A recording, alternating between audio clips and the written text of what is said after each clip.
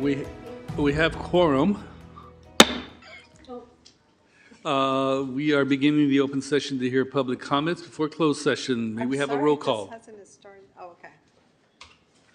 Councilmember Bonner, Here. Councilmember Vice Mayor Jimenez, Presente. Councilmember McLaughlin, Here. Councilmember Robinson, Here. Councilmember Willis is absent, and Councilmember Zepeda will be absent. He is out on a family medical emergency, so he will not be attending. And Mayor Martinez. Here. During closed session, the council will discuss the following items. Item C1 is conference with legal counsel, existing litigation, Juan Contreras versus City of Richmond et al., Winehaven versus City of Richmond, Giddyville Rancheria of California et al. Versus United States of America et al., North Coast Rivers Alliance et al., Point Melody Alliance et al. Versus City of Richmond, Hanley's Hilltop Buick et al. Versus City of Richmond.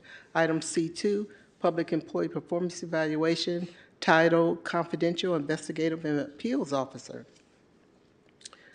Item C3 is conference with labor negotiators, agency representatives, Jerome Taylor and Jack Hughes, employee organizations, SEIU Local 1021 full-time and part-time units, IFPTE Local 21 mid-level management and executive management units, Richmond Police Officers Association, Richmond Police Management Association, IAFF Local 188, and Richmond Fire Management Association.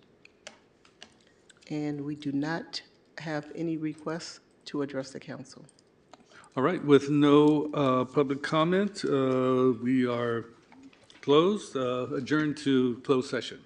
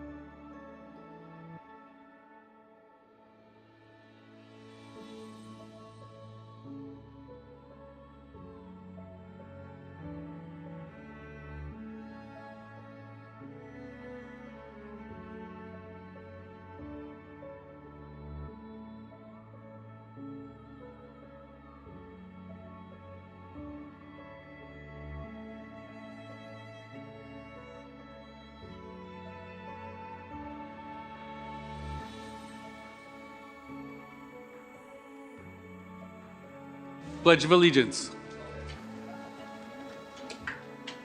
I pledge allegiance to the flag of the United States of America and to the republic for which it stands, one nation, under God, indivisible, with liberty and justice for all. Roll call. Councilmember Bonner, Here. Vice Mayor Jimenez, Presente. Councilmember McLaughlin, Here. Councilmember Robinson, Here. Councilmember Willis, Here. Mayor Martinez, Here. and Councilmember Zepeda is absent due to a family medical emergency. He will be absent the entire meeting. Our next item is statement of conflict of interest. Are there any? Hearing none. Our next item is agenda review. Hello?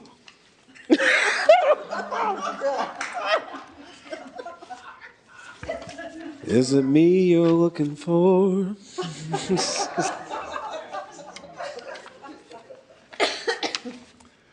So there is a change. We will be moving, oh no, there is no change. The change was made in agenda review. All right. Next item. Okay, our next item is a report from the city attorney. Oh, I'm A sorry. final Did we go over agenda review? Yes. Agenda, go ahead. Go ahead. Okay, thank you. So I would like to make a request for an item. I'm not going to pull it. Item 08C, sorry, is for transit. I would like to request that staff consider expanding it to the entire Richmond, especially for the disabled and elderly 55 years and older. I believe that staff, if I may, Mayor, staff did respond to your inquiry via email, and LaShonda responded again since we've been in closed session, if I recall correctly. Ms. White, if you are in the audience or available to answer, if the mayor would like. I'm sorry, what? This was about, there was an inquiry from Councilmember Bonner pertaining to the scope of a transportation contract that is on the budget this evening, and staff did respond to her inquiry. The response actually says they will look into it. I bring it up to make sure it's confirmed in public session. That it says citywide shuttle service, it is not citywide. So I'm asking it to be citywide. Thank you.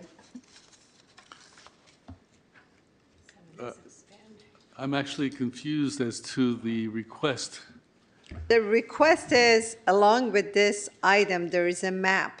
That map does not cover my district, District 4.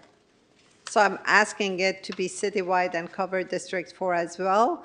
If there is no budget for the entire thing, at least for the disabled and elderly, 55 and over, make it citywide. So are you asking that we pull it? Pull it and discuss it?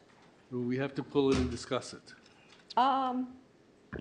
Can I read As into the opposed- record the response, Mayor? At Yes. 5:20 PM.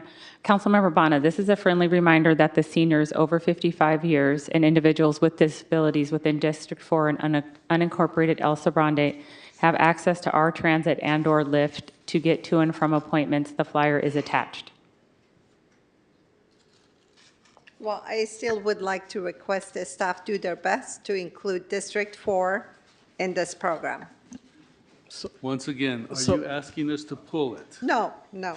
Okay. I'm just So as asking the opposed to staff. pulling it, she just wanted to Okay. make sure staff understood. Thank All right. you. Mayor, I did have one thing. Yes. I believe we were going to listen to Q1 before We were, the- and I was about to say that, Okay. but you beat me to the punch, so go ahead. Hit them again. I want to request to move Q1 above the budget session. It is done. Thank you. So Q1 will be before the budget.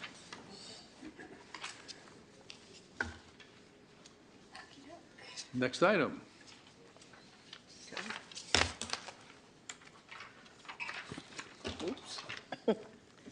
Our next item is a report from the city attorney of final decisions made during closed session. Yes, in closed session, under the existing litigation item, we discussed the Contreras versus City of Richmond case. Settlement was authorized of that matter. The Winehaven, Giddyville, North Coast, Rivers Alliance litigation matters, we gave a status report on those items. There was no reportable action taken. On the Hilltop Buick et al. Versus City of Richmond, we gave a status report on settlement discussion on that. There was no reportable action taken. On the C2 item, public employment, concerning the confidential investigator and appeals officer, there was no reportable action taken on that. On the labor negotiations, those items were not discussed. So, and that concludes the agenda report. Our next item is a report from the city manager. And there's also a new employee report under this category. Good evening, KCRT, can you please put up the PowerPoint? Good evening, Mayor Martinez, members of the Richmond City Council, and Richmond residents. Next slide. We're excited to announce that we're in the midst of festival season. There are so many wonderful events happening around the city, and certainly too many to cover in this presentation. I encourage everyone to please check out the city manager's weekly report or call the city manager's office at 510-620-6512 if you are interested in any of these topics or others that are not covered. Next slide. I would like to recap that on April 18th, we had our employee recognition event. Want to thank HR for all the work that they did organizing it, and thank the mayor, vice mayor, and other council members that were in attendance. We had really great participation, and there's over 36 employees that were recognized for 30-plus years of service. This is one of the events that we're planning to ensure that our colleagues feel that their service and their work ethic here to the Richmond community is valued, and we want to continue to make Richmond an employer of choice. Next slide. These are some of the great photos that were taken, so you can see it was a very lively event, and we all had a wonderful time to everyone who attended. Next slide. Also recently, on September 27th, there were several local nonprofits and agencies that came together to celebrate Park RX Day. There were games for children and health-centered activities and networking, as well as live Zumba. The community also had an opportunity to participate in a park mural painting project, thanks to Community Services, Recreation Division, and all the staff that collaborated to make this a wonderful event. You can see photos on the next slide. And most recently, next slide, recap of Cinco de Mayo. So it was an amazing success. I want to thank all of the organizers that worked tirelessly and city staff for all the work they do to put together the event. Next slide. Next slide. There were over 100 vendors, music, food, and a lot of city departments were present to encourage folks to apply for our respective departments that have openings, and also to make sure that residents are aware about the great activities that we have available citywide in recreation and library. And so again, just want to thank everyone for coming out, as well as PD and Fire and Public Works, who and many staff that worked over the weekend. For those who are not aware, the Cinco de Mayo parade unfortunately was canceled, and so the organizers are considering a date in September for another parade. Next slide. And so we'll make sure to, when they decide on that information, we'll be sure to share it broadly with the community. Also, great news, beginning Friday, May 10th, the farmers market will be moving back to 24th and Barrett. Want to thank Ms. White, Deputy City Manager, and Councilmember McLaughlin and Robinson for all their work in support of farmers markets. The Farmers Market will begin at 8 a.m. and it will go until 5 p.m. It's a location where you can access fresh produce, handcrafted goods, music, and activities for the whole family. And this is the new location. Every Friday moving forward will be in front of the main library. And so please come stop by the library and check out additional books and programming. Next slide. Department of Children and Youth Community Visioning Event. This is a really important opportunity. Residents in the community of Richmond passed measures K&E several years ago to allocate now 3% of our general fund to the Department of Children and Youth. And so to help provide community visioning, there's a meeting on May 9th from 5:30 to 7:30.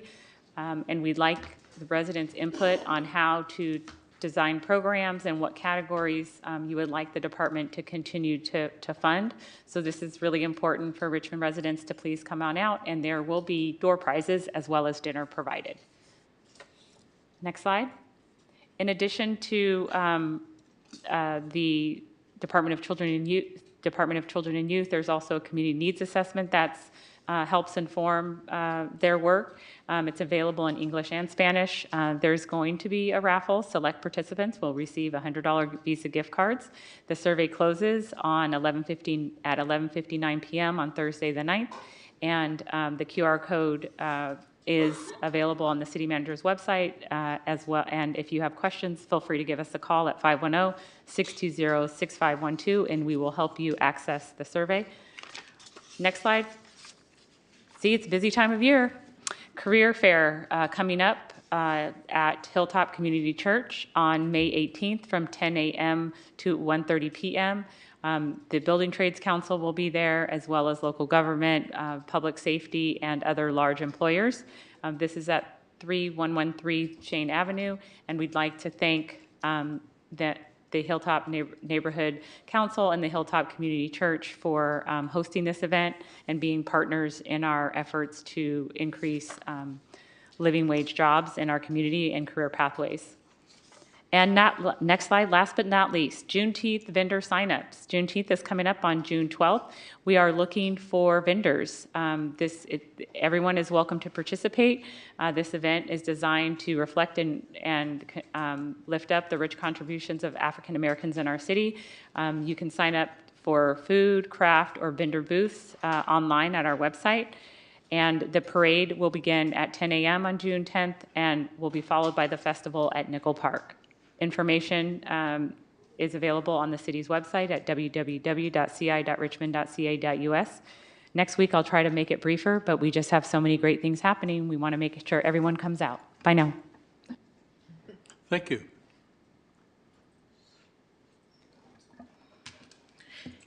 And we have the new employee slideshow. KCRT, can you please bring it up? So pleased to share with you today our new employees as well as our recent promotions. Sharon Taylor, Human Resources Director. Next slide, please. Perla Paces, Administrative Student Intern in the City Attorney's Office. Nakasha Maharaj, Associate Admin Analyst in the Community Development Department. Matthew Newbomber, Senior Planner, Community Development. Melody Pacera, Communications Dispatcher 1 in Police. Roxana Jimenez, Office Assistant, Rent Program. Catalan Kazar, Public Services Support Librarian in our library. Norma Layton, Public Services Support Librarian, Library. Jorge Navarrete, Building Inspector, Community Development. Brett Kendrick, Jailer in the Police Department. Erica Helmold, Police Administrative Manager in the Police Department. Nicole Betancourt, Communications Dispatcher 2, Police. Armand Sharma, Administrative Student Intern, Community Services, Recreation. Demarie Maybon, Maintenance Aide 2, Public Works. Cynthia Gutierrez, Recreation Program Leader, Community Services, Recreation. Curtis Nix, Maintenance Aide 2, Public Works. Netheta Pre, Recreation Program Leader, Community Services Recreation. Carl Coleman, Recreation Program Specialist, Community Services Recreation. Jim Aisha Robinson, Recreation Program Aide, Community Services Recreation. And we would like to highlight some of our promotions in the month of April. Estevan Bureman, Equipment Operator, Public Works. Patrick Seals, Administrative Chief, City Manager's Office.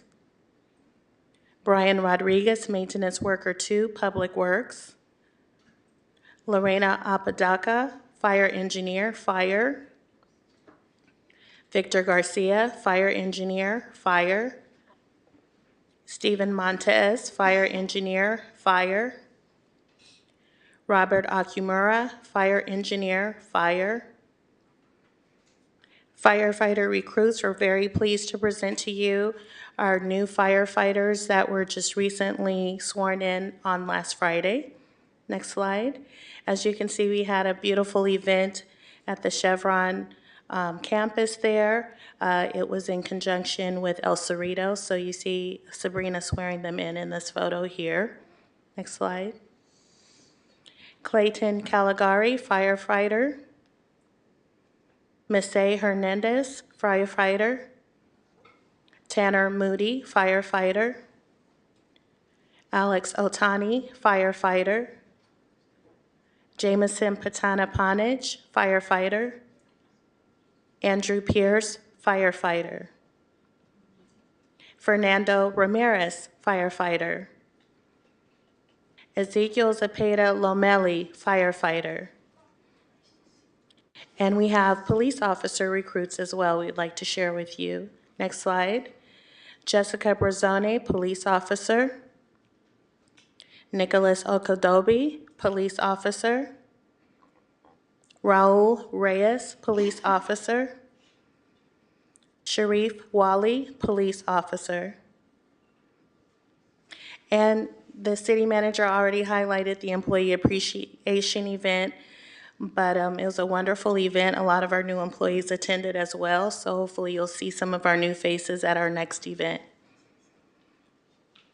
And upcoming events is Public Works Week, May 19th through the 25th. So we will be highlighting our hardworking Public Works Department and showing our appreciation to our hardworking frontline employees. Thank you very much. Thank you.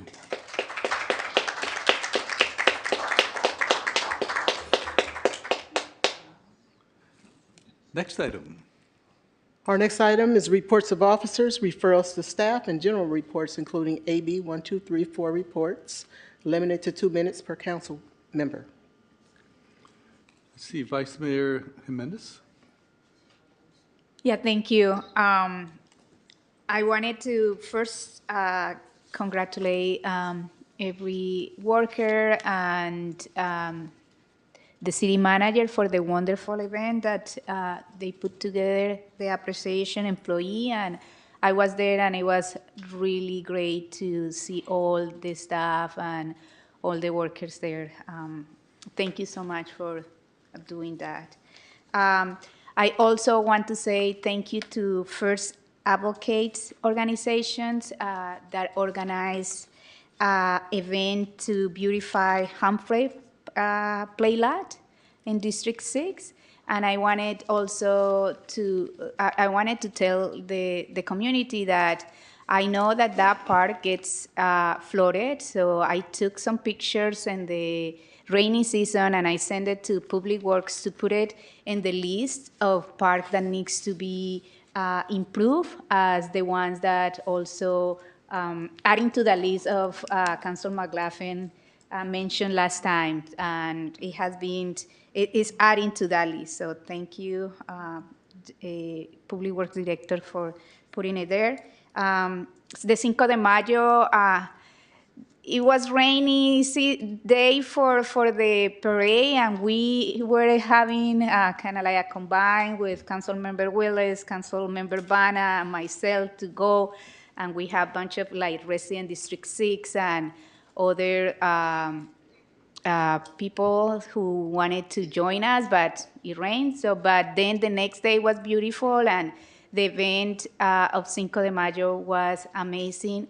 Thank you particularly all the public work staff and operation and maintenance that was there, as well as co-enforcement. I saw several of the co-enforcement staff over there as well. So thank you for working really hard to make that beautiful event happen. And I finished. Thank you. Councilmember McLaughlin. Yes, thank you. I just want to report that on Saturday, I went to a wonderful SOS Richmond party at their work yard, which was great. It was, put together by the staff of SOS, which are to a large portion unhoused members of our community. They did a great job. There was music, there were speakers, there was great food. So I want to call out and say how wonderful that was. On Sunday, I went to the Marina Bay Farmers Market, which is continuing to be a great place. I think it was the third meeting, the third farmers market at Marina Bay. And of course, next Sunday, it will happen again where you can get fresh produce, and there'll also be some activities, I believe, for youth. So in addition to the Civic Center Farmers Market that's changing its location to in front of the library on Friday, so come out for that. Also come out on Sunday to the Marina Bay Farmers Market. A lot of fun. And then I also went to the Cinco de Mayo Festival and had a great time there. I do want to mention that next week there's a couple of events that I just want to put out there for the community. I'll be at the event that the Richmond Shoreline Alliance is launching. They're launching an online self-directed tour of the contaminated Seneca property. There'll be a walking tour as well of this Superfund qualified site in Richmond, and it will happen on Saturday, May 11th from 11 a.m. to 1 p.m. at the South 51st Street Bay Trail Trailhead. So that's at South 51st and Channel Avenue. So, we continue to be concerned about that toxic property. And then in the afternoon, from 1 to 4:30 p.m., I'll be at the Crescent Park Peace Party, which is organized by Miss Alana Bowles. And so it will take place at the Crescent Park Resource Center at 5004 Hartnett Avenue. So come on out, celebrate peace, and peace is possible everywhere. In the afternoon at Crescent Park, and in the morning, just come to be educated about our toxic site, our big toxic site, the Seneca site on the South Shoreline. That's it. Councilmember Bana. Thank you. I did not get a chance to attend the staff appreciation, but I would like to say I'm very grateful to all the staff. Tonight, I would like to express my gratitude to our fire chief and the fire department for the new academy recruits, and also for putting out the local hazard mitigation plan with the help of other staff. Governor Newsom has declared this week as the Wildfire Prevention Week in California to raise awareness for the first time. So I would like to thank in advance our fire department and our city manager and public works for all the work they will be doing in this regard. I also would like to thank him for responding, the city manager and public works, to respond quickly to requests by the public regarding some safety issues regarding including traffic safety issues. And I want to thank everybody who writes to the City Council, sharing their concerns, especially about public safety. Traffic safety is a major component of public safety. We all care about it, and we'll be working on it. Thank you very much. Councilmember Willis. Thank you. We hadn't talked about it at our last couple of meetings, but I did want to give a appreciation to staff as well as all the staff that actually help out with the block party on the 24th Street corridor to help address human trafficking. I know residents were happy to be out, happy to reclaim the streets, really want to continue to build on that and continue to beautify and get improvements in that area to address those issues. And it sounds like it's something that want to explore making it more of a regular thing like First Friday has in Oakland, so we can really just continue to bring light to the situation, not just let it simmer out. And also want to appreciate city manager actually for doing staff appreciation and everybody who came together on that, because I know that was something that came up in a presentation a couple years ago. That was a part of a recommendation, and just feels good to see more communication, more appreciation, and just seeing how our city is growing and being more transparent. So I did want to give appreciation for that, because it's always fun to see when you ask for something a couple years ago and it actually comes to fruition. So I just wanted to take that moment to acknowledge it. So thank you. Councilmember Robinson. Hello. So I'm going to echo everyone's just congratulations to all the staff for all your great work. I'm really glad that the Staff Appreciation Day went so well. So many staff, one thing that I felt like was really important to me when I became a council member was to really make it clear in my mind that there is no city without the staff. Like, the staff and the city are the same thing. And we need to make sure that we're honoring people's work and that we're supporting them and their work and making sure they have a good place to work on a day-to-day basis. So really appreciate that we're doing the Appreciation Day and that we are coming in to appreciate them in other ways besides just a day. That said, there's a lot of things going on. Just want to reiterate, I'm really proud to say that we're going to be bringing the Civic Center Farmers Market, as we promised, back to the main library. I know it's been announced already, but I do feel like it's an important thing. It's been going on for 40 years, thanks to the Richmond Certified Farmers Market, and to bring it back to a place where it has a lot more attention, a lot more access, it's a better location. They're also talking about trying to get one or two food trucks so that city staff who want to take a break and come outside and enjoy the beautiful weather could probably get some lunch and pick up some healthy vegetables to bring home. So I'm really proud of that we're not just starting new things, but we're taking care of the things that we've had for a really long time as well. And I wanted to make sure that that was clear. And then I am a new liaison to the Historic Preservation Commission. And there's some really interesting things moving there, and I wanted to make sure to bring that up to people so people know. One of them is there are some new recommendations that are going to be coming forward regarding the Mills Act, and I wanted to make sure that people even knew what the Mills Act was.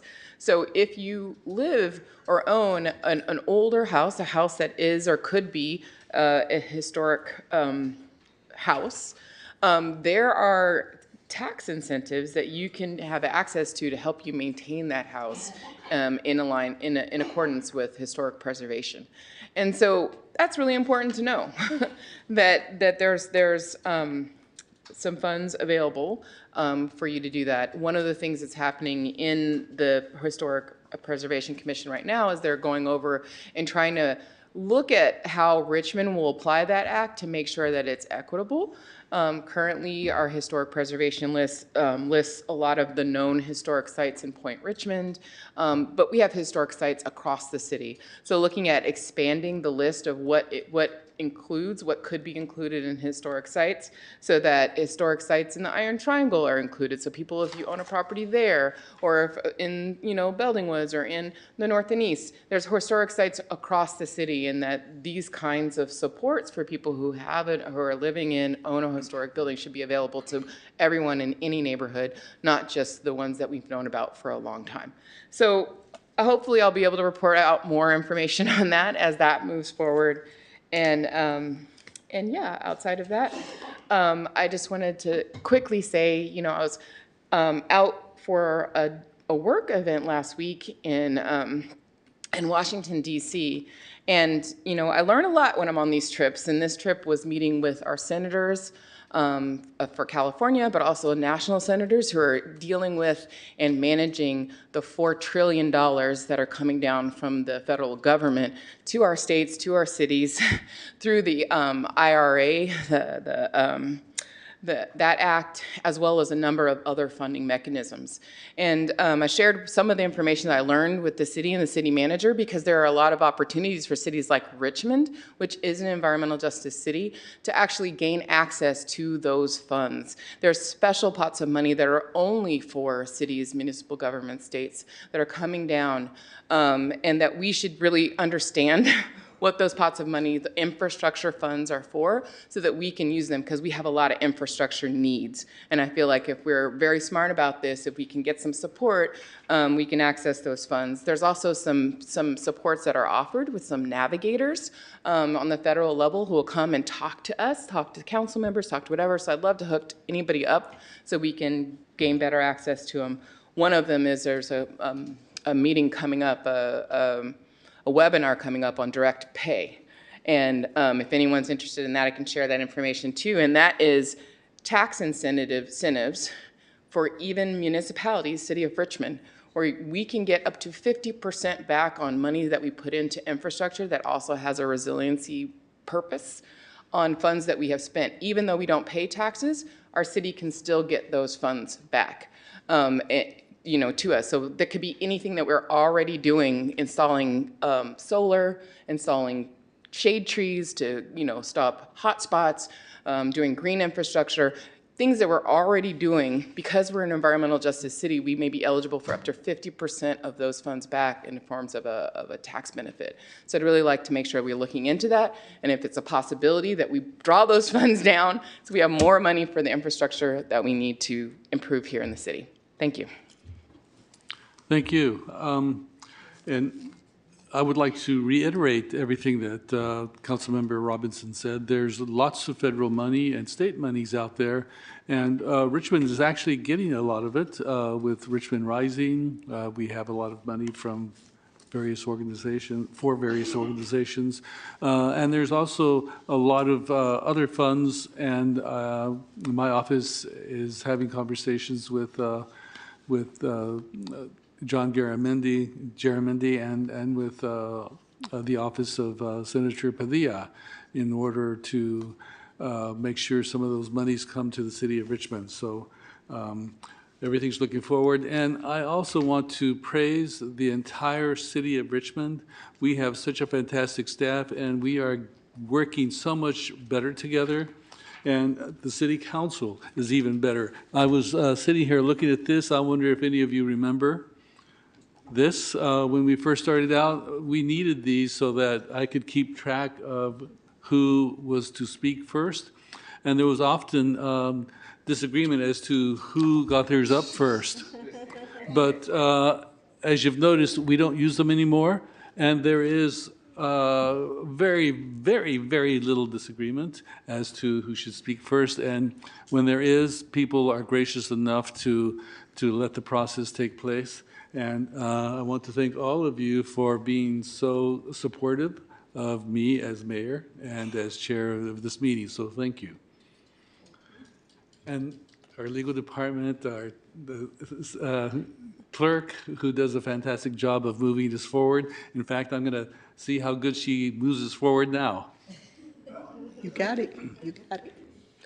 Our next item is open forum.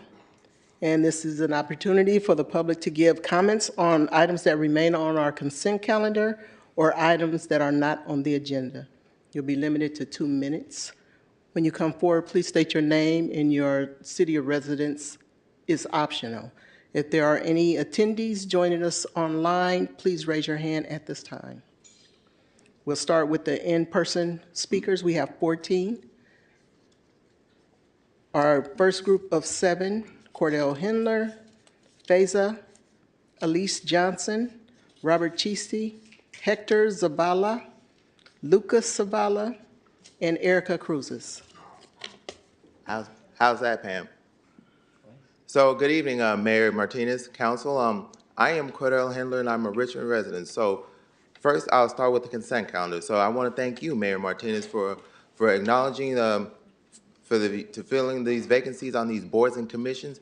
It's very important for not only young people, but for everyone to learn about civic affairs. So I'll thank you for that one. So that's one, but to the main part of the item. So I was going back through from the April 23rd workshop, and I do agree with management staff to limit to 2 presentations per meeting. I think that makes sense because I want to hear the presentations too, but I also want to hear the other items on the agenda. So I do agree with management staff. So that needs something that can be done, taken care of. So that's being said. And then also, I was very disappointed that at the April 16th meeting, I felt very bad for the finance department to wait all that time to have the presentation from the port.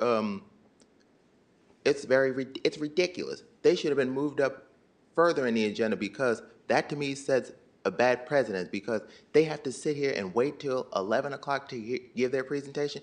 Oh no, that's not going to happen.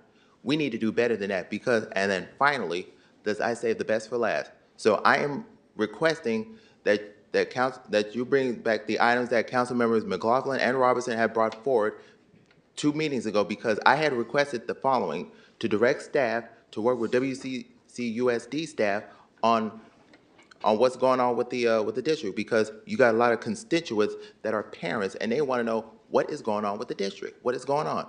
And then the final item is to direct staff to work with UC Berkeley staff on providing opportunities. As you said it before, you want to provide opportunities for Richmond, you need to bring UC Berkeley on board because that's where the funding is at. So I'm hoping that these will be items be brought forward on the next agenda. That's it. Faiza?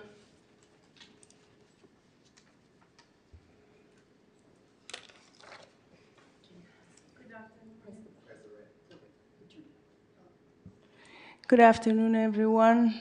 Thank you for all the good work you guys doing. We do appreciate it. And the second thing, I'm here as a human being concerned about the life we are living on this earth. And I wanted to say we have to be very careful. Election is coming, and presidents come and go, but the land you live on is staying forever. It's your honor. And I hope we understand that. And, like I said, president come and go. And hopefully everything goes well with whatever. And the second thing, I was here 2016, and I said, what's going on in the Middle East, it's gonna come here. And as you all see it, we all watching the news, we all watching what's going on in this world. And as I said again and again, we have to be very careful. We have to be very careful as a concerned human being. It hurts my heart to see what's going on earth right now. There is no words for me to express what's going on. I don't know. I think we lost our humanity. We need to understand each other and listen to each other. We're not the enemy. We are not the enemy. And we need to... Your time has expired. Thank you. We need to listen to each other and respect each other more. Thanks. Elise Johnson?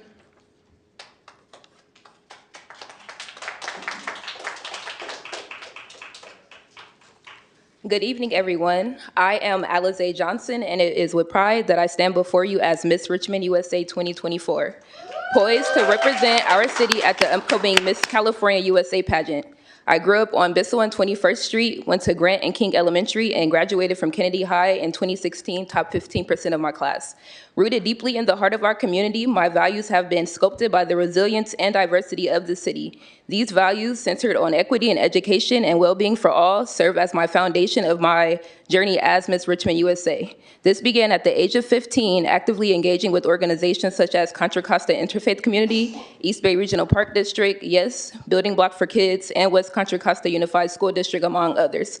At the core of my mission lies a commitment to advocating for youth empowerment and community well-being. As Miss Richmond, USA, I aim to bridge gaps for our youth, broaden their horizons through comprehensive education, and create safe spaces for healing.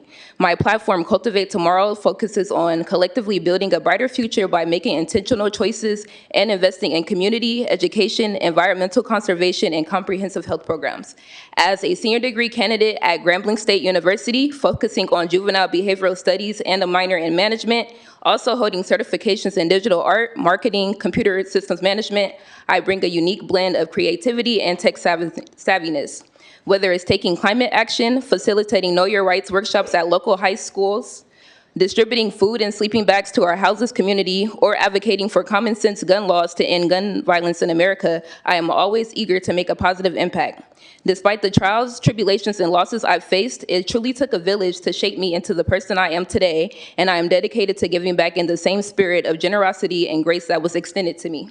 In essence, I am a passionate, driven, and compassionate individual committed to leaving a positive legacy as Miss Richmond USA 2024. I eagerly look forward to the opportunity to connect with each of you, and additionally, through my representation, I hope to shed light on the incredible potential and the hidden gem that our city truly is. Thank you. Thank you. Robert Cheesty. She got it in 2 minutes.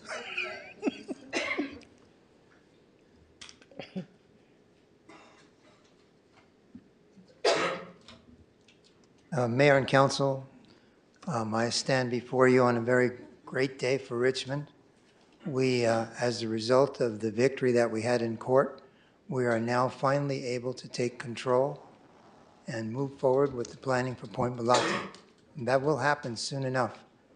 So I'd like to thank the community lawyers that worked with us on this project in representing the Point Bellotti Alliance and all of its allies and friends and community members in bringing this action forward. I'd like to say that because of the victory, we've been able to work with the city attorney, Dave Alshire, and I think that we're going to be able to block this frivolous and punitive action that's been filed against the city of Richmond by SunCal and its empty LLC. And I think that there'll be a term sheet coming forward so that the acquisition of Point Bellotti as a park will be able to proceed without any further problems. And then I'd just like to say one more thing.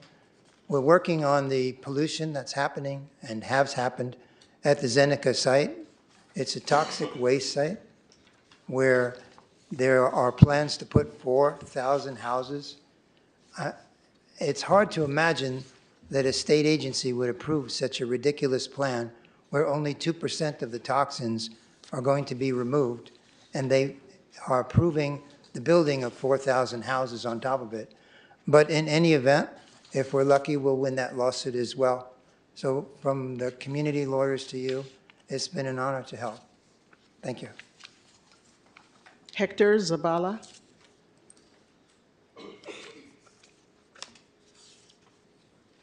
He'll be followed by Lucas Zavala. Good evening, Council, Mayor. Basically, recently we're here as a parent of Richmond. My kid plays on Richmond Little League. Basically, we be on the program for 4 years. We be having a really good time. The reason we're here talking to you guys, asking for you guys, is like we having the difficulties with the fields, having like people come from other cities and playing against our kids, and there's the impression that we got when they sit on our bleachers. There a lot of garbage. People sleeping under our bleachers. The conditions on our fields, bathrooms, sometimes they're locked. Porta potties, they're left there. They're ready to take out, but they was there for a long time, almost the whole season. It's kind of sad to having our kids on saying that's our home and don't have the good time. We've been working a lot with the fields department, and we're getting together, but I think it'd be, now there are a lot of parents that are really into it, kind of want to try to help and make our fields way, way better. So it's a nice program. We got a lot of kids. I think we got more than 200 kids this year. So I think it'd be a good thing to have for our kids. My time is over, but we got more people. Thank you. Lucas Savalas.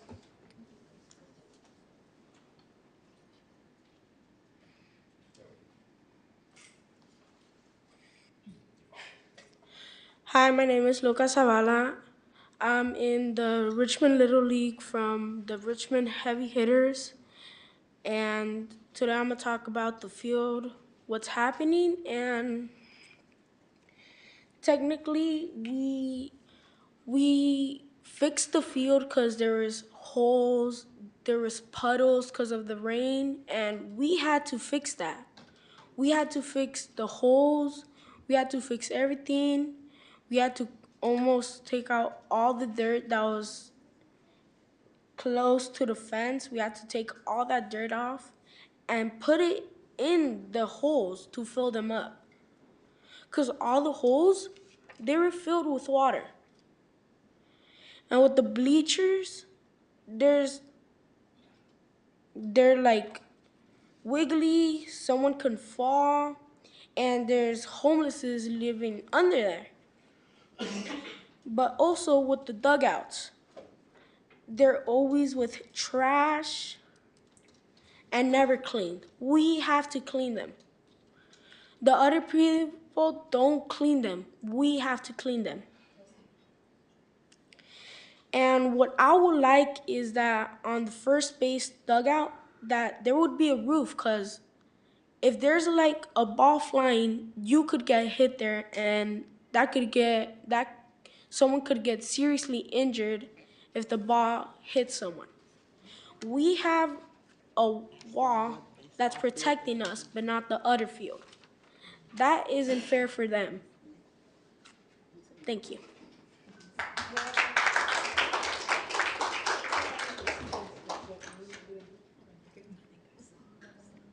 Okay. Our next speaker is Erica Cruzes, and will the following 7 speakers please come forward? Maria Calderon Pena, Lorenzo Calderon Pena, Mark Wasberg, Rick Perez, Patricia Perez, Jamin Purcell, and Michael Simon. Erica?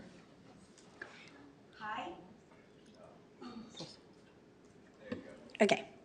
Hi, my name is Erika Cruzes, and I say sorry because I need to speak in Spanish, but I know it's okay for you, and I'm sorry for the public, but I need to speak in Spanish because it's my first language. Hola, mi nombre es Erika Cruzes. Soy una madre comprometida en la comunidad de mi comunidad de Richmond. Estoy muy orgullosa de formar parte de esta comunidad. Como madre involucrada en la educación de mis hijos es súper importante. Pero tener un espacio para que nuestros hijos tengan el ambiente de deportes es magnífico. Yo tengo que agradecer a Richmond que tenga la oportunidad de tener ligas aquí en el área, porque gracias a esas ligas de béisbol, mi hijo no tuvo una crisis, porque en tiempo de COVID, imagínense, era terrible, terrible.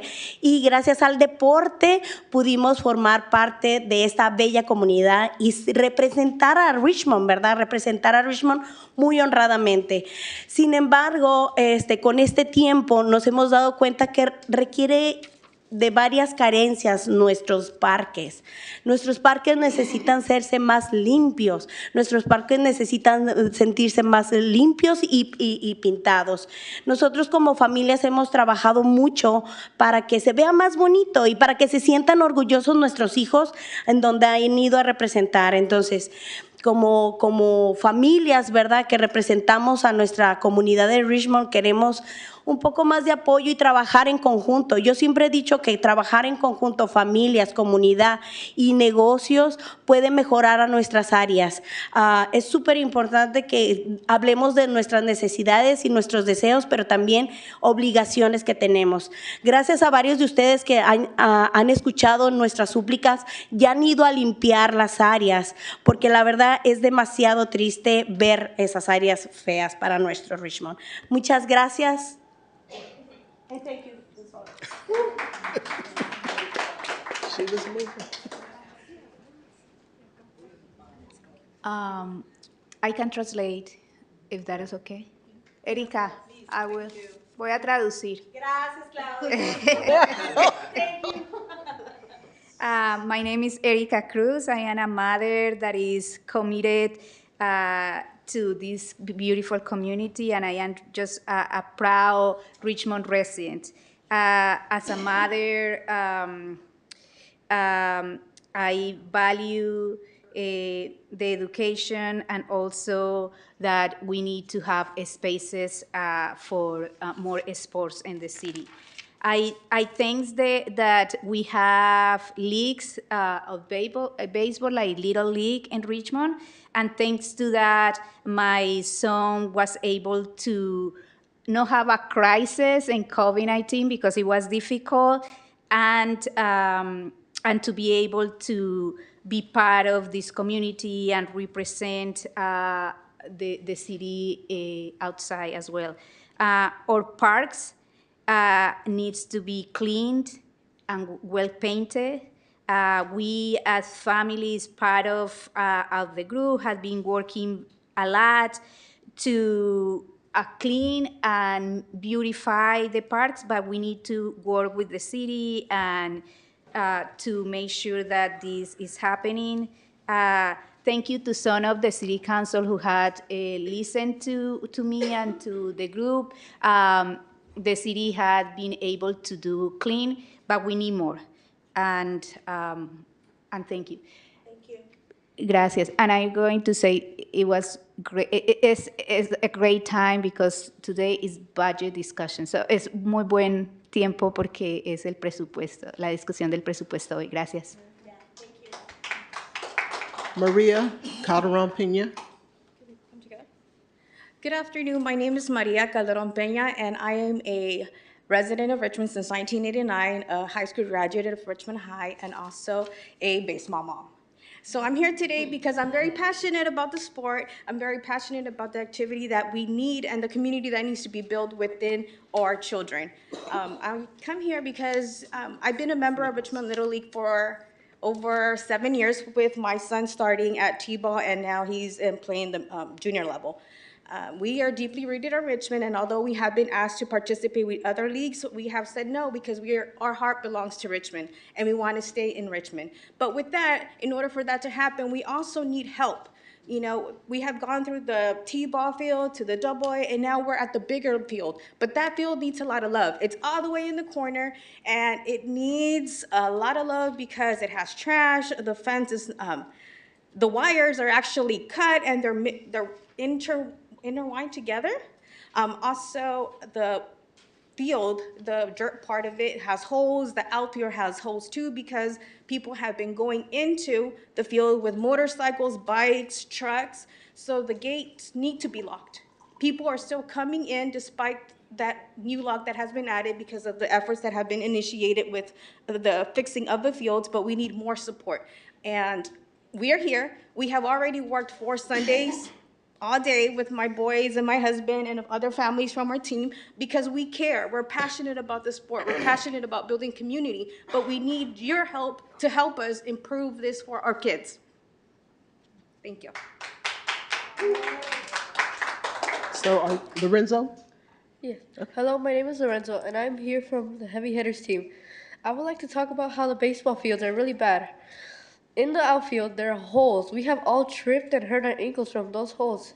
In the fields, there has been motorcycle tracks that the balls bounce in and hit us because we can't catch them. And the bleachers are just really bad. Some are metal, some are wood, and some are just like plastic. Also, the metal ones are really easy to slip on when it's wet. And the fences are just super bad. Some are bent, and some are just literally wiggling, and that's pretty much it. Thank you.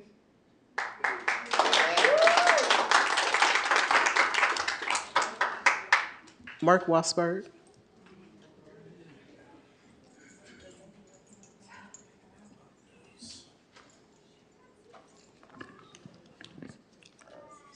Hamas doesn't have no humanity. Every resolution this city council passed about Israel accused them of a genocide and ethnic cleansing. Hamas and the Muslims are doing the exact same thing that the Hitler did to the Jews, burning them in ovens, massacring them for sport and bragging about it. Now it's come to the United States. All the protesting that's going on, burning the American flag, hoisting the Palestinian flag, putting swastikas on buildings, violating the Jews' constitutional rights to enter college, blocking their pathway to college. Now it's spreading all over around the world. But we will defeat Hamas and Islam when they're trying to take over our country. And now they came up here last meeting and said they're going to help the Richmond City Council on their election. They help them put them in office. We know for a fact that the Richmond City Council passed resolutions sponsoring Hamas, sponsoring the Palestinians. This is how sick you people are. You people stand for hate and violence. But it's going to be interesting when the election comes around. And hopefully the people in Richmond won't be stupid enough to put you people back into office after the Hamas sympathizers are backing you people. These people are just trying to destroy our constitutional rights. They are just trying to destroy America. But it's not going to happen because we got guns and we'll use them. Rick Perez?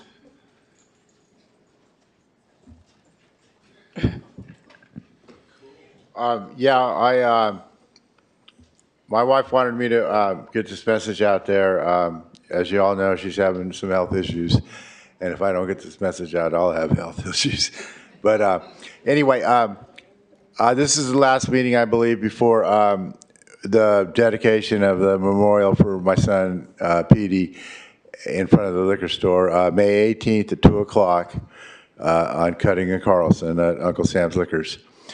I am grateful that Sohaila was very helpful in helping to make this happen. And I expect some members of the police department to be there.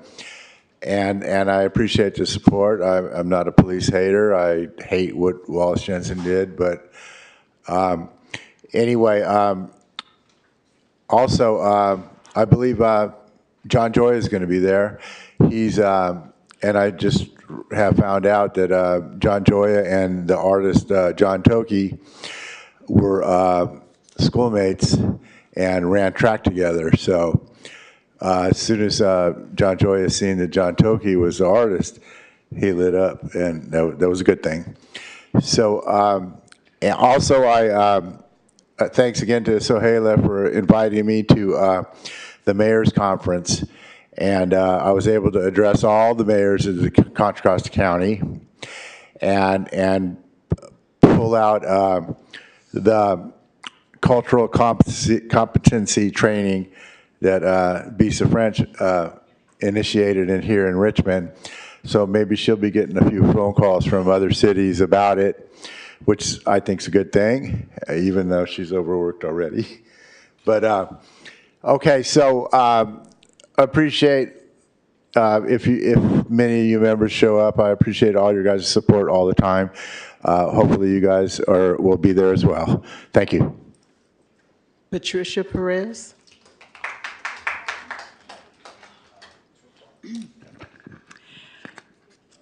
We know that nothing any of us do is ever going to bring Petey back, but we believe that Petey is very pleased that we did not accept his unjustifiable murder. Instead, we have never quit fighting against police killing citizens with zero accountability.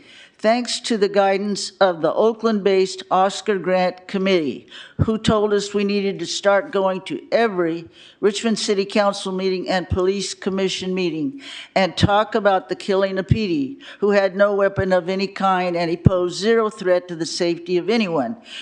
We joined together with other families whose member is one of the thousands who are killed by police every year in America, most of whom have no weapon. We went to Sacramento at least 15 times to lobby for new laws that hold police accountable when they kill a citizen. We need police, but they need to be accountable. Petey's dad works long hours, 6 and often 7 days per week, yet he goes to meetings and events and he speaks about this dire necessity. It's been almost 10 years since Petey was killed for no reason by a bad former Richmond cop, and covered up by then Chief of Police. Our family is pleased that now Richmond Chief of Police, Bisa French, has implemented cultural competency training, and Richmond can be proud of being the first city anywhere to set forth this important training. Using Petey's story, which all Richmond police officers, both new and seasoned, must receive. I would like to invite everyone to come to the dedication of the beautiful receptacle cans on Saturday, May 18th at 2 p.m. at Uncle Sam's store, Cutting Boulevard, Richmond. We will be joined by local artist and creator John Toki and his good friend John Joya. Thank you very much. Our next speaker is Jamin Purcell, followed by Michael Simon, and then we'll move to our online speakers. If you're an attendee and you would like to address the council under open forum, please raise your hand at this time. Jamin? I'm glad that that budget was brought up, because one of the things that I hope is brought up is having in-council interpretation services, because we have a large group of people in our community who have not English as their native language, and absolutely we should be dedicating these sorts of services so that all of our community can be heard and be understood, and as well lift up the burden from young people who oftentimes end up being the person having to do the interpretation if Claudia is not available. That said, I do want to invite everybody from the Richmond Shoreline Alliance. As its co-chair, I want to invite everyone on Saturday, May 11th from 11 a.m. to 1 p.m. at the South 51st Street Bay Trailhead. This is going to be our first online toxic tour, and if anybody is unfamiliar what a toxic tour is, it's about learning about the history and the consequences of years of neglect and of pollution that are happening within our area. We have a number of places around the city of Richmond that are either Superfund sites or highly contaminated sites. And in particular, this one will be focusing on the Zeneca site. It is a It features what would be 4,000 residential units, but also features a lovely little restriction on the ability to have anything on the lower levels for sensitive or vulnerable communities. So no K through 12 schools, no preschools, no senior facilities, no medical facilities, and that's because of the toxins that are within the soil. We have VOCs as well as a number of heavy metals, as well there's a part that is nuclear, it has radiation. So I hope that people will come out. Don't worry, you won't be in the area of actual exposure, but it will let you know that what otherwise is a backdrop is actually has a sordid history. Thank you. Our last in-person speaker is Michael Simon.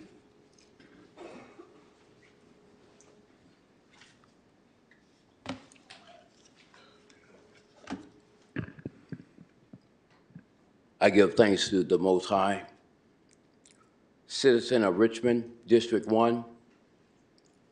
Thank you, Councilmember Willis, for inviting me out. I admire two persons, one being Johnny Cochran and Joe Friday of Dragnet. He was a man that stuck strictly to business and strictly facts.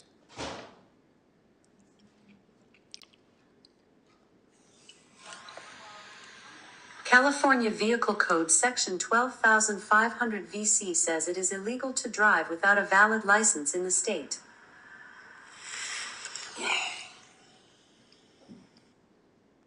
The Vehicle Code Section 1628A addresses the requirement for drivers to provide proof of insurance to a police officer upon request.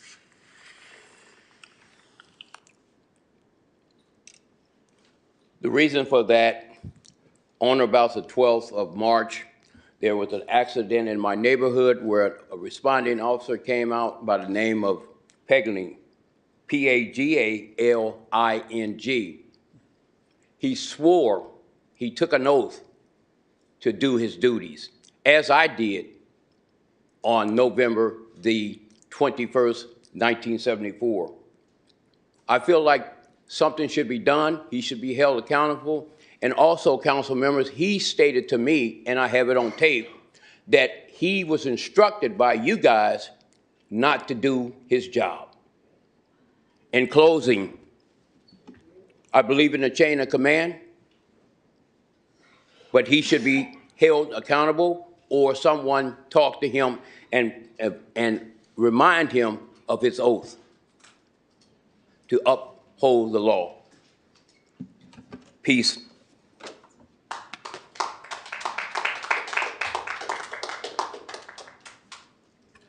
That was our last speaker in person. Jess Wara. I have one speaker, and they are the phone number ending in 3838. You'll have 2 minutes to speak. Please unmute yourself. Hi, my name is Kimberly. My name is Kimberly Graves, and I'm speaking on behalf of mom and pop landlords. I grew up in the city of Richmond, and I'm currently wanting to move back into my property, of which I allowed someone to live in my property for 20 years. It's a 4-bedroom, 2,000 square feet home, and all she pays is $2,500 a month. The reason I mention mom and pop landlords is because this rent control in the city of Richmond targets us. It is a law that helps tenants and embrazen tenants, emboldens them to actually prevent someone like myself who left this city and would like to retire back in my hometown. She has support with taxpayers' dollars that are preventing me from being able to move into my home. They even helped her to hire a private investigator.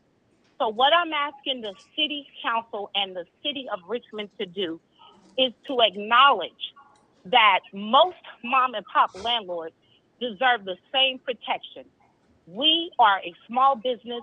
We are not a major business, and we should not be targeted as we are. It is unfair, unjust, and unrighteous. Thank you. Thank you. And there are no more public speakers. Thank you. Then open forum is closed. Next item. Our next item is approval of the consent calendar. I move the consent calendar. A second.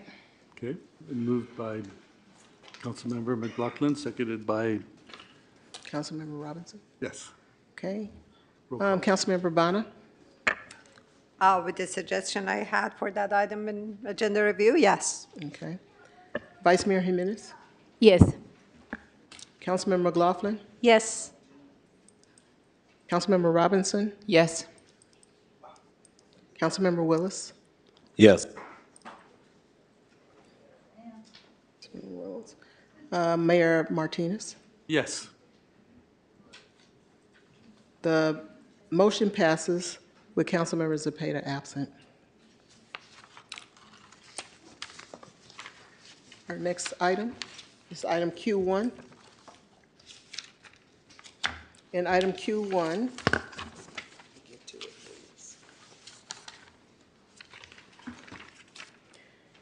is to receive a presentation from the organization Reclaim Our Power Coalition, adopt a resolution in support of the implementation of Golden State Energy, and direct staff to send the attached letter of support to Senator Skinner, Assemblymember Weeks, and Governor Newsom.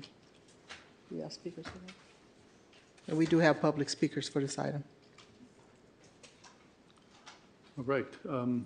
I believe Councilmember Robinson is going to present. Just open a little bit. I am also learning more about this as we go, but you know, the Reclaim Our Power Coalition came to some of us council members to present their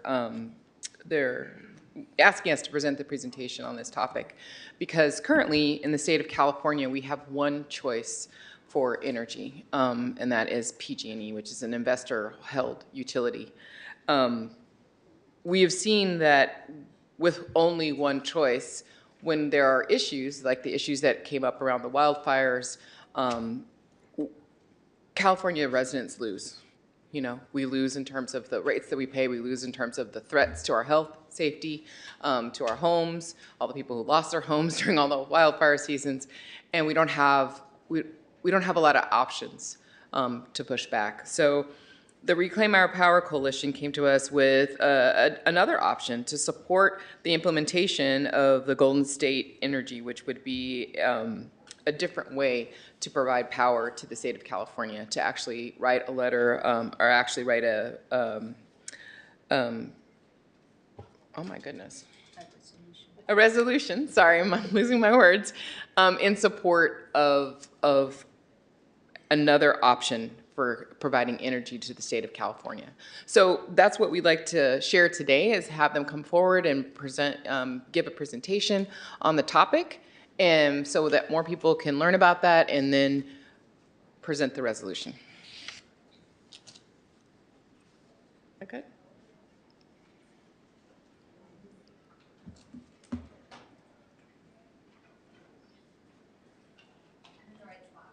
Yes. Yeah, go ahead. And we should have their presentation, yes?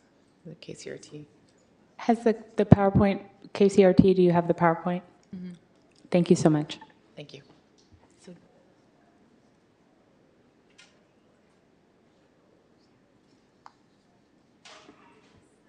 There should be a button there for you to press to.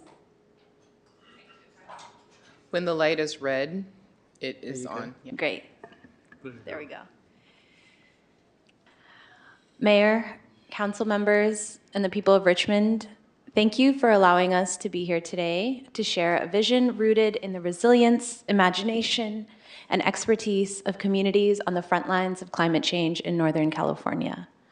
My name is Shana Nanavati. I'm a co-director and research organizer for Reclaim Our Power, the Utility Justice Campaign. I'll be sharing today some background and context for Reclaim Our Power's support of the resolution calling on the state of California to support a transition from PG&E to Golden State Energy, a not-for-profit utility to serve the public benefit. We are joined in this call by 13 organizations that signed onto a letter you all have received, and that includes Communities for a Better Environment, Idle No More, Richmond Progressive Alliance, and Sunflower Alliance. Next slide. Reclaim Our Power is a coalition that was born in 2019 in the aftermath of the catastrophic wildfires that claimed over 80 lives, devastating Northern California. We are here as one voice for those most harshly impacted by PG&E's crimes, representing communities like Richmond that have faced hundreds of years of racist extraction and violence. From fire-impacted communities in the North Bay facing constant power shutoffs in the name of safety, to people with disabilities who require power to live in Oakland, to those of us across the state who can barely afford to pay our electricity bills every month. Reclaim Our Power stands to center our lives and communities in the decision-making that otherwise happens behind closed doors. Next slide. This is a movement for all communities affected by PG&E's failures. Yet we understand resources are not equally or equitably distributed across the state, and we aim to change that. We believe energy is a tool for justice, bringing economic and health benefits to communities like Richmond. Cities across California are coming together to amplify calls for the governor, legislature, and California Public Utilities Commission to support a frontline vision for a utility called Golden State Energy to replace PG&E. Next slide. So the utility industry is as old as capitalism. So why are we here today to talk about utility justice? California has the second highest electricity rates in the country, exacerbating the crisis of affordability that's driving displacement across the state. And yet our grid is failing. From 100-year-old rusted transmission tower hooks that burn down entire towns, to transformers exploding in remote rural forests, PG&E has been found directly responsible for negligence of its assets, putting its workers at risk, and diverting money away from safety upgrades towards stockholder profits. But PG&E isn't just one bad apple. Some of the largest shareholders of the investor-owned utility are global investment firms like JP Morgan and Blackstone, who have profited off fossil fuel extraction for years. And the people of California have been trapped. The Fire Victim Trust, as you can see on this list of the top shareholders of PG&E stock, this was the fund that was created through AB 1054, the bill that bailed PG&E out of bankruptcy in 2019. It was created to pay out wildfire survivors for loss of their homes and belongings, and it's financed with PG&E stock. So those profits rightly belong to the people of California, particularly those most directly impacted by the utilities crimes. Next slide. So we're here to say we need a solution that removes the profit motive from our energy system. We don't need any more wildfires or power shutoffs. To feel safe, communities need access to local energy resilience. We need our solutions and experiences to be front and center of any future decisions that impact PG&E's rates.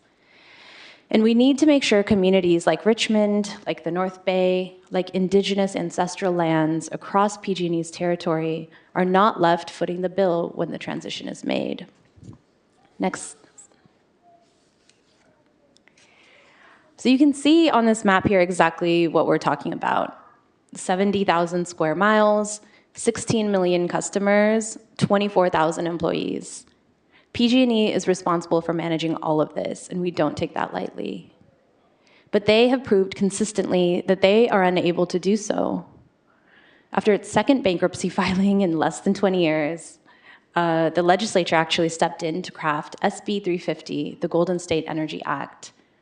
Through a 6-step process at the CPUC, a path was laid out to make sure that a not-for-profit alternative could step in if PG&E were to fail again. Golden State Energy already exists, but it needs a lot more work before it can be implemented. According to the law, Golden State Energy is a not-for-profit public benefit corporation that answers to the CPUC and has a 9-member board of directors, 6 of which would be elected by the customers of the new utility. But what is lacking is the political will to stand up to PG&E's lobbying and control and implement a solution that will address the cause at its root. Next slide. I'll talk a little bit about kind of the vision for Golden State Energy. And I just want to start off by saying that the barriers for a just transition are political rather than technical. We stand for Golden State Energy as a vehicle for energy justice. Regulatory roadblocks at the CPUC and in Sacramento are putting us at risk for not meeting the state's climate goals. The needs are clear. We need local projects to bolster resilience in the face of storms, distribution system upgrades that are years overdue, and affordable housing that is currently stalled due to interconnection delays. Cities such as San Francisco and San Jose are working to create municipal utilities to break away from PG&E as we speak. While we do support the sovereignty of communities to find solutions meeting their own needs, we understand that there are impacts for the entire state, particularly rural and farm worker communities who don't have the tax base to buy out their section of the grid. Golden State Energy can be the provider of last resort, guaranteeing provision of reliable electric service and reducing barriers to community-based development of solar and other clean energy projects. Next slide. Now, I want to talk about the direct benefits to Richmond residents of a transition to a nonprofit utility like Golden State Energy. This slide lists the guiding policy priorities for the federal Justice 40 initiative, which intended to land federal funding to disadvantaged communities. While the federal program has been, fairly flawed in its rollout, these goals that were identified actually by energy justice advocates and then incorporated at the Department of Energy serve as important priorities for any energy and utility policymaking. We see Golden State Energy as a utility that can use its power to decrease energy burden, decrease environmental exposures, increase parity in clean energy adoption, increase access to low-cost capital, increase clean energy enterprise and jobs, increase resiliency, and increase democracy right here in Richmond. Next slide. So most notably, a transfer of PG&E's assets over to Golden State Energy can enhance transparent and publicly accountable financing. Executives and board members that serve the public rather than shareholder profits are way better suited to align the utility's incentives to prioritize infrastructure investments that will reduce the impact on rates. There is an important distinction to make here. Golden State Energy isn't a public utility in the sense that it's government-owned. It is still regulated by the CPUC, but it does not have shareholders, and it operates for its customers and for the benefit of the people of California. So that's already in the law right now. However, like municipal utilities, CCAs, and rural electric cooperatives, Golden State Energy can access better financing terms, lower interest rates to cover grid upgrades, and cover wildfire mitigation costs that are currently being passed directly onto our bills. Moving away from PG&E also opens up alternative financing options, like from the state. The California Infrastructure Bank is a statewide green bank that's currently responsible for offering bonds and loans to Golden State Energy for serving the public interest. PG&E's current profit model emphasizes investment in transmission lines because they bring in the highest rate of return. However, various avenues for funding local distribution level, system level investments can open up under this change as well. Municipal bonds to meet local needs in the face of increasing climate instability. Next slide. So this chart shows the reality of electricity rates in California. The blue lines at the end are investor-owned utilities. You'll see, yeah. The highest is SDG&E in San Diego, second is PG&E, and then SoCalGas and Edison, the 3 largest investor-owned utilities, roughly high 30s to 40 cents per kilowatt hour. The purple lines are municipal utilities, and the gray are rural electric cooperatives. This comparison was done before this year's rate hike was implemented, and just since this, PG&E's rates have gone up 13%.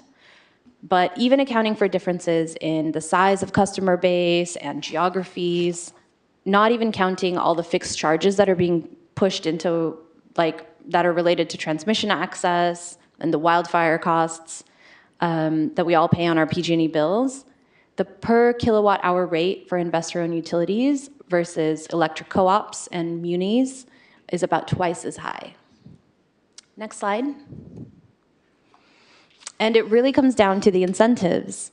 By increasing public control over decisions affecting transmission and distribution system investments, Golden State Energy can reduce overall overbuild of transmission projects, which bring anywhere from a 7 to 12% rate of return for PG&E, which means they're incentivized to make the most expensive and the most costly upgrades.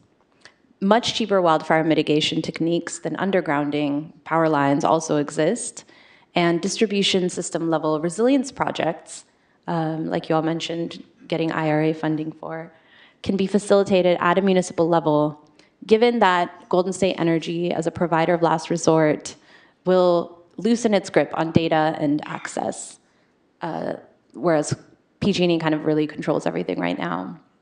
We can't influence PG&E to do anything it doesn't want to do, but Golden State Energy can be the utility to prioritize safety, affordability, and resilience over profitability. Next slide. Finally, we envision a utility that can bring forth the just transition that is long overdue. With a not-for-profit democratic institution replacing the oldest electric utility in the country, we can transform the institution into one that will allow for a wind down of natural gas, that can prioritize worker safety and development, that can provide reparations to wildfire survivors, and prioritize equitable electrification, city and neighborhood level resilience, and affordability. Next slide. I'll end by acknowledging there is a lot more research to be done and a lot of unanswered questions. But we know the first step is to cancel PG&E's business license and initiate Golden State Energy. Toward that aim, we are calling on the state to bring together the experts and those with lived experience in order to find solutions to the ballooning costs, lack of distributed energy growth, and figure out models for engaging with existing load-serving entities like CCAs while maintaining regulatory oversight. PG&E's lobbying is fueled by our monthly bills, but we can break this cycle now. Next slide. So our ask for today is to please adopt the resolution calling on the governor and Senator Skinner and Assemblymember Wicks to move us towards implementation of Golden State Energy. Thank you. Thank you. I'd like to start out by pointing out the page where it says not all California's electricity prices are high. If you notice, you have cooperative, investor-owned utilities and municipals, and I find it interesting that investor-owned utilities is IOU, which I think speaks for itself. That's a good one. So what we're talking about here is the distribution and the transmission, and not the actual electricity and gas. Is that correct? Correct. So we're talking about exactly the poles and wires, the transmission system, as well as local distribution systems.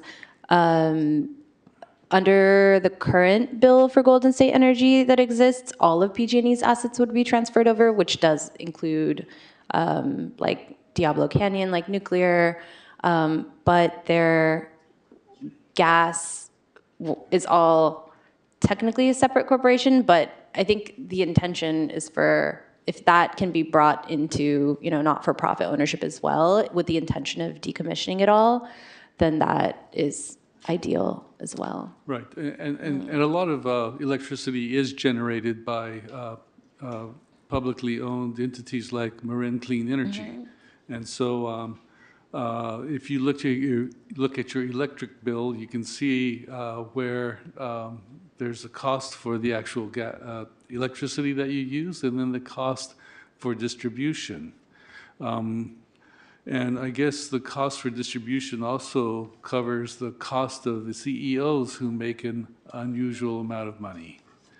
Anyway, are there other council members who have comments? If not, I have comments.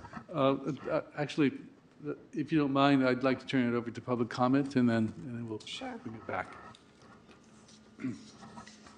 We have 4 in-person speakers, and then we'll move to the speakers that are joining us online. If you'd like to address the council on this issue, please raise your hand at this time if you are an attendee. The in-person speakers are Jamin Purcell, Scott Brown, Selena Feliciano, and Paul Ihara. Please come forward. You'll have 2 minutes. Go ahead. Good evening, members of Richmond City Council. Jane Purcell, proud Richmond resident and seasoned veteran of the roller coaster ride that is PG&E. I am here to voice my support in this resolution in favor of transitioning to Golden State Energy, but let's talk about PG&E for a moment. In a world where unpredictability has become a sport, they are pretty much the reigning champions. Who else could have turned a simple thing like keeping the lights on into a nail-biting suspense thriller? Beyond the fact that they have caused countless fires, that we have seen tens of millions of dollars go to their CEOs, well above the standard deviation between the lowest and highest paid employee. They have done what? Oh yeah, they've raised all of our rates up to 16, 18, 20% to some people. And this all during a time when we are being made more consciously aware of that we need to convert more towards electricity, that we need to be getting off of our gas systems, and we need to be looking at cleaner sources of fuel. And are they providing that? Are they providing safety? Are they fixing those power lines? No, they're not. They're putting it back on us, the people who live in the homes that need that power. They're putting it onto the communities that have undergrowth where it's touching power lines, and they're putting it onto the municipalities that are expected to clean up after giant fires because they didn't maintain their power lines. I think we can all agree that nobody wants wildfires here in Contra Costa. But let's focus more on what Golden State Energy is promising, and that's a utility that is going to be safe, reliable, and renewable. Not just words, but commitments. We're talking about a future where energy isn't just powering our homes, but our communities and growing our resilience. It's a future where we don't need to bake cookies on our dashboards during power outages because PG&E has thought it was a breezy day to shut off the power. So I ask you to please move forward and allow the City of Richmond to have a stable and reliable future. And please pass this resolution and tell PG&E that here in Richmond, our lights will stay on, our bills will not be pieces of abstract art, and our community will lead the way once more in a sustainable and equitable way. Thank you. Scott Brown. He'll be followed by Selena Feliciano. Good evening, council members. My name is Scott Brown. I'm an electrical engineer working and living in San Francisco, and I'm here to urge you all to support the resolution for public power in California. PG&E, our nation's largest utility monopoly, has in the last decade started over 50 wildfires, burned down over 1 million acres, 23,000 structures, killed over 100 Californians. From 2017 to 2022, they actually were forced to undergo criminal probation in order to rehabilitate the company, turn them into a peaceable, law-abiding part of civil society. But upon exiting that probation, the judge supervising it said that PG&E would exit it a continuing menace to California, saying, quite frankly, that probation had failed, that rehabilitation had failed. And his prediction was accurate because just 9 months later, PG&E started another wildfire. The Mosquito Fire burned down another 77,000 acres, 78 structures. 11,000 people had to flee their homes. In the meantime, we've had to pay the price. PG&E, in the years leading up to those fires, paid out $4.5 billion to its investors and shareholders. And afterwards, they received a $20 billion bailout on the backs of taxpayers and ratepayers. This is why, from 2019 to 2024, electricity prices have doubled. PG&E is a menace to California. Ratepayers are forced to pay their monopoly prices twice the national average with no recourse, no alternatives. Residents are forced to live under the threat of wildfire with no safeguards against criminally negligent behavior that threatens their homes and their lives. The shareholders of PG&E have proven that they cannot run the company safely, they can't run it equitably. If a 5-year criminal probation cannot change their behavior, nothing can. Richmond needs public power, California needs public power. Abolish PG&E, pass this resolution. Selena Feliciano.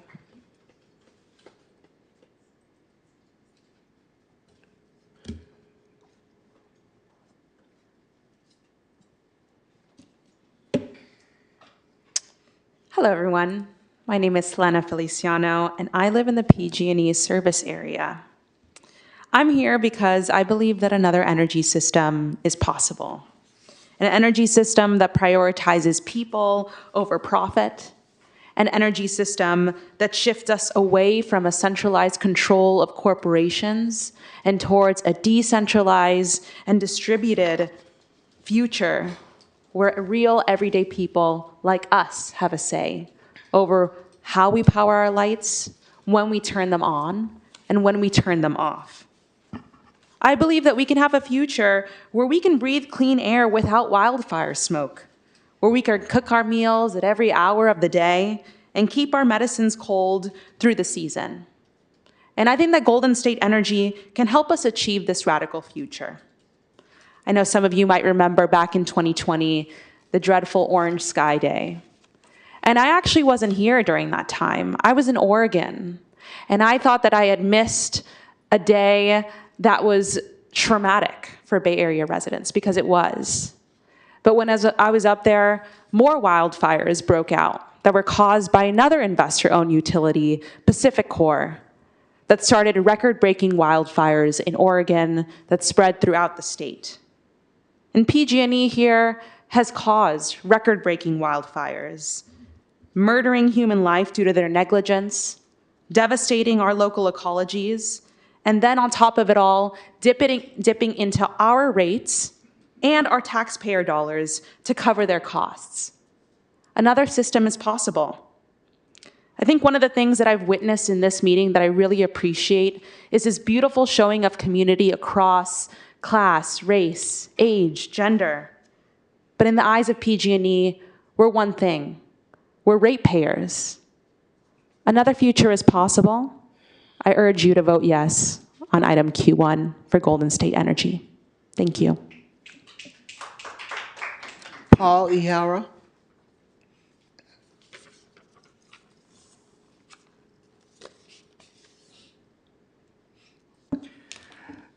Good evening, members of the council. My name is Paul E. Hara. I'm a Richmond resident, Kennedy High graduate, class of 1972,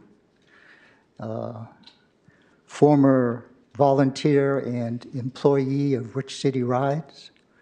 And tonight I invoke the hat of a member of Idle No More SF Bay, an indigenous grandmother-led climate justice group that has sponsored many healing events in Richmond and at the doorstep of Chevron Refinery. I'm here tonight because I want to let you know that I support, most importantly, the vision of what's being represented here by this resolution. It's a vision that asks us to move away from commodification to a term that I've recently learned and appreciate, communification. A move away from corporate towards cooperative, a move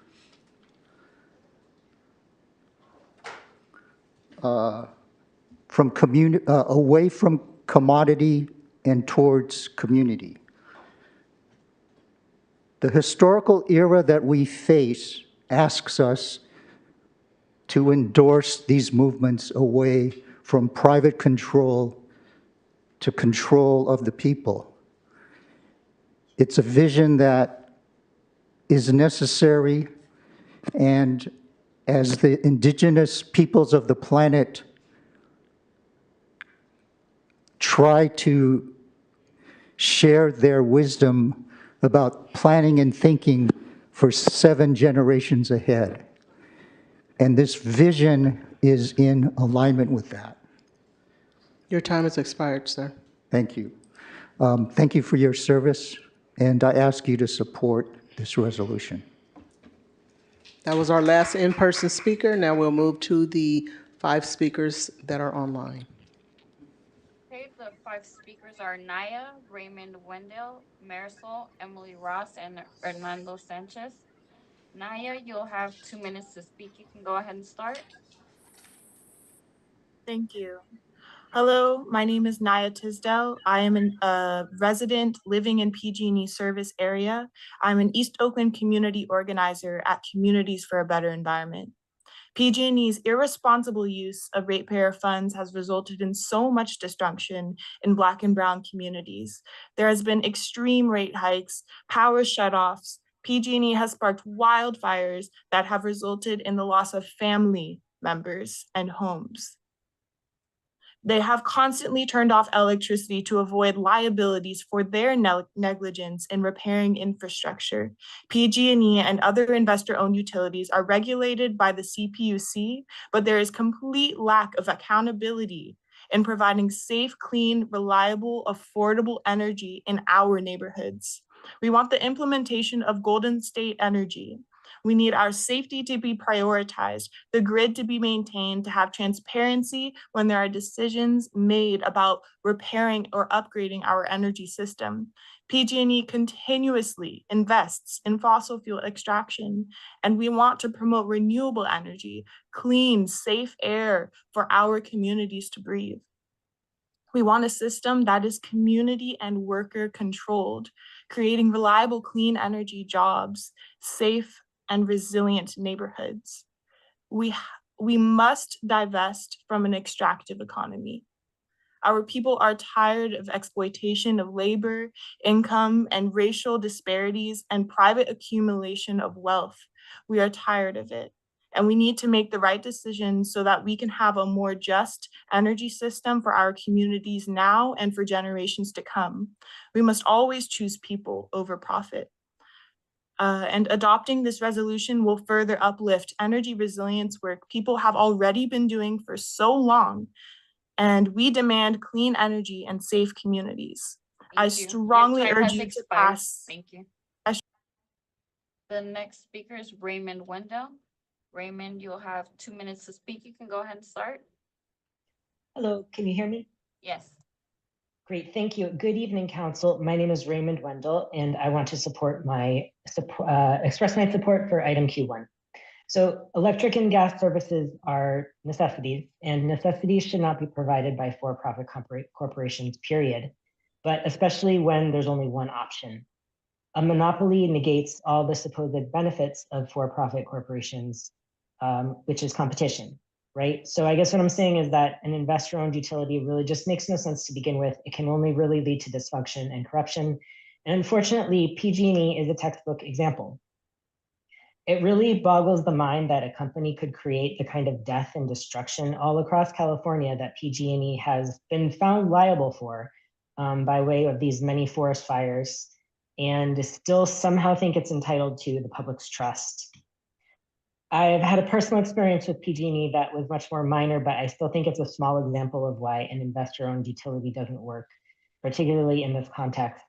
Several months ago, I received a PG&E bill that was 5 times more than I usually pay. It was enormous. And it took me a while, but after really scouring the bill, I saw that PG&E had made a mistake reading my meter. And so I said, okay, well, great. I'll just explain this to them, right? No, I made many phone calls. PG&E refused to correct my bill no matter what I said, no matter how many times I explained it.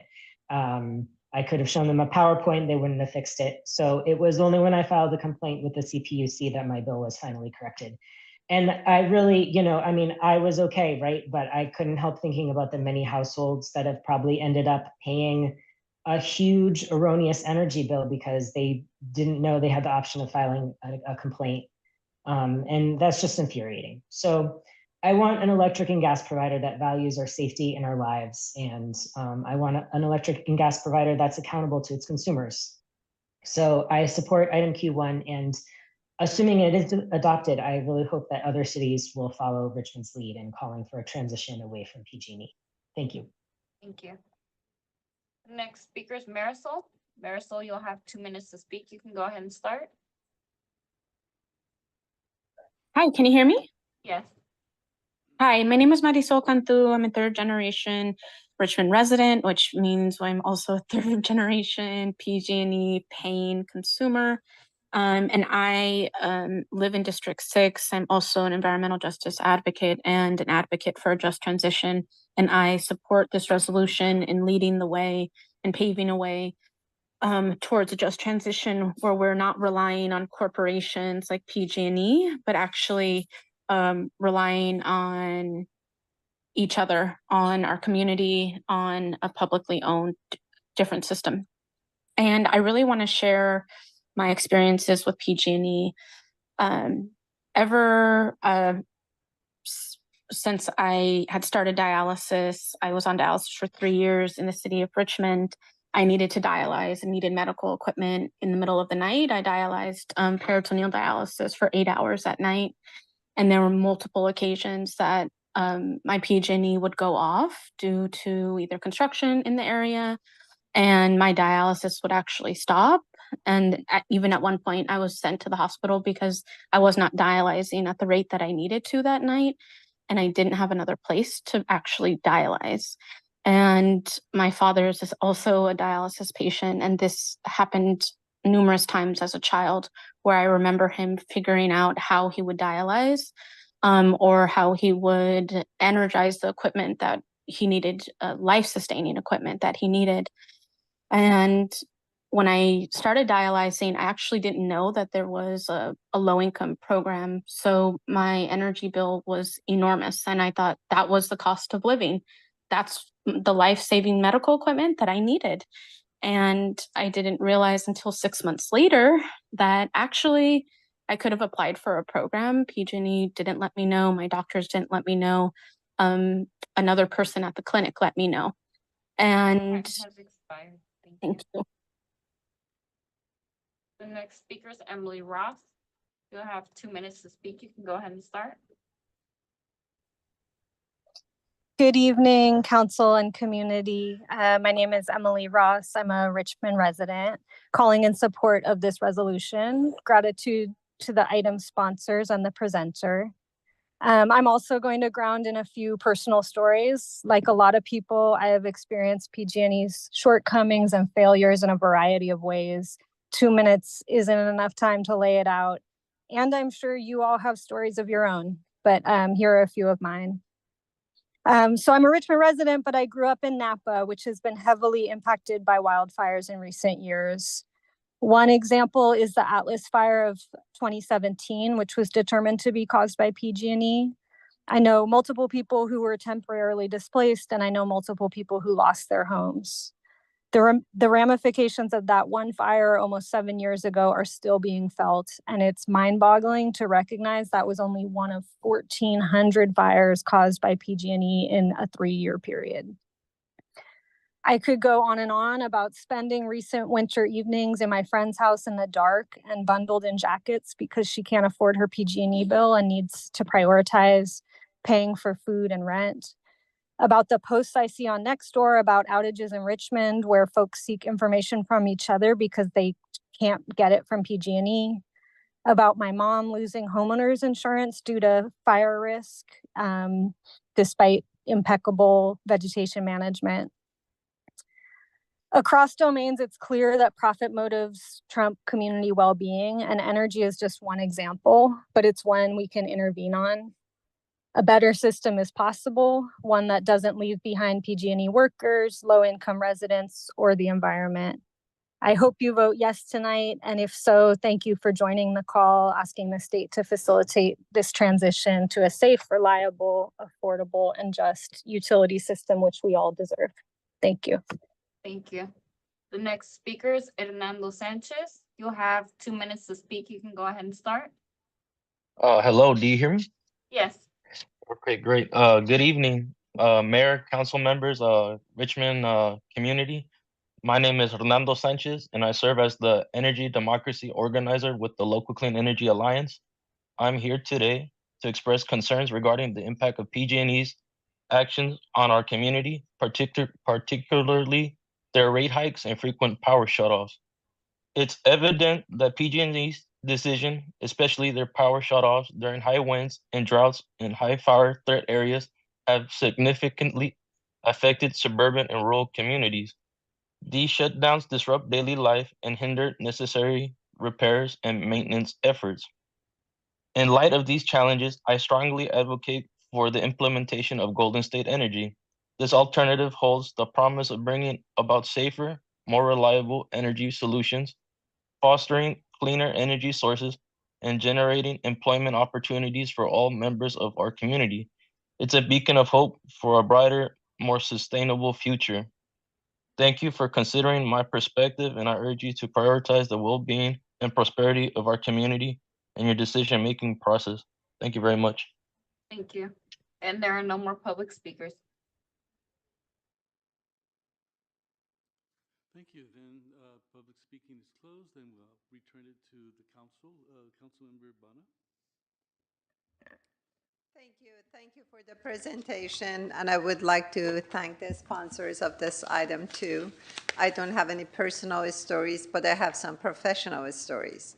So you may know that a large portion of Richmond is wildland urban interface, including District 4 and District 6. Many people are living with concerns about wildfire safety. That's why the residents came together and established West Contra Costa Fire Safe Council. I'm the chair and founder. So one of the things with it, that's why people actually sent me to the city council, public safety. That's how important it is to them. So one of the first things we did is started looking around at PG&E equipment. They have, high voltage towers, and we asked them for maintenance records. Long story short, it's been over a year. We have not received that yet. I'm a city council member. We've been poking them very often. Officially asked them, we did our best. We have not received a maintenance record. There was an incident in the city of El Cerrito. Residents reached out and said that a fire happened right by one of the towers. We looked into it at West Contra Costa Fire Safe Council. There were no investigation reports by PG&E. We realized there's a department. CPUC doesn't control that, actually. There is another office, that's Energy Infrastructure Safety Office. We asked them, they didn't know, and said we were a small office. By the way, we learned one thing, that PG&E grew too fast. They do not have inventory of all their assets, which means they are not maintaining all their assets, which is very worrisome.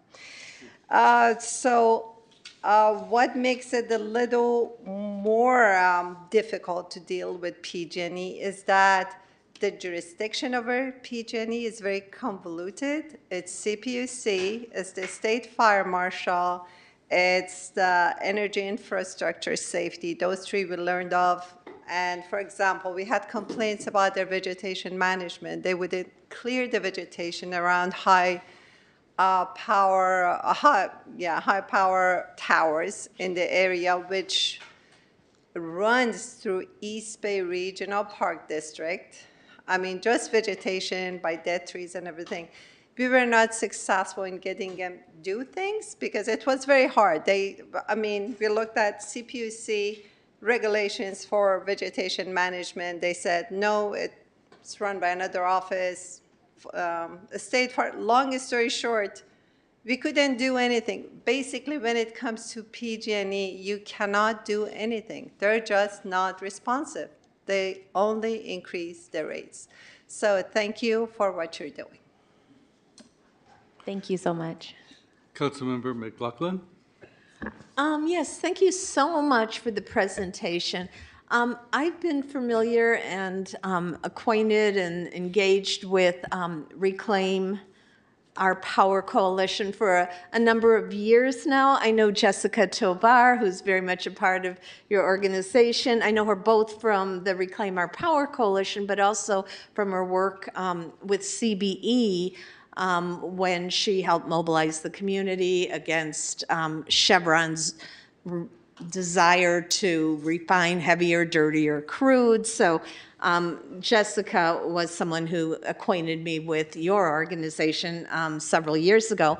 And then I'm also someone who co-founded an organization called California Progressive Alliance, and we held a convention in January of 2020 before the pandemic, and we had a bunch of panel discussions, and we had Mary Rose Tarouk, who used to be part of Reclaim Our Power Coalition, as one of the panelists. So we had a nice presentation from her, and then of course with your presentation today, an updated presentation, has been very, very informative. I fully support all that you're talking about. It's clear that we need public energy, and I love your slogan, clean public power to the people, because I saw your sign there.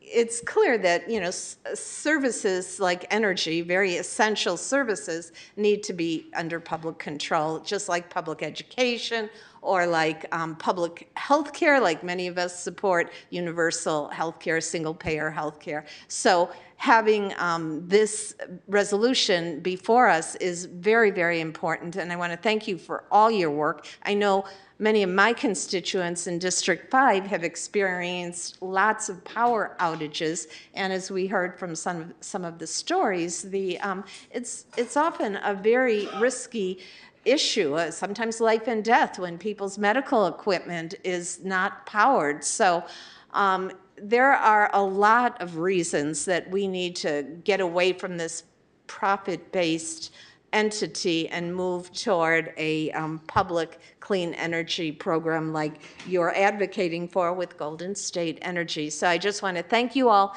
for your work. It's groundbreaking work, and you can count on my support for this resolution and for all your work. So thank you.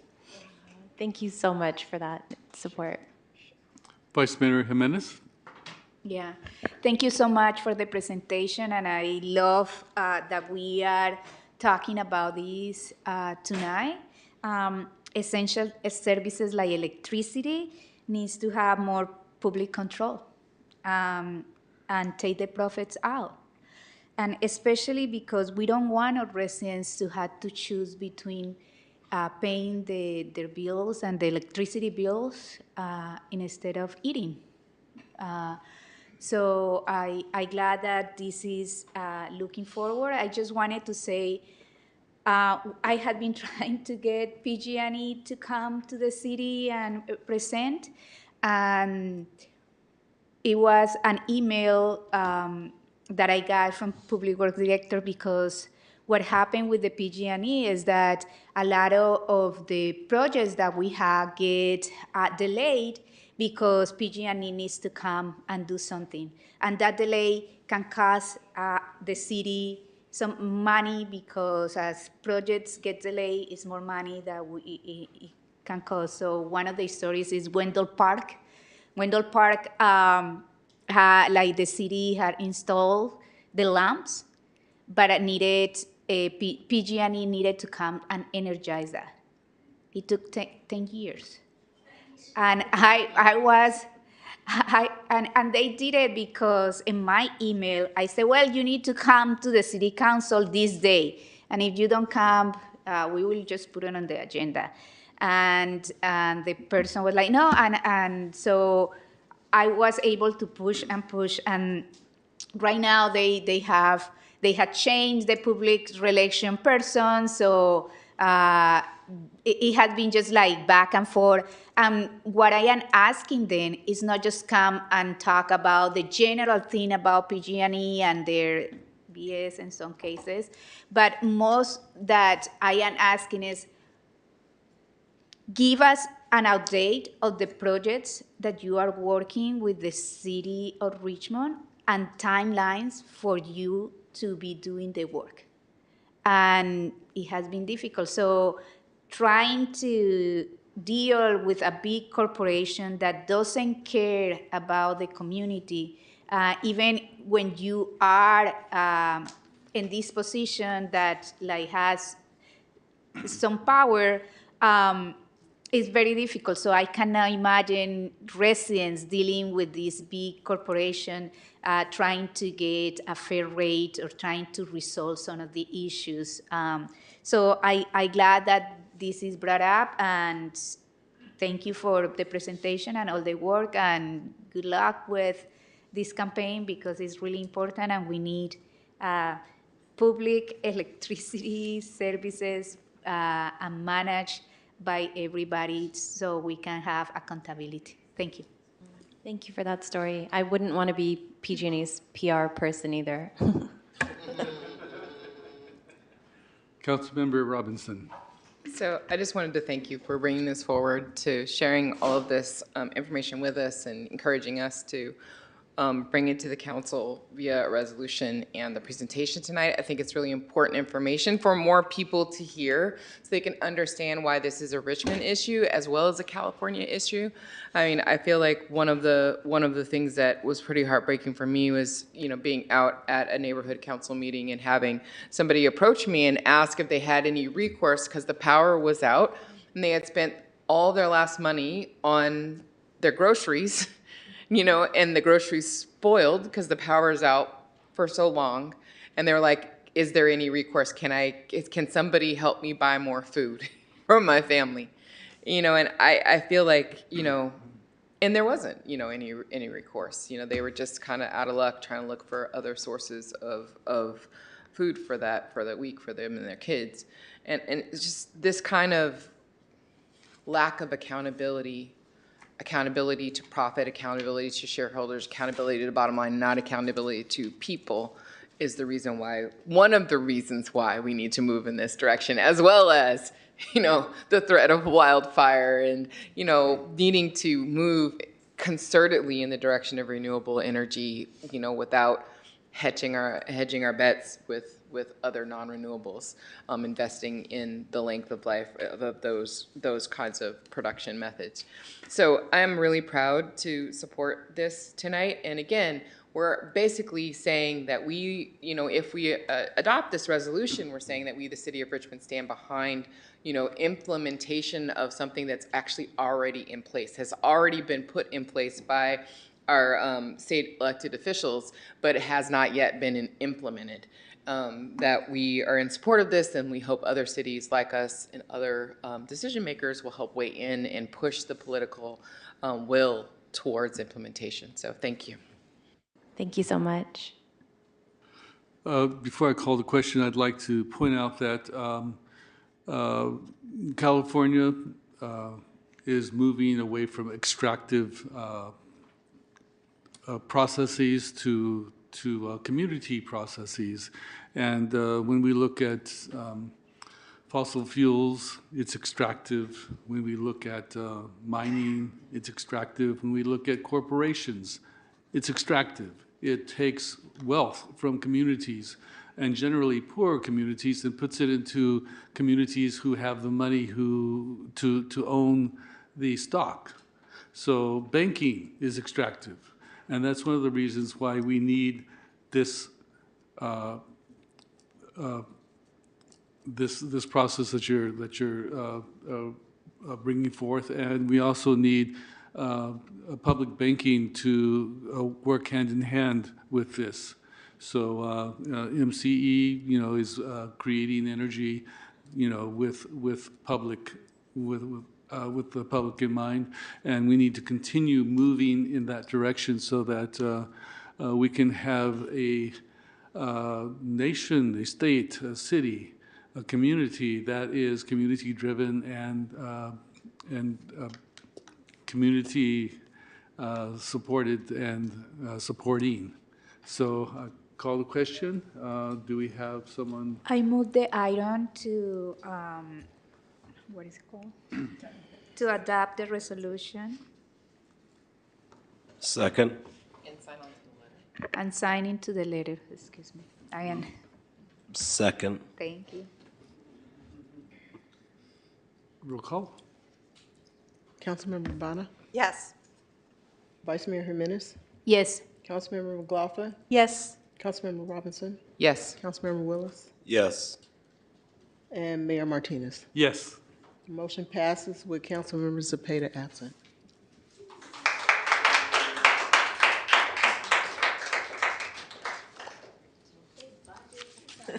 Our next you all so item much. is Thank item you all. P1 under budget. Thank you very much.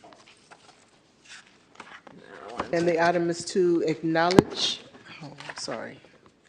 acknowledge receipt of the draft fiscal year 2024-2025 annual operating budget and fiscal year 2024-2029 five-year capital improvement plan and receive the budget adoption schedule. Good evening, KCRT. Can you please load up the PowerPoint?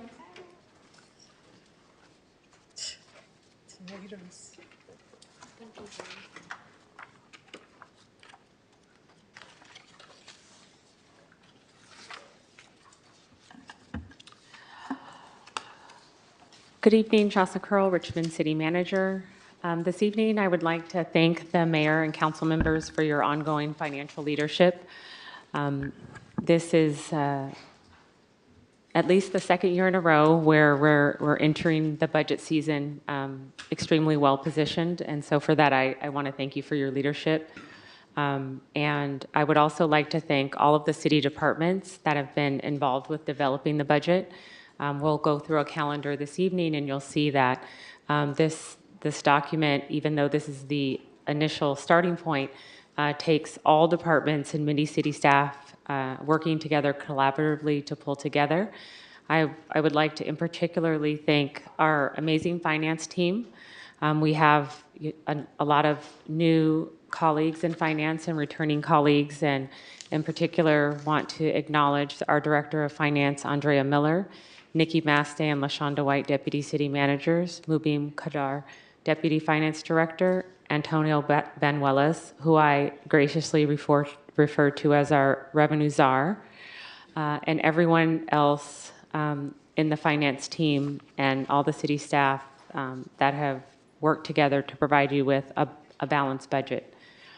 This evening, we will present the budget. You may recall in the past, I refer to this starting point as the envelope. And so this evening, we're just primarily discussing the envelope. It's the presentation this evening is meant to primarily be an overview. And in the meeting on the 21st, you're going to receive your third quarter report. And on the 28th, you'll receive a more substantial version of the budget with input from all of you as you ask questions this evening. We'll begin developing our council checklist. And what we have done historically is as you ask questions, like you have already via email, we will aggregate those questions, respond to you as quickly as possible. And again, want to thank Ms. Miller, our Director of Finance. She's responded to many of you already in a great deal of detail with your questions, but we're going to aggregate those and we'll post them on the city's website. Next slide. You can see that our Public Works team here is having a great time, and it is of note that this is one of the departments, as we continue to try to identify additional resources, that we want to make sure that we are identifying opportunities to increase their funding. Next slide. So by way of background, as I mentioned, the budget process actually started on January 30th. There's an input window that involves many staff and analysts, department heads and managers where staff load up information into our financial system, Munis. And then we have a series of budget hearings with myself, deputy city managers, finance directors, and various department and division leaders. We also think it's very important to maintain our communication with our bargaining units, so we also met with them and will continue to do so quarterly. We also held 3 community budget meetings, April 8th, April 11th, and April 24th, to ensure that there, in addition to these meetings that start this evening with your first draft of the budget, that there is opportunity for residents to provide their input, and we will continue to incorporate the City Council's policy direction as well as community input, next slide, as we move through the upcoming presentation. So I want to remind the council that every quarter and actually every month, we provide you with financial information in your packet. The next quarterly report will be provided to you and is scheduled for May 21st. Thereafter, we'll provide a more detailed budget for your consideration on May 28th. We will continue to review and provide answers to your budget checklists and refine the presentation and present that to council on June 4th with the goal of adopting the budget on June 28th.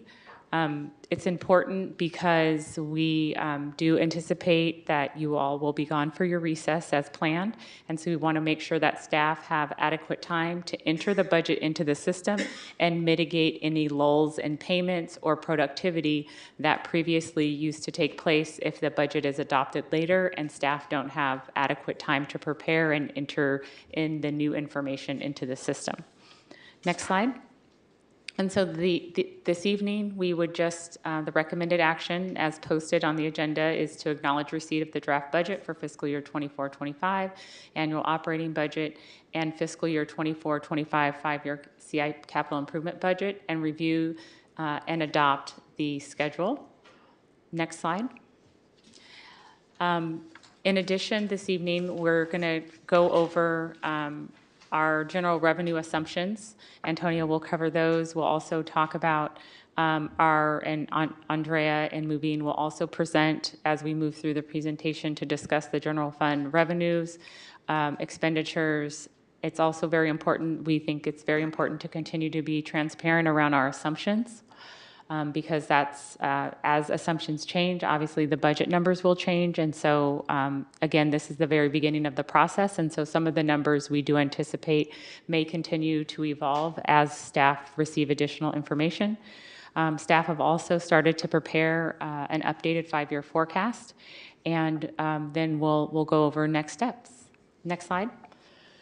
So just by way of background, we always try to start out this presentation discussing the state of the economy.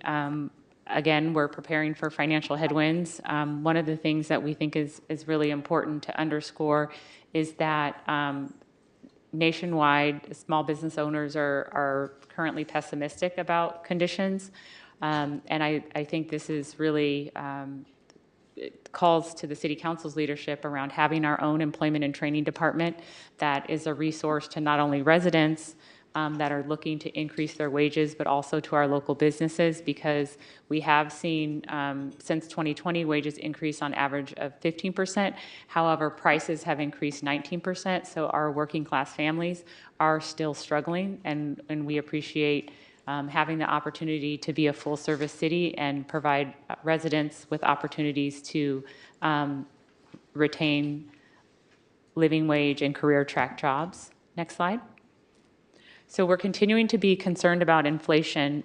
Recently, the Federal Reserve did indicate that they were going to start to curtail quantitative easing.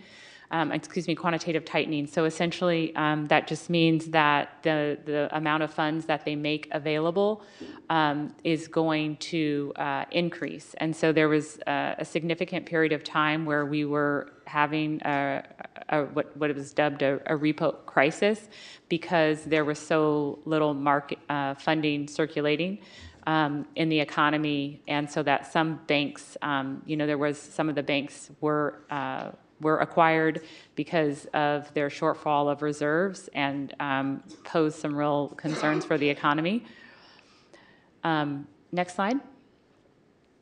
And so with that, we'll start with our general fund revenue assumptions, and we will turn that over to Antonio, our revenue czar, who does an amazing job putting forward a very complicated set of assumptions that do ebb and flow, and he's going to give us his latest current estimates, and then we'll hand it over to Andre and Mubin.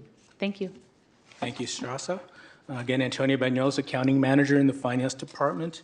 Going to review some of the general fund revenue assumptions. Although you typically only see about 12 revenue categories, there are really a lot of different revenue streams that feed into the general fund revenue. 57 of them are non-departmental taxes and fees, and another 100 are fees collected by different departments. So the first step we do is analyzing the current year revenues and forecasting where we will end up. The closer to June 30th we are, the more accurate. This original forecast was actually done towards the end of February.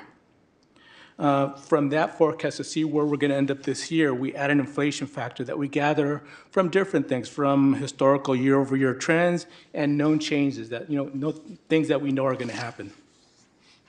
There are some revenues where we will not have a super accurate account until June. One example is the successor agency surplus amount as part of the property taxes. We won't actually get that number for this year until June, which is hopefully close to the time when the budget will be adopted.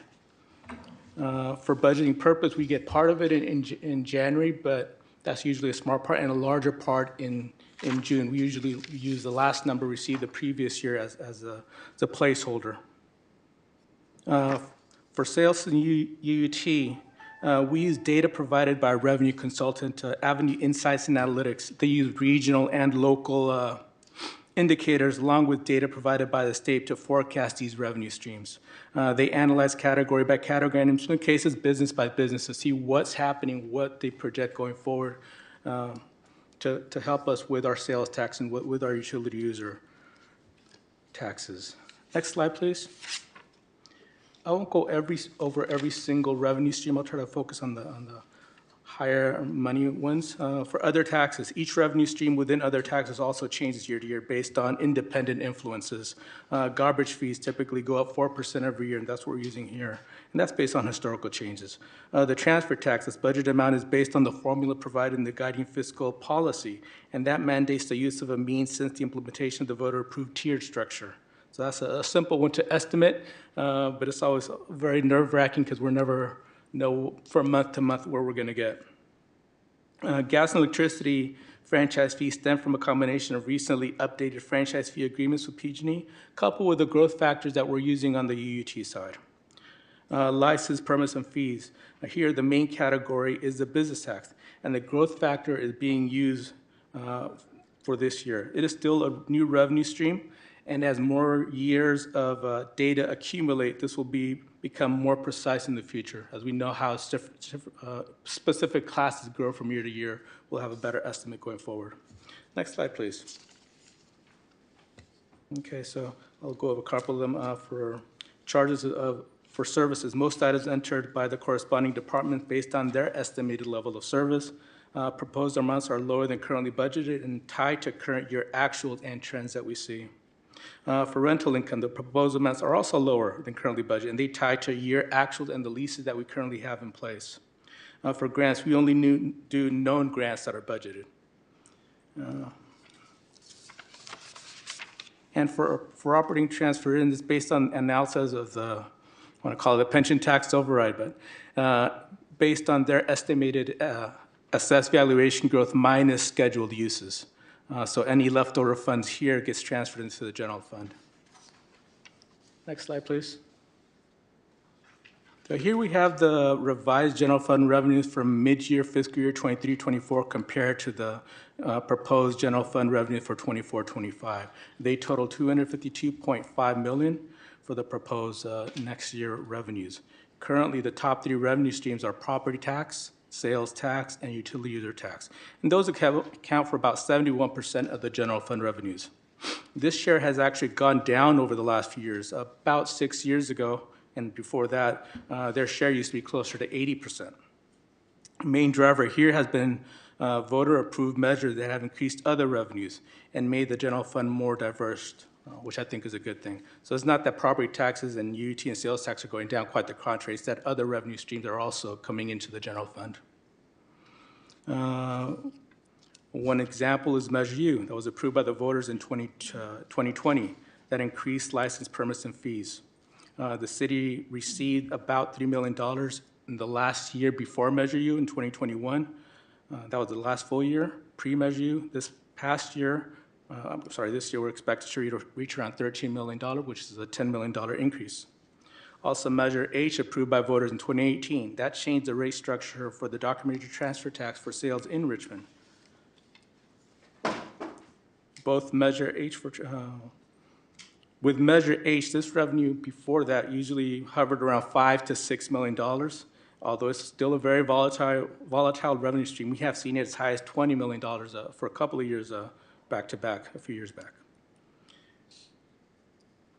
But as mentioned before, the transfer tax, although volatile, I'm saying that word a lot, but for 24-25, we continue using the guiding fiscal policy, and that comes up to about $13 million. That's what we're using for the budget amount in 24-25. Okay, next slide, please. Here we have a chart that breaks out the general fund revenues. As mentioned before, the top three revenues, property tax, sales tax, UT, make up about 70% of the general fund. If we add other taxes, license, and operating transfer, that comes out to 97% of the general fund revenue. And with that, I'll hand it off to Andrea. Thank you, Antonio. KCRT, next slide, please. So I will start with some general fund expenditures assumptions included in the draft budget, and then I'll go over the budget numbers in a few slides ahead. Beginning with salaries and wages, the draft budget includes the approved salary schedules for each bargaining unit that was based on the approved Memorandum of Understandings, or MOUs, as well as annual step increases planned where applicable. And the draft budget also includes a 6% vacancy rate citywide, which was approximately equates to $10.4 million. And this assumption was also approved in the current fiscal year 2023-24 budget to achieve a balanced budget while the city staff continues to focus on retention, recruitment, and hiring. The fringe benefit category includes retirement and healthcare costs based on the most recent CalPERS valuation reports, as well as current Kaiser rates, respectively, and then as additional benefit information becomes available, we'll adjust those accordingly. The benefit and administration category, as well as other operating, remained as a baseline budget. There were no cost escalating factors built in. We are solely based on approved contracts we had in place. Next slide, please. As well as utilities and equipment and contract services, the budget remained baseline. We made adjustments in our provision for insurance loss based on insurance premiums. In the cost pool category, that represents the vehicles included in our equipment replacement schedule that we work closely with Public Works to provide.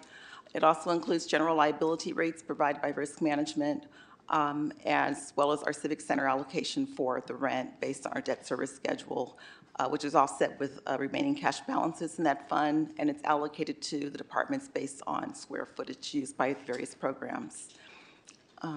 And then our capital and outlay, as well as asset, that's based on our draft capital improvement plan. Next slide, please.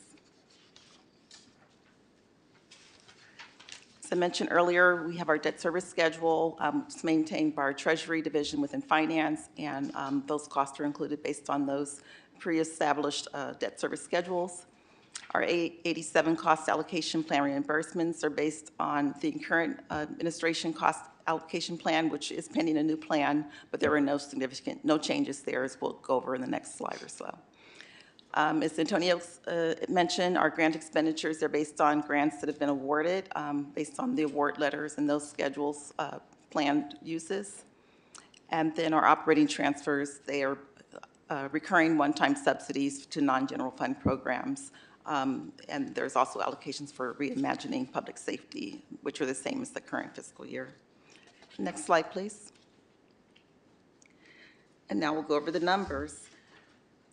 The net increase in our salaries and wages is 11.1%, and fringe benefits is 5.8%. That's about 38% and 27% of our budget respectively, or 65% of the general fund as a whole for salaries and wages. You'll see that year over year, in most categories, the percentages change went down, adjusted for those contracts that have been completed or not continued forward in the proposed fiscal year. There was slight increase in the cost pool category of 14.4%, and that's largely related to our vehicle replacement schedules that I mentioned, as well as our general liability and the Civic Center rent allocations. Overall, the current fiscal year revised budget is $246,295,000, with a proposed draft budget of $252,509,054, or a net 2.5% increase in general fund expenditures. Next slide, please. Picture is worth 1,000 words. This is a chart showing the allocations. I've already went over those numbers in detail. You'll see salaries and wages, and payroll fringe benefits are the largest components of the expenditures for general fund. Next slide, please. This slide is worth noting as our revised budget for the current fiscal year 2023-24 shows our total revenues of $234,380,000 and total expenditures of $246,295,000. It is worth noting that the council did approve and adopt a balanced budget, meaning our current year expenditures equals our current year revenues. The 11.9 million net deficit represented is the amount that was council approved with our September 26th and March 5th mid-year from prior year unspent funds. The draft proposed budget is balanced with $252,509,054 in projected revenues to cover the projected expenditures of the same amount, with a net increase in revenue of 7.7% and net increase in expenditures of 2.5%. Next slide, please. This slide shows a summary of the additional funding requests by fund. This information is also included in your staff report. There's 33.7 or just under 33.8 million of additional funding requests that have been requested by departments from general fund that remain unfunded, meaning that a new funding source would need to be identified for those. There's other funding requests that are included for the planning and building, Port of Richmond, encroachment, wastewater, that will be allocated from the fund balance in addition to Kids First. And then $300,000 estimated for transportation will be determined. And again, this is a draft budget. We're still refining, and we'll have a full and complete detailed budget provided for the May 28th budget study session. Next slide, please. And with that, I will turn it back over to Antonio to go over our general fund 5-year forecast. Hello again. So this chart represents the middle of the road assumptions for the general fund revenues 5-year forecast. In other words, what we think the most likely. Next slide, please. Sorry, let me start off again. This chart represents the middle of the road assumption for general fund revenue. In other words, what we most likely think the path for these individual revenues will take. Again, each individual revenue stream is analyzed independently. Using property taxes as an example, it is made up of 6 revenue streams that changes year over year due to different factors. Secured property tax is the biggest component at over $40 million based on overall assessed valuation growth throughout the city of Richmond. The second largest is successor agency pass-through at $8 million. This changes year over year based on increment growth minus scheduled debt obligations. Unsecured property taxes and ad valorem property tax that is not secured by real property. So my point is, even within each revenue category, there are different revenues make up the revenue stream, and each one grows independently. We analyze each one separately to get the growth factors going out, but we summarize it by revenue categories here. And with that, I'll hand it off to Andrea. Next slide, please. Thank you so much, Antonio. No worries. So this slide is summarizing the draft 5-year financial forecast. Basically, we prepared 3 different scenarios. And scenario A is middle of the road, scenario B is pessimistic, and scenario C is optimistic. And this slide chart shows very high level draft assumptions for those scenarios. Under the middle of the road A scenario, personnel cost, year 1 is fiscal year 24-25, which is the proposed draft budget, and assumptions were discussed earlier in the presentation. The same assumptions are built in for fiscal year 24-25 for all these scenarios, but in the outer years, we have projected based on slightly different assumptions for each scenarios. For proposed personnel costs, under scenario A, we're estimating personnel cost of living adjustment increase by 4% for each outer year on top of the annual step increases, which are natural progression of salaries and benefits. And in the other costs, which is non-personnel costs, the year 25-26 is no growth, and then 3% in the outer years. Under scenario B, which is pessimistic, personnel costs from year 25-26 and onwards, the cost of living increase is assumed at 3%. And the other cost, again, for 25-26 is 0% increase and 3% in the outer years. And under scenario C, the personnel cost assume a 5% cost of living increase from year 25-26 and outer years, and other costs grow by 2%, 4%, and 4% in the outer years in the optimistic scenario. So these are just the assumptions, draft assumptions, which we use to build out a 5-year financial forecast for all these 3 scenarios. Next slide, please. So this is a visual representation of those assumptions that were discussed earlier in revenue slide by Antonio and the expenditures that I did under scenario A, middle of the road. And the total revenues in the year 1, which is 24-25, and also draft budget, the revenues grow from $252.5 million from year 1 to year 5, which is fiscal year 28-29, to $277.6 million at the end of 5-year forecast.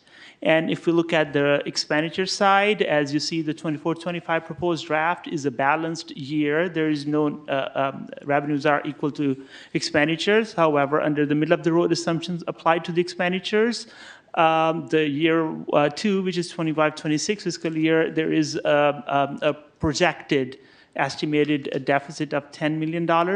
And then it grows to $30.9 million at the end of the forecast. And the chart below just is another graphical representation of the forecast. So this next slide, please. Scenario B, 5-year forecast, is pessimistic scenario, which we discussed earlier that I discussed expenditure scenario with a lower level of growth for cost of living adjustments and also lower same growth in the non-personnel costs. And we see that the year 1 is balanced, which is the proposed draft budget. And year 2, which is 25-26 fiscal year, the deficit grows to $18 million, and it grows up to like $42.5 million almost at the end of 5th year of the forecast. Next slide, please. This is scenario C, which is optimistic, meaning if the revenues were more and then the costs also grow with a higher percentage. And the year 1, which is 24-25 fiscal year, we see the budget is balanced. And we see in the outer years, the deficit is smaller since revenues are more. So there is only $7.8 million deficit, but it grows to $29 million, almost about $29 million at the end of the year 5 of the 5-year forecast. So these are based on certain assumptions. We're definitely not in the business of predicting future. This is based on certain assumptions and continue to be adjusted as the staff receives more information and more analysis is refined and more information is received. So next slide, please. I'll hand over to Andrea Miller. Thank you, Lubine and Antonio. Just to restate, the recommended action before you this evening is to acknowledge receipt of the draft fiscal year 2024-25 annual operating budget and fiscal year 2024 through 29 5-year capital improvement plan, and review the budget adoption schedule. Next slide, please. And again, a brief recap summary of the schedule that Shasta reviewed with you at the beginning of our presentation. Again, we anticipate returning to council on the 21st of this month with our third quarter budget update, as well as on May 28th, where we'll do our full and complete budget study session with department presentations and develop the council's checklist, which is basically we compile all of your questions, as we've already started doing, and return to you on June 4th with those responses to the checklist we've developed and to receive additional direction on the budget with an anticipated council adoption date for our fiscal year 2024-25 budget of June 18th. Next slide, please. And that concludes our presentation for this evening. Thank you very much for your time, and with that, we're open for questions. Thank you very much. It's obvious that you put a lot of work into this, and it's much appreciated. And I'm sure you're going to get a lot of questions. Many of them have been answered, so we thank you for answering the questions that were submitted via email. But I would like to go to public comment first. We have 2 in-person speakers. Anyone that is an attendee that would like to address the council on this item, please raise your hand at this time. The in-person speakers are Cordell Hindler and Heather Bristow.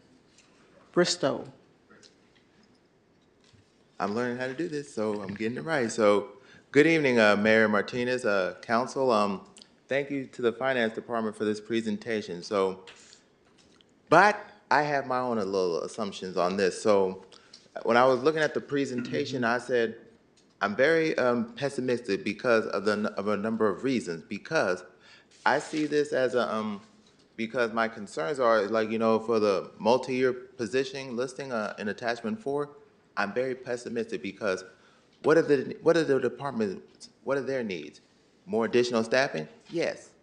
More funding? Yes. But to me, I'm very pessimistic because these positions are being created. They're not in draft form. So I'm very concerned about that. So I'm hoping that the department presentations at the end of the month will clarify that, because I see myself as optimistic, but I'm kind of in the pessimistic stage right now. So I'm hoping that the presentations will enlighten me on this. So I do appreciate the Finance Department presentation, and hopefully the council will acknowledge and review the budget schedule as presented. So with that, Heather, it's your turn. Heather Bristow.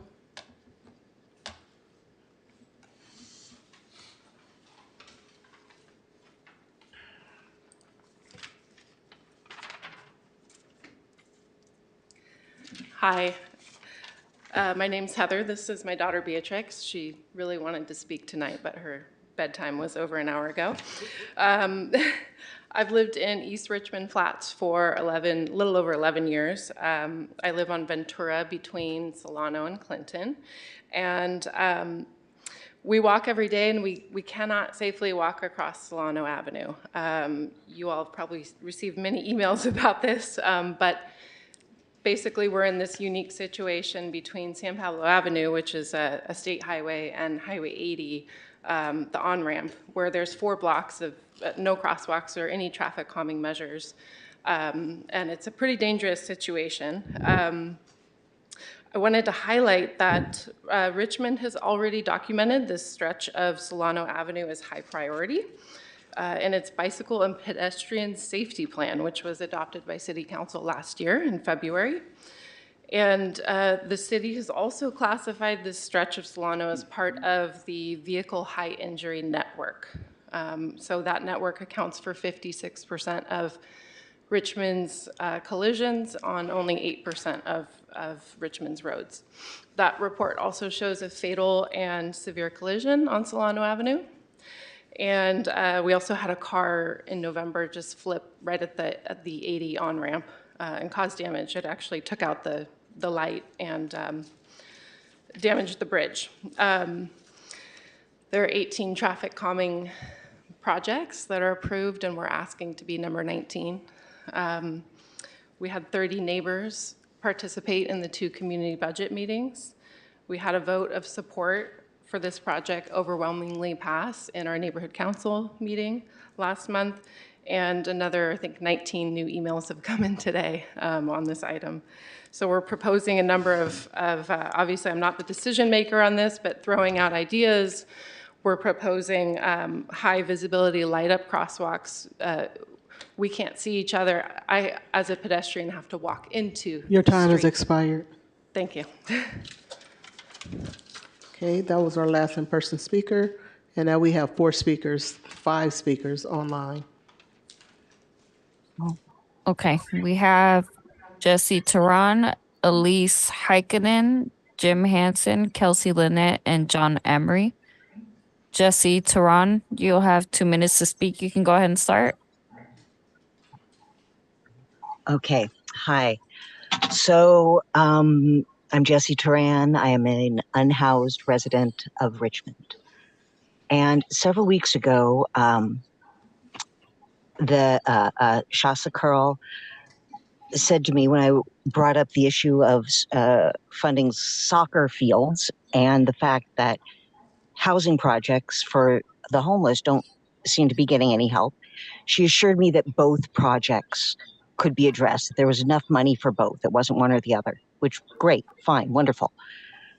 However, I just went to a meeting, and this was to discuss housing options.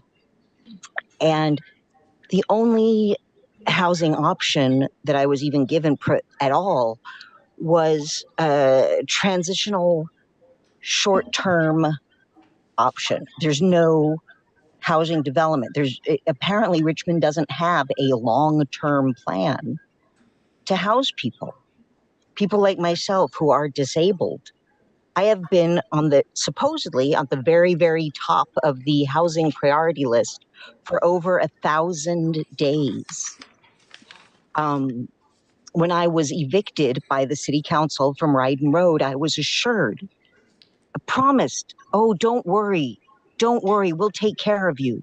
You're right on the top of the priority list.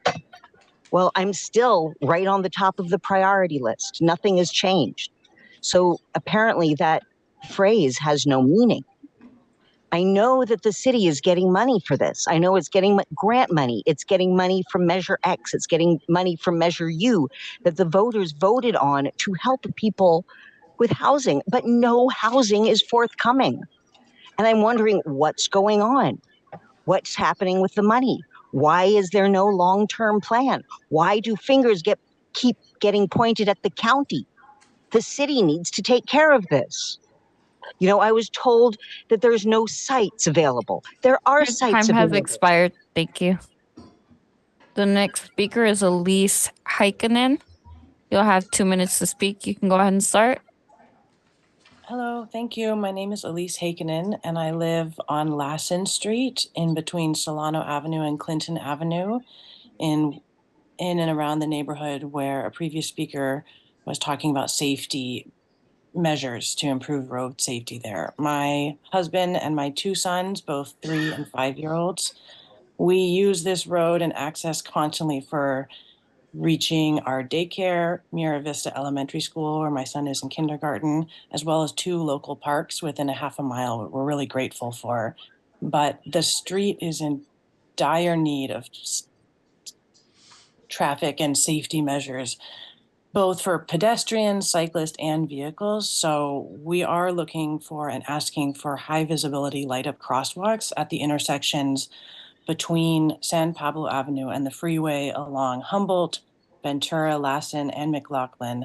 And I would consider even moving that further along up to Amador, where it's a high traffic cyclist route. And it's a very contentious intersection between cyclists, cars, pedestrian, and it's very dangerous. We need improvements to the street lamps over the freeway, even if I walk at night, which I love to do often, with reflective gear and flashlights. I've had cars come within feet of me while I'm crossing the intersection there. And in the interim, if there's anything else we can do in terms of painting the corners red, because everyone parks really close up to the edge of the corners, that would greatly improve the situation there. I am a student of landscape architecture, and I appreciate the complexity and the nuances of road safety and modalities. And this part of Richmond is a great opportunity to improve that for multiple access levels as well as people with different modular needs. Thank you. Thank you. The next speaker is Jim Hansen. Jim, you'll have 2 minutes to speak. You can go ahead and start. Hello, Councilman Martinez and members of the council. This is Jim Hansen, and I'm speaking tonight as president of the East Richmond Neighborhood Council. At our April Neighborhood Council meeting, we heard from East Richmond neighbors who were speaking to you tonight and previously about some critical pedestrian and traffic safety issues at this section of Solano Avenue between San Pablo and I-80. It traverses through 5 East Richmond neighborhoods.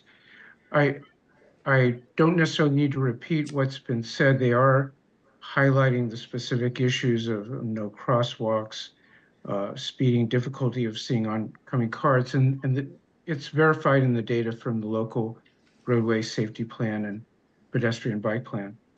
So at our April meeting, I wanted to basically support what Ms. Bristow had said, that the East Richmond Neighborhood Council voted in support of the neighbors' request for these traffic and pedestrian safety measures on Solano Avenue. I'll keep this brief. I will just make a personal note to thank you and the staff for the informative budget orientation meetings last month. And this all takes funds, and for your careful look at the port and wastewater projects, and for raising traffic safety and pedestrian safety as an important thing of what we do. Thank you very much. Thank you. The next speaker is Kelsey Lynette. Kelsey, you'll have 2 minutes to speak. You can go ahead and start. Thank you. Hello, my name is Kelsey Lynette. I live on Solano Avenue between McLaughlin and Lassen. This is the area that previous speakers have been talking about. It's about a 4-block straightaway with no stop signs and no crosswalks, no safety measures. It's become a speedway that's very dangerous. It has been dangerous for our residents that have lived here for many, many years. You may hear I have kids, 3-year-old, a 6-year-old, and a 9-year-old. We live on Solano, and every day it's precarious even backing out of the driveway because people speed at undangerous levels in the neighborhood that makes it unsafe to even be outside in our front yard. These safety measures that we've proposed are long overdue in the neighborhood, and just a no-brainer, just common sense, practical measures to just have people drive at safe speeds.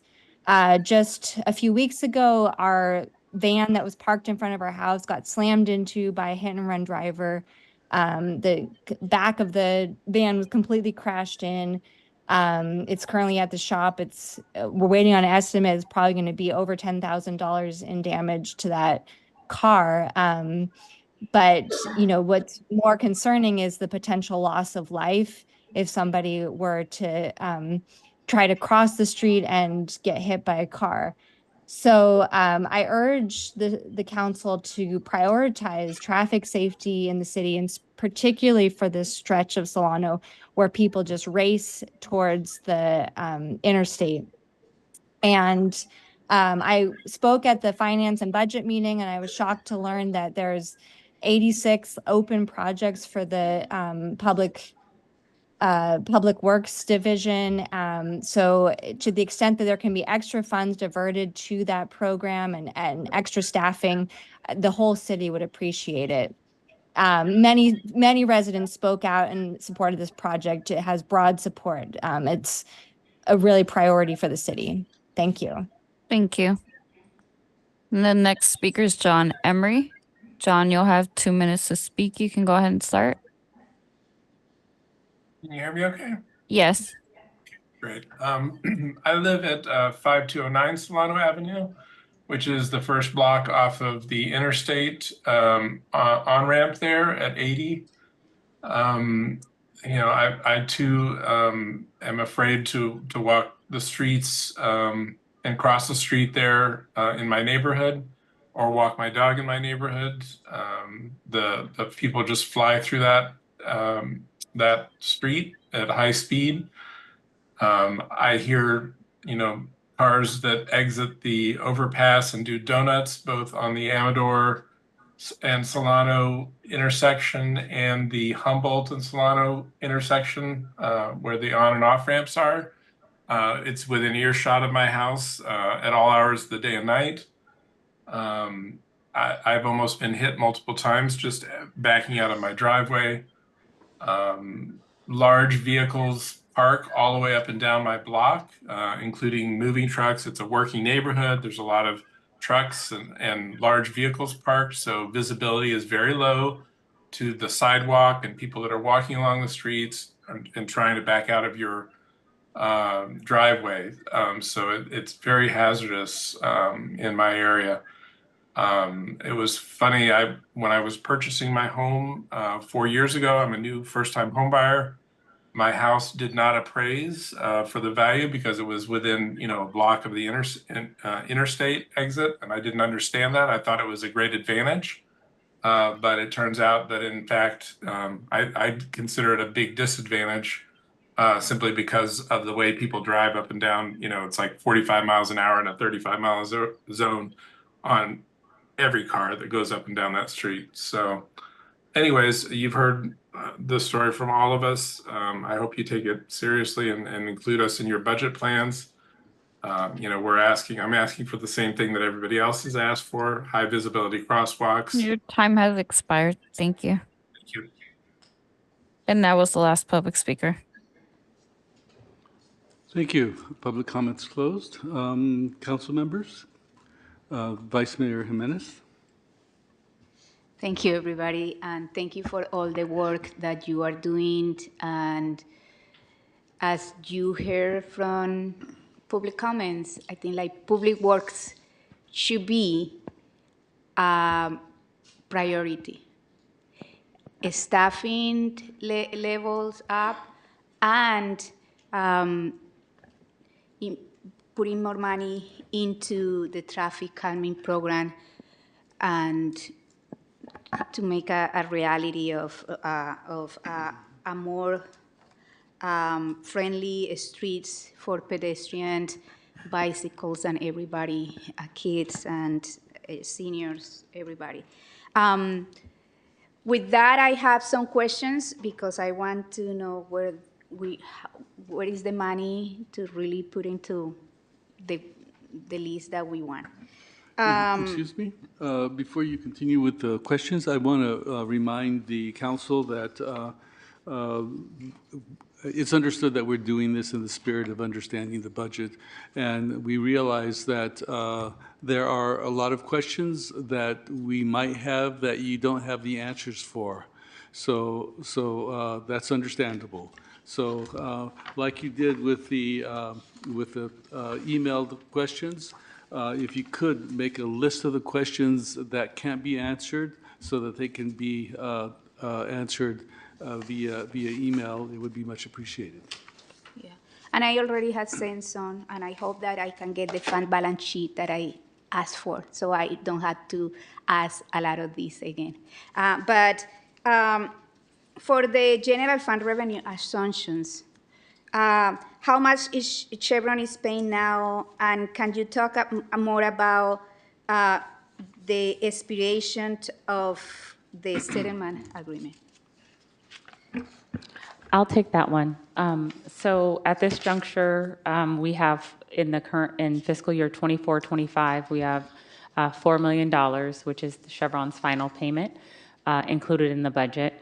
After that, we have not included a placeholder number because we don't want to negotiate against ourselves.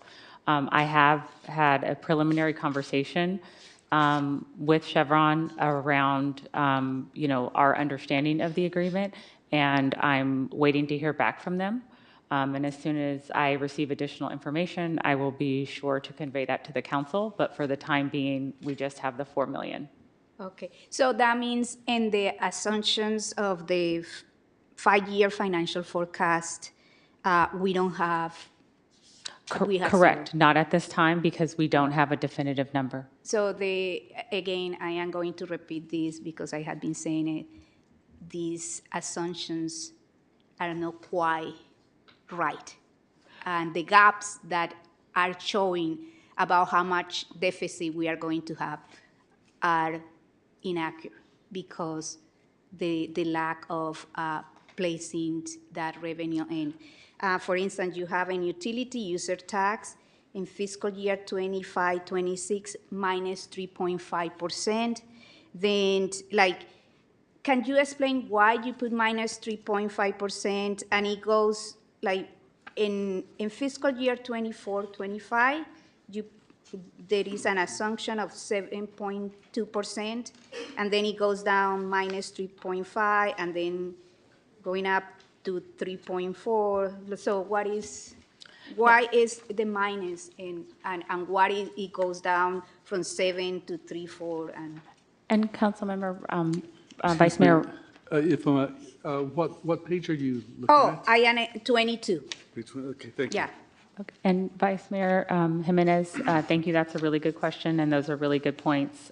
For the purposes of this initial development of the initial envelope, staff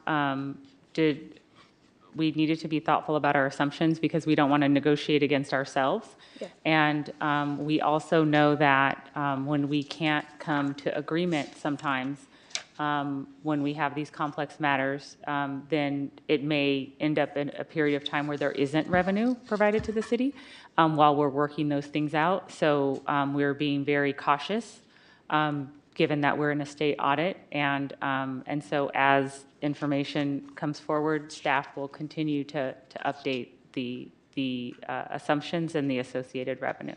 So what I am understanding here is that the minus 3.5 is maybe because you are assuming that Chevron in some period of time won't pay anything at all, and then we will be in the negative?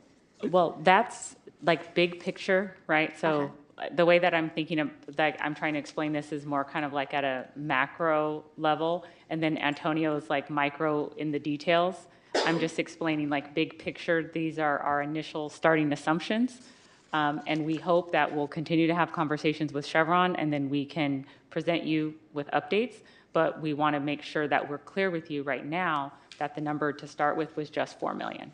And with that, I'll turn it over to Antonio. Okay. Sure, and just for clarification, the Chevron tax settlement goes into the UUT account.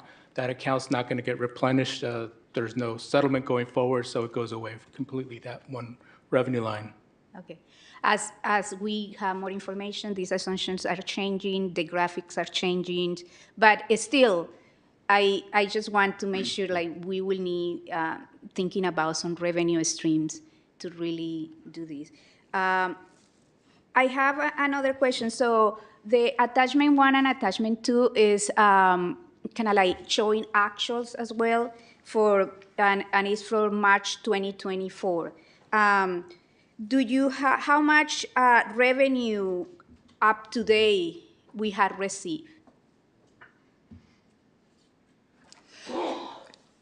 Vice Mayor Jimenez, the attachments reflects the actuals received through March of 22. But we are in May, so. We don't have our totals for May yet.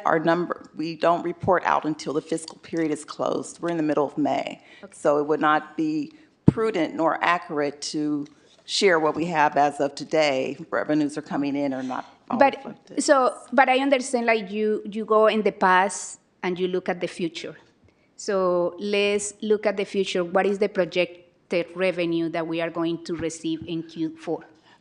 If I may, Councilmember Jimenez, because one of the items that Antonio talked about is we've only received 3.4 or 4.7, for example, of the transfer tax and so that's substantially lower. Yeah. And so we appreciate your questions. They're really good questions. Staff can make some assumptions and provide some preliminary estimates via email. Yeah, But right now, I think, finance likes to be very exact, right? And so we will do our best to provide additional estimates, but they will be, in progress. Yeah, no, I understand. I am not expecting to have all the answers right now. So it will be good to have that projection for the revenue and for the expenditures.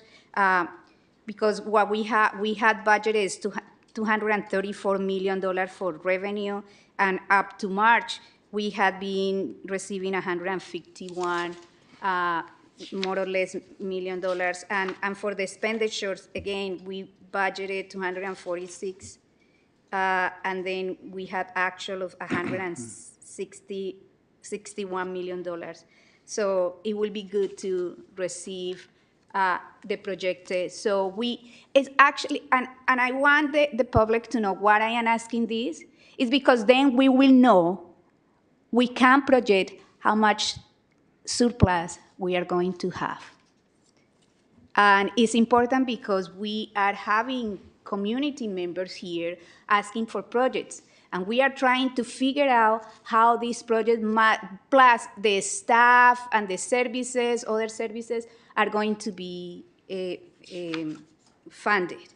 So this is why I am doing these questions. Another question that I have is, we didn't, for the surplus last time, we didn't allocate $4 million. The staff recommended that it was prudent to have these $4 million way. So where in the budget these $4 million is reflected? It's not, it's in our fund balance. We don't budget from the fund balance. We budget our current year revenues to equal to or exceed our current year, our projected expenditures. It remains in the fund balance. So for $4 million, we find there. Great, thank you. And then page 20, there is a lot of additional funding requests by fund.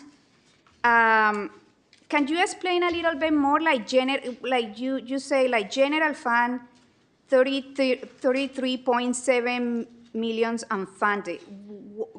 Can you explain more in detail what each of these things means and what are the money that you are asking is for?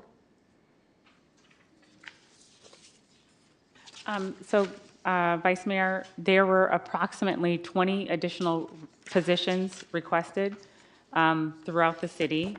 In addition to that, if we can go back to the slide, please, KCRT. Thank you. So for where it says, for example, planning and building, that's a cost recovery department, and they're doing good. So those were approved. The port finance is checking, but they should have adequate revenue to pay for those additions. Same thing with encroachment permits, wastewater, transportation, we need to figure that out. And also Kids First, as our revenues increase, then we have to go back and essentially have a true up and provide those revenues. So for the 33 million, those are all the general fund departments that had requests. And the reason why we noted this is historically, the city has used essentially what's called zero-based budgeting. So year after year, people just carry forward and you only can use what you had the previous year. And the reason why that's particularly damaging is because then you're not factoring in inflation, you're not encouraging staff to think about what needs to be done in their respective departments. And so we hope that as this process moves forward and additional funding becomes available, that beyond what the city council priorities are, like the community crisis response, filling, even though we just had a fire academy finish, we need to start another one, and we continue to have an inordinate amount of vacancies in police, that we're holding those positions, but as those costs and hopefully some overtime starts to decrease, we could then start to work our way down these general fund requests. However, at this juncture, based on the city council priorities, we're not yet in a position to do that because we really want to focus on the community crisis response. And then after that, we would recommend paving and then adding more positions in public works. Thank you so much. And this is my last comment so I can let other colleagues speak. I think like for me, just in terms of what is needed and what the community is requesting, it seems that public works is a priority in terms of like, we just saw the Little League coming here with a complaint about how the park, Nickel Parks they were talking about, it was full of holes, garbage, and so we need to really have more people. And we had been in the tree presentation, we had been discussing how in the general fund for the parks, they are 6 or 7 people, or like it's just really minimal for 40 or 45 parks maintenance. And then on top of that, they had to do the medians, and then you see all the high widths on the medians and the parks. So I think like it's really need to have more people who can do the work. Yeah, I know that there is really an effort to do the schedules, but the schedules are good when we had more people. Because if no, the schedule, like somebody gets sick and that schedule doesn't get finished, or the goals of that doesn't get more accomplished. And then I think like one thing that the community has been talking about is the traffic calming program. I led the effort to move $1.2 million, and thank you, Councilmember McLaughlin and every council to support that. But we haven't seen any movement.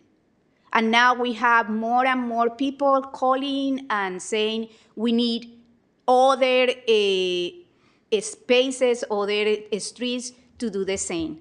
So and I feel like, as I said before,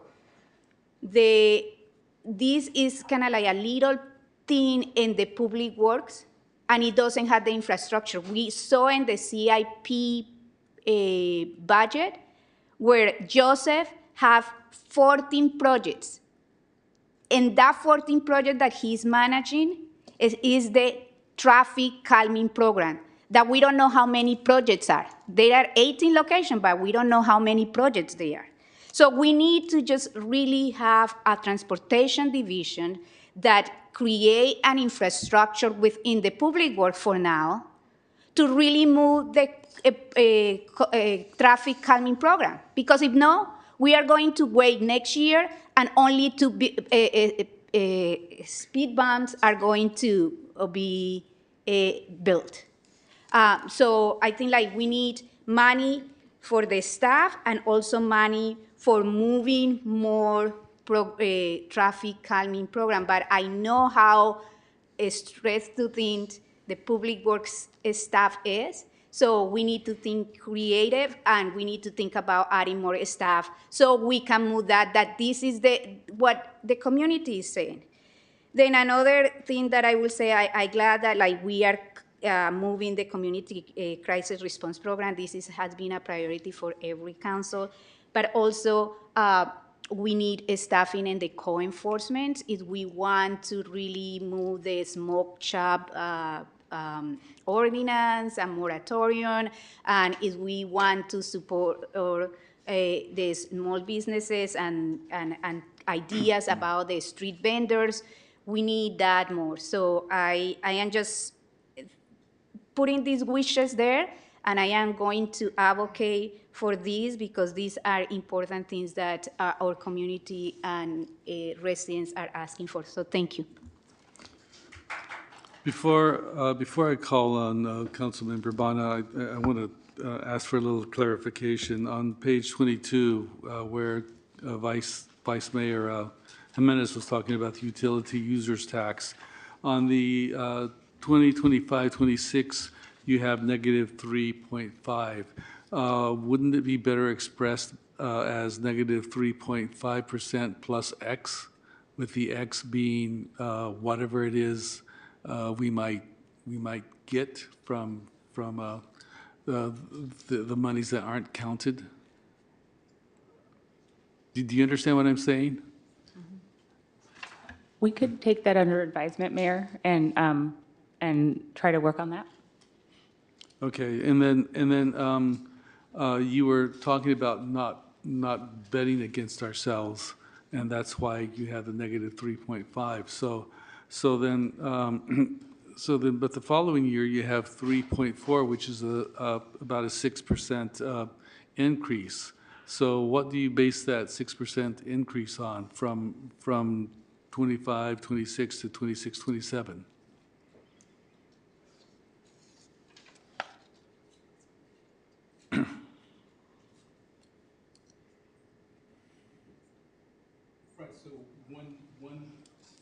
When one revenue stream goes away, there's a new base. So if you are just using just regular numbers, if it's 25 million one year, the next year's $20 million, then it goes up a little bit, to 20.5, then it goes up. So that's the comparison between one year to the next. So it's a new starting point after 25, 26. That's why you see an increase there. So Antonio, you're saying it's not compounded? Correct. Okay, well, there's that 6% increase in that year, and then the following year, it's only 0.2%. We can follow up via email, Mayor, Okay. and All right respond to then. the questions. then. And I did want to just point out two things, please, in response to the Vice Mayor. We currently have 3 engineering positions that HR is recruiting for. And there is also meet and confer actively right now. We've asked HR to work with Ms. Velasco in community development. There's been a number of community concerns that have been brought up, and so we need to meet and confer with the respective bargaining unit to see how we can make adjustments to meet the council and the community's desired outcome as it relates to code enforcement. And so that has been discussed internally with staff, and they're working on it. Okay, thank you. That will help us add additional positions, but we want to try to make, if everyone's amenable to it, make some modifications so we have additional positions. Okay. Councilmember Bana? Thank you. I have some questions, but before I get to them, I just wanted to emphasize that traffic safety is very important and should be a priority for the city. It is for the council, definitely. But not all neighborhoods have neighborhood council to organize them to write to the city council. We need to look objectively and address it all over the city. I have a question actually for the attorney. On-ramp, off-ramps add a lot of traffic and issues, as we heard from the residents. Caltrans doesn't take any responsibility, but I strongly believe they should take some responsibility in terms of the car. If you could look into it, that'd be nice. If there is any chance, possibility, we have Solano Avenue, we have El Portal, there are other locations. It feeds, on-ramps and then off-ramps coming highest speed. I know Caltrans takes some responsibility in certain areas, so if you could look into it, I appreciate it. I have some questions for the city manager and finance managers. Thank you for the presentation. Thank you for keeping it high level so we can absorb gradually. If you could go over page 8 and without reading the text, just explain what it means. I think the content is very important. Just want to make sure both the council and public understand what's going on in terms of predicting future economy. Mubin, do you want to take a pass this time? Sure. Thank you. Definitely. So at a macro level, Treasury has multiple tools to monitor and control economy. Interest rate hikes and decreases is one way of controlling cash in the market. Like they increase the interest rate to reduce the amount of cash available to the market, and they bring down the inflation and economy, slow down the economy. And then when they want to sort of like fuel the economy with more activity, they reduce the interest rate, and that will basically kickstart the economy. The other tool, one of the tools that they're mentioning, is basically selling and buying the financial tools, financial holdings that the Treasury holds. So what they're saying is like, they will be selling those out to the public to reduce cash in the market, because it's more stable return out there, like for them, for a lot of investors. So like money, cash will be reducing when the economy, the government sells one of their holdings, offer holdings out to the market. That will reduce the cash.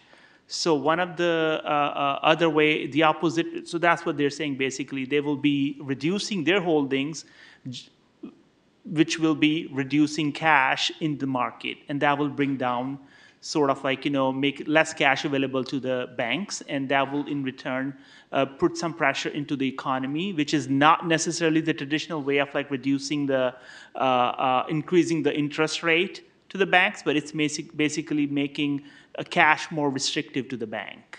So what time frame are we talking about? When are they going to happen? When do we see the impact on the market and economy? I wouldn't be able to tell the timing in that sense. However, this is one of those plans which is they're considering in this summer and the following quarters. And what are the implications for the city? For the city, okay, this is more of like economic macro level. So, and there's a domino impact to the city. For example, if economy goes towards recession, that would imply lesser sales tax for the city. People will have lesser access to the cash, meaning lesser disposable income, and they will be spending less, and they'll be not affording homes because there's not cash. There's not enough saving. There's not enough cash for the bank to lend to the homeowners. So that means documentary transfer tax also goes down. And then if the sale is not, home sales is not going up, that means the values are coming down. That means property tax could be impacted. So there's like a lot of like domino impact of economic downturn. And I wouldn't call this like, in that sense, a recession or default. It's more like a controlled experiment, or under control, under a incubator type of situation where they're trying to cool down the economy. They call it soft landing. Sort of, yeah.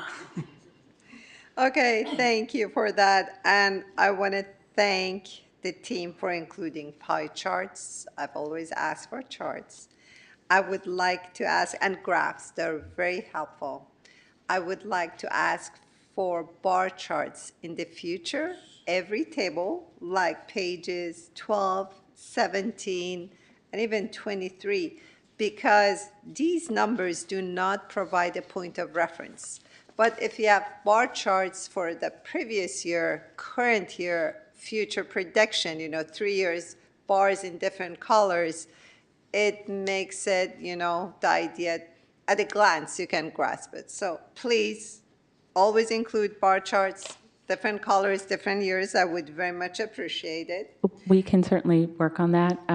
I do want to note that finance is one of those departments that have also been requesting more staff, and I've been saying I'm sorry. We don't have more staff, and so really want to thank Jerry, Antonio, Mubin, and all the team here that are in the audience. I see Vernesia and I know Bert work on the budget team, and they're all working really hard. So we'll try to continue to improve the presentation. Thank you. Excellent, thank you. So a couple of more questions. How are you going to address the deficit of $11 million on page 19?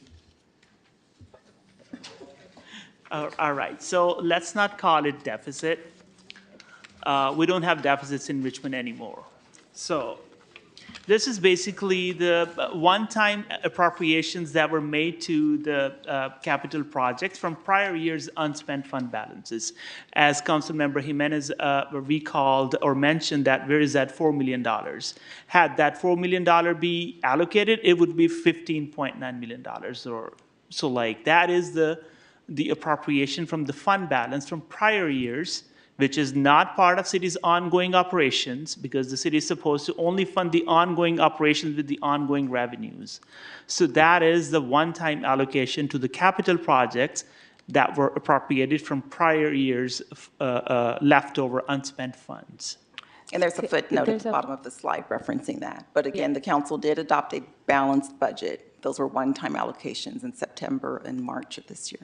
Excellent. Thank you very much. So Mayor, can I please read the footnote just for the administrative record? So the footnote states in fiscal year 23-24, the revised budget includes $11.9 million for several city council approved capital projects on September 26, 2023 and March 5th, 2024 appropriations from prior year unspent fund balance. Okay. Thank you.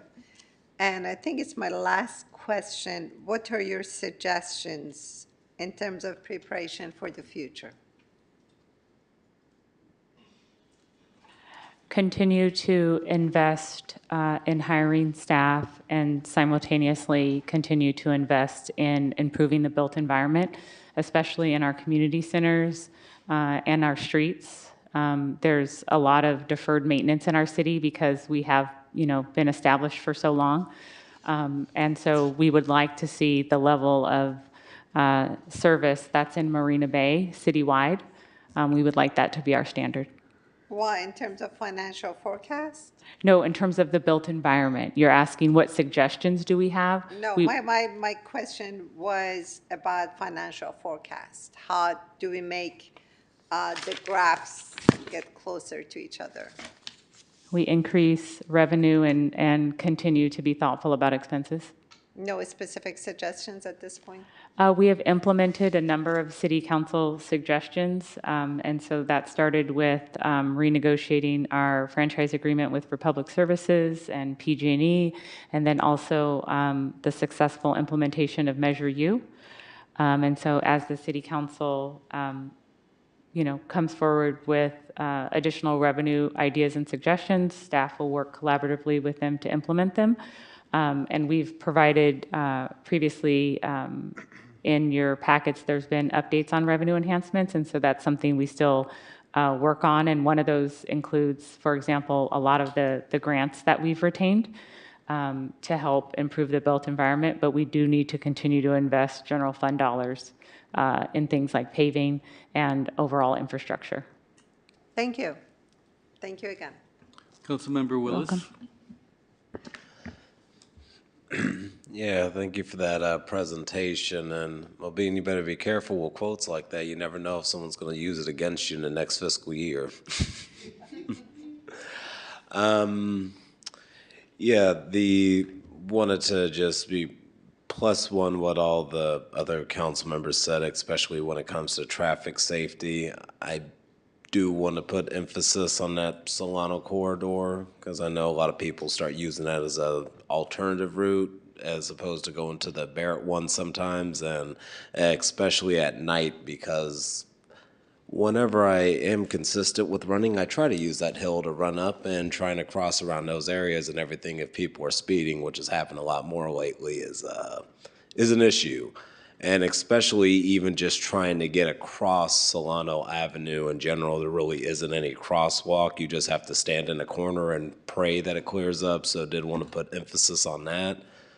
I also wanted to either get an answer, or at least as we go on in the budget, I do want to consider this because we had soccer fields as an issue, and that has raised other concerns about what's other activities are happening in the city when it comes to basketball or tennis. And now, we heard from the Little League, and even just maintaining our parks in general. It hasn't necessarily always been an emphasis on maintaining our parks, and, even fixing some of the general issues that happen, like when a water fountain breaks or the toilet's broken or whatever. Like, acting on that, so I do want to like have more of a conversation on like what funds we have aside just to do park maintenance and just at least maintain general amenities when they happen.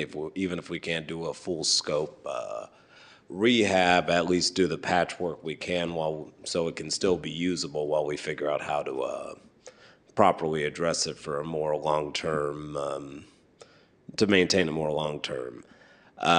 One question that I did have in relation to this budget, and then another comment, and I think I'm done from there, is I know we last year passed the rental inspection ordinance, and there was like conversation saying, yeah, we need to update this, but we also need to build out staff capacity. I want to know what the plan is in terms of implementing that, because that is a question I've been getting consistently since we've talked about, and I haven't seen any movement, but I also know there's a lot going on in the city.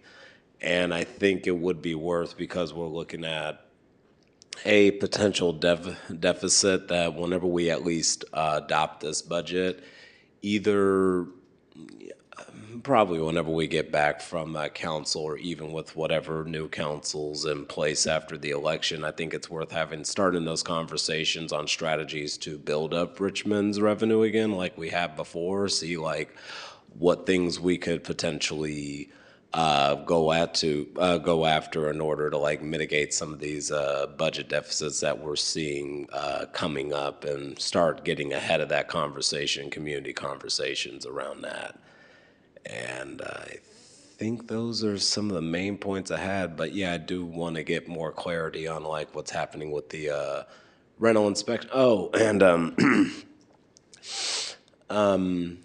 the other thing that got mentioned today is, I know this is mainly in the county's ballpark for sure, but we have been taking more of a responsibility on dealing with unhoused issues, and whether or not we have an actual department that's dealing with unhoused, we are putting in work, staff time, and everything to still address that issue.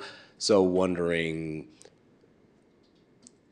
I ask like, how is this fiscal year going to incorporate some of the unhoused strategies, and also start building out more infrastructure so it's not that cross-department team, which has been great, but if you're got folks from multiple departments focusing on one issue, there's other work that is under their purview that will fall through the cracks. So what is the strategy to build out the unhoused capacity in order to still pursue initiatives and create transitional housing for folks?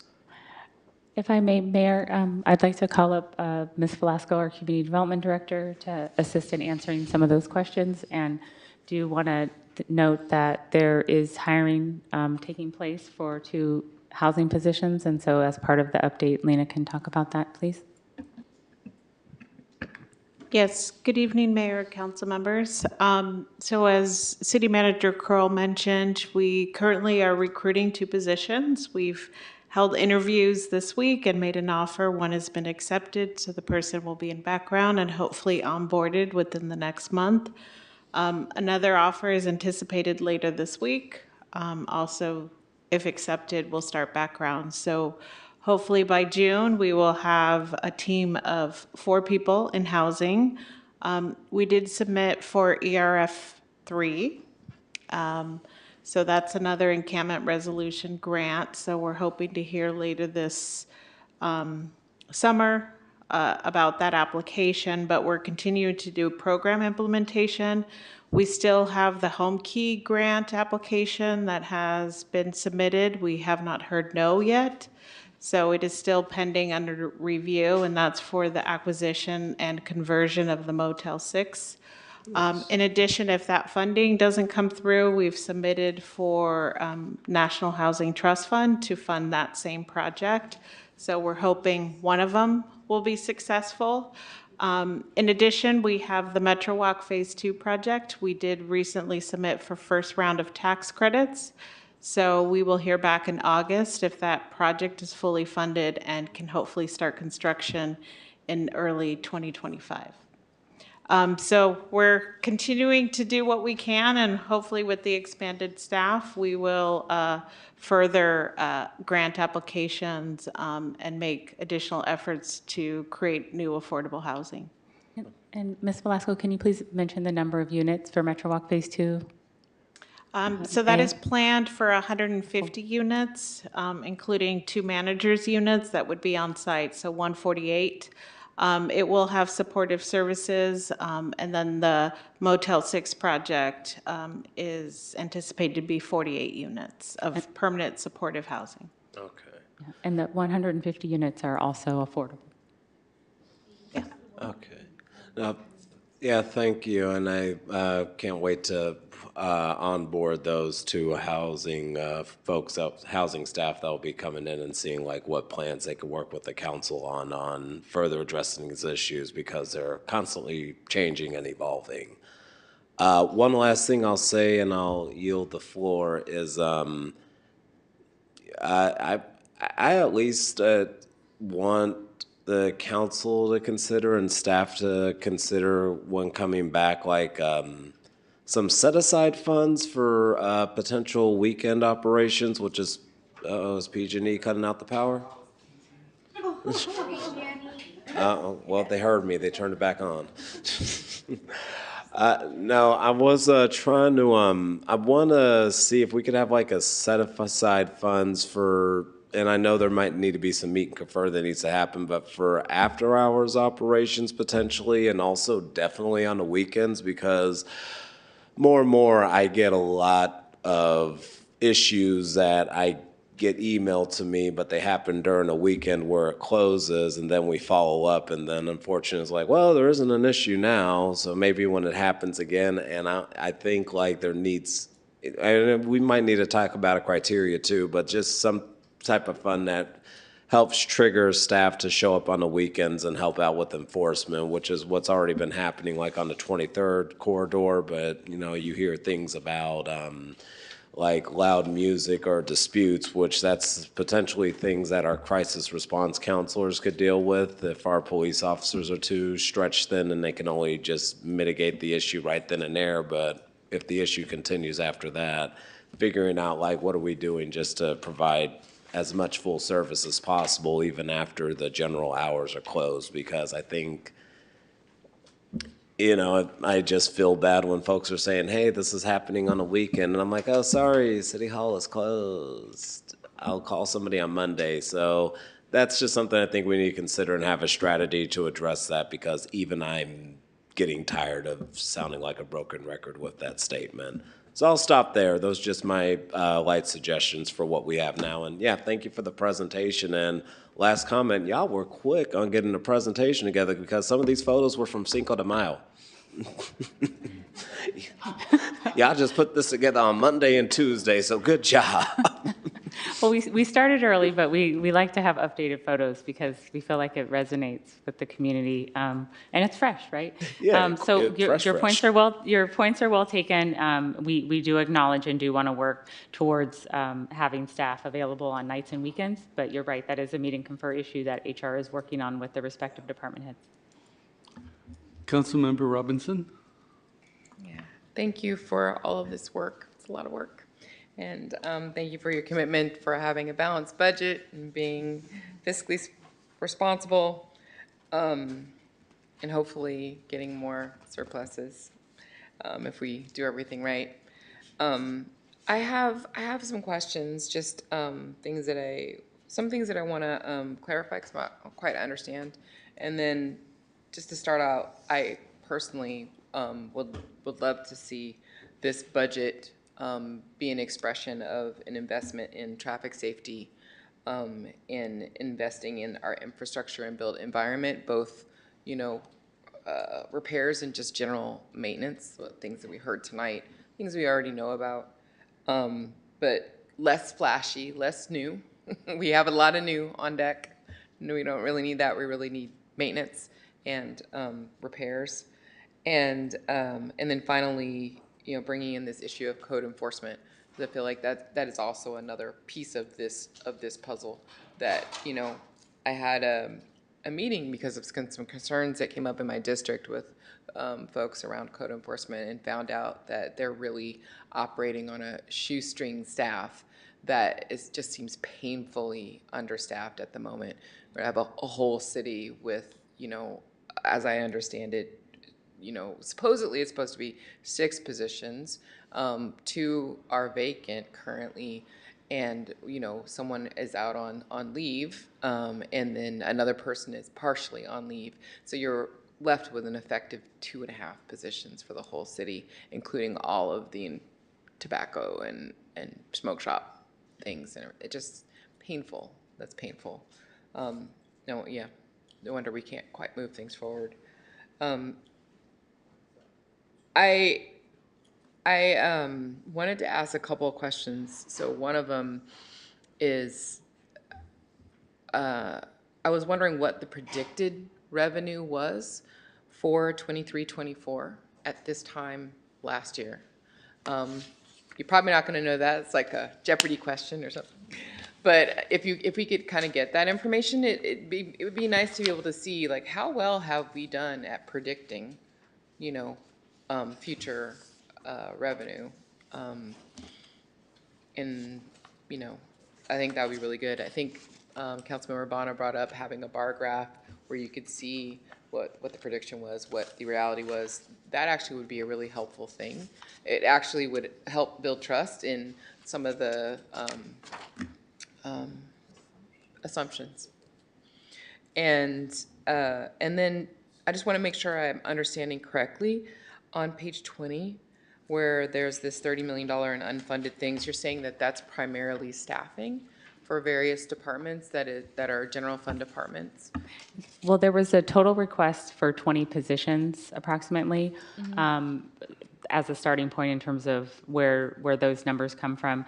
And there was also additional requests for equipment and, professional services contracts and the like.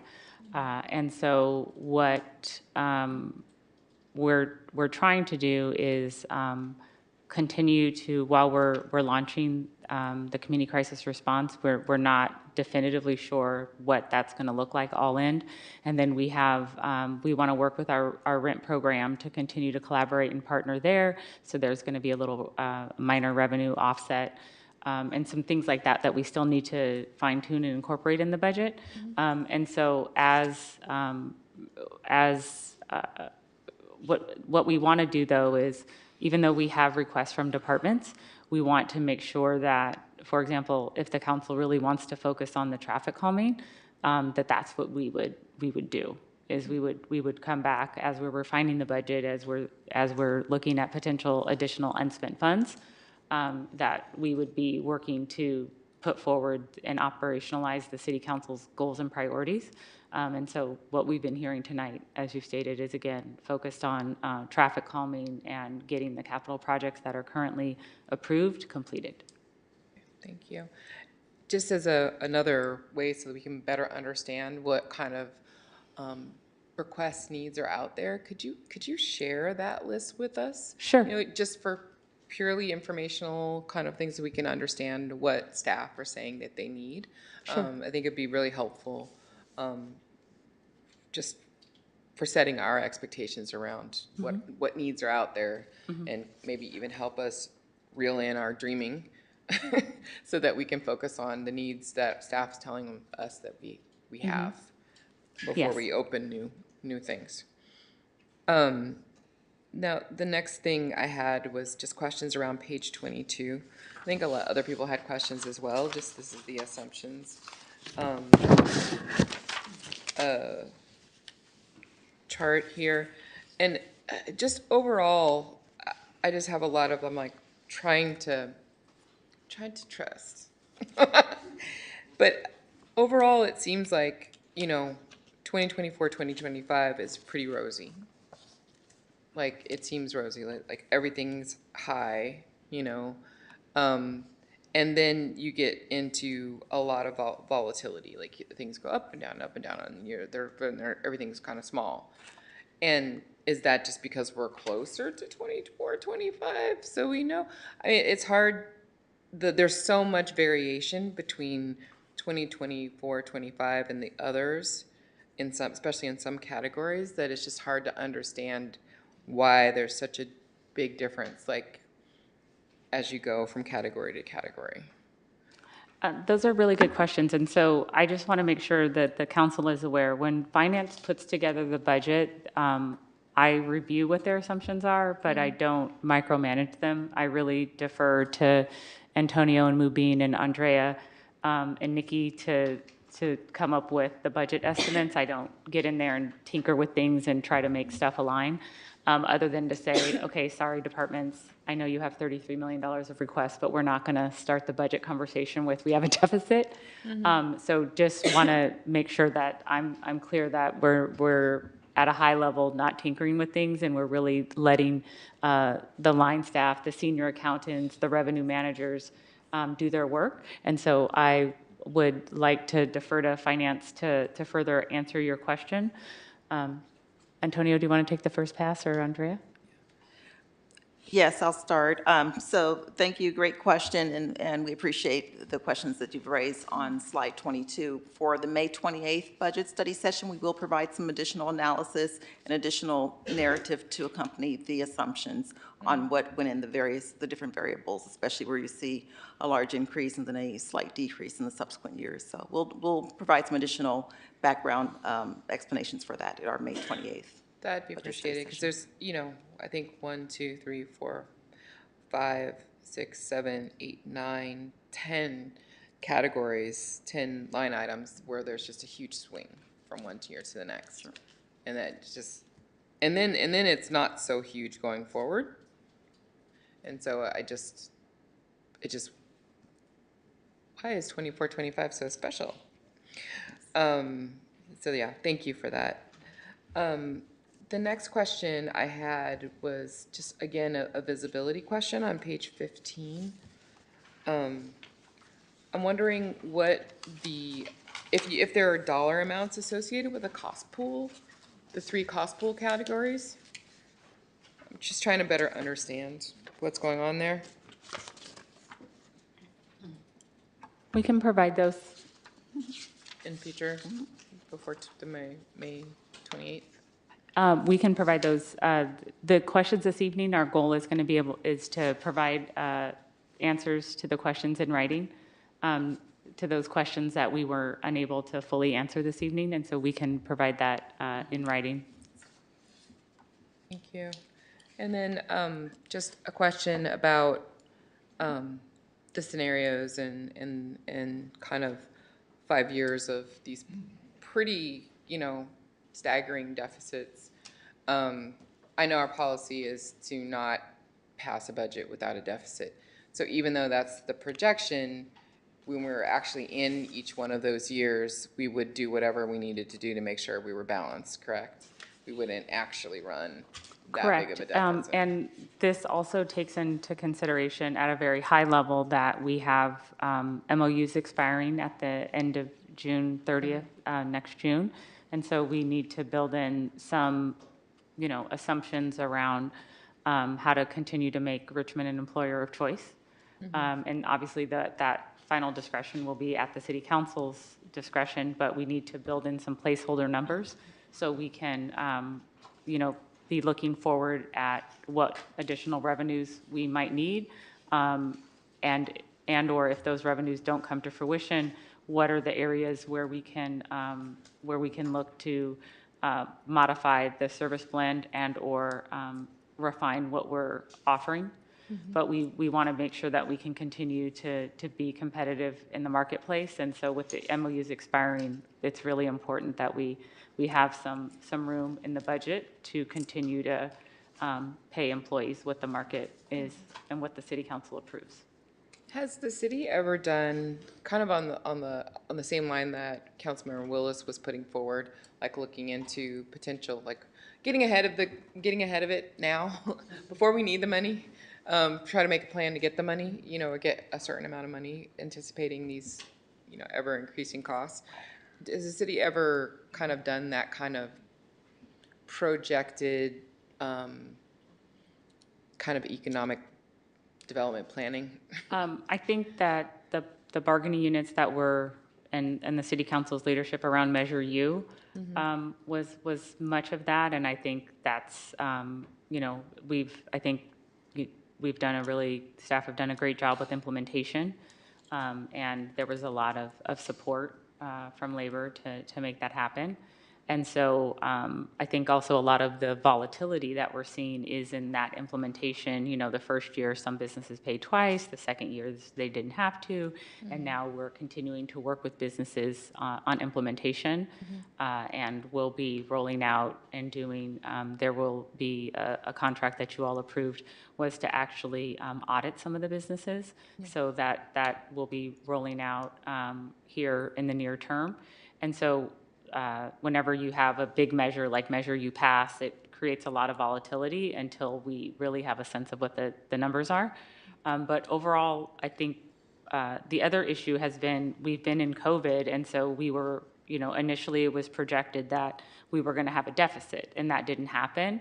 And so because we have a really diverse economy and we don't have like an office-centered downtown, we've actually done really well compared to some of our neighboring larger cities like San Francisco and Oakland that are really experiencing budget deficits.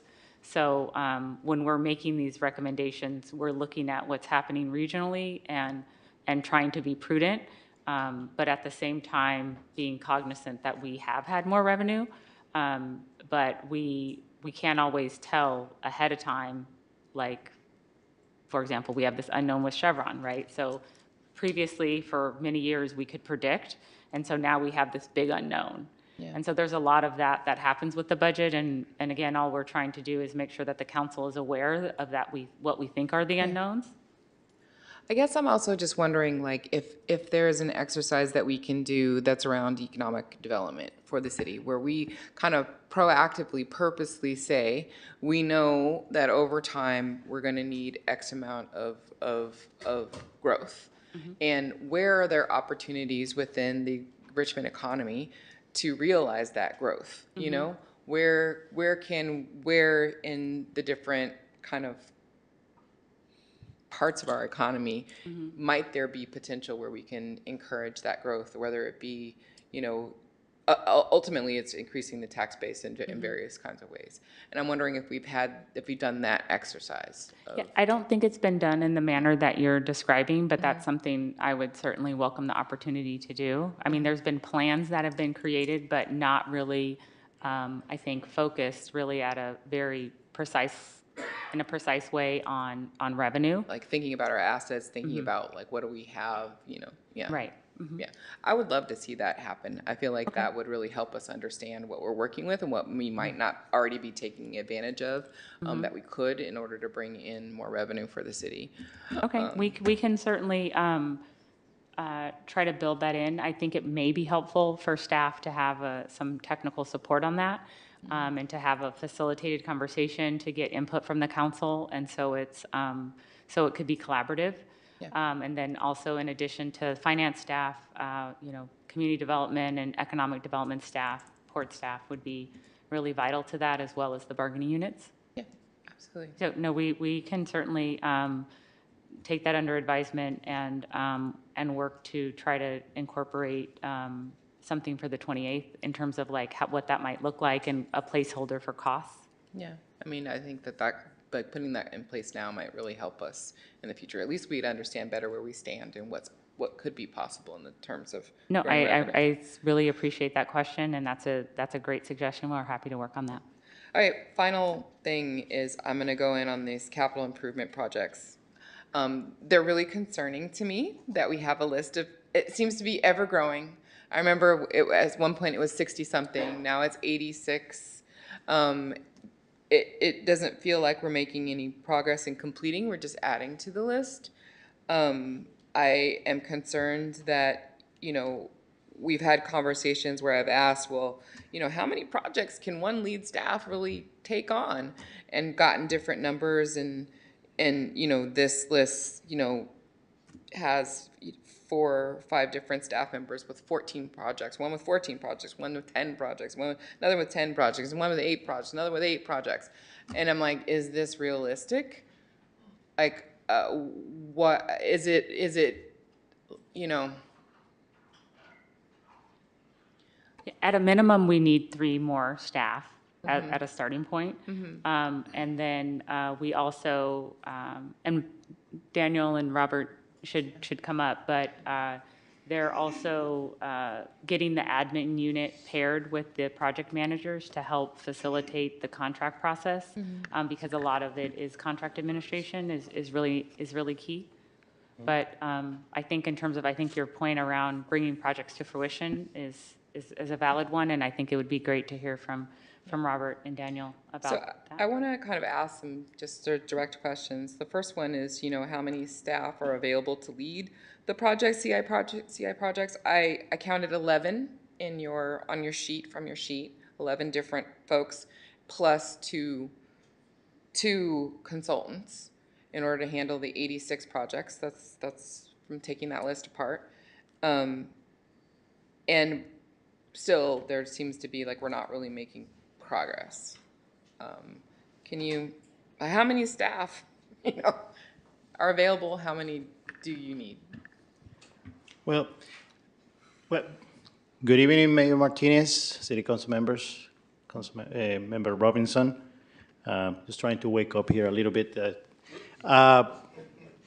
The first thing is the number of projects that we have identified so far is 84. 84. Yes, two less than what you mentioned, but Well, it's 84. That makes a huge difference. It's 84. That depends on whether or not you're taking those 18 projects and making them one project or making No, them that's where the other confusion starts is the traffic calming program has, at this point, 18 locations that the city council has prioritized. So out of those 18 locations, some are becoming projects and some, 2 or 3 were already addressed by city staff. So they're not projects, they're micro projects. They were delivered with city staff, right, with maintenance teams.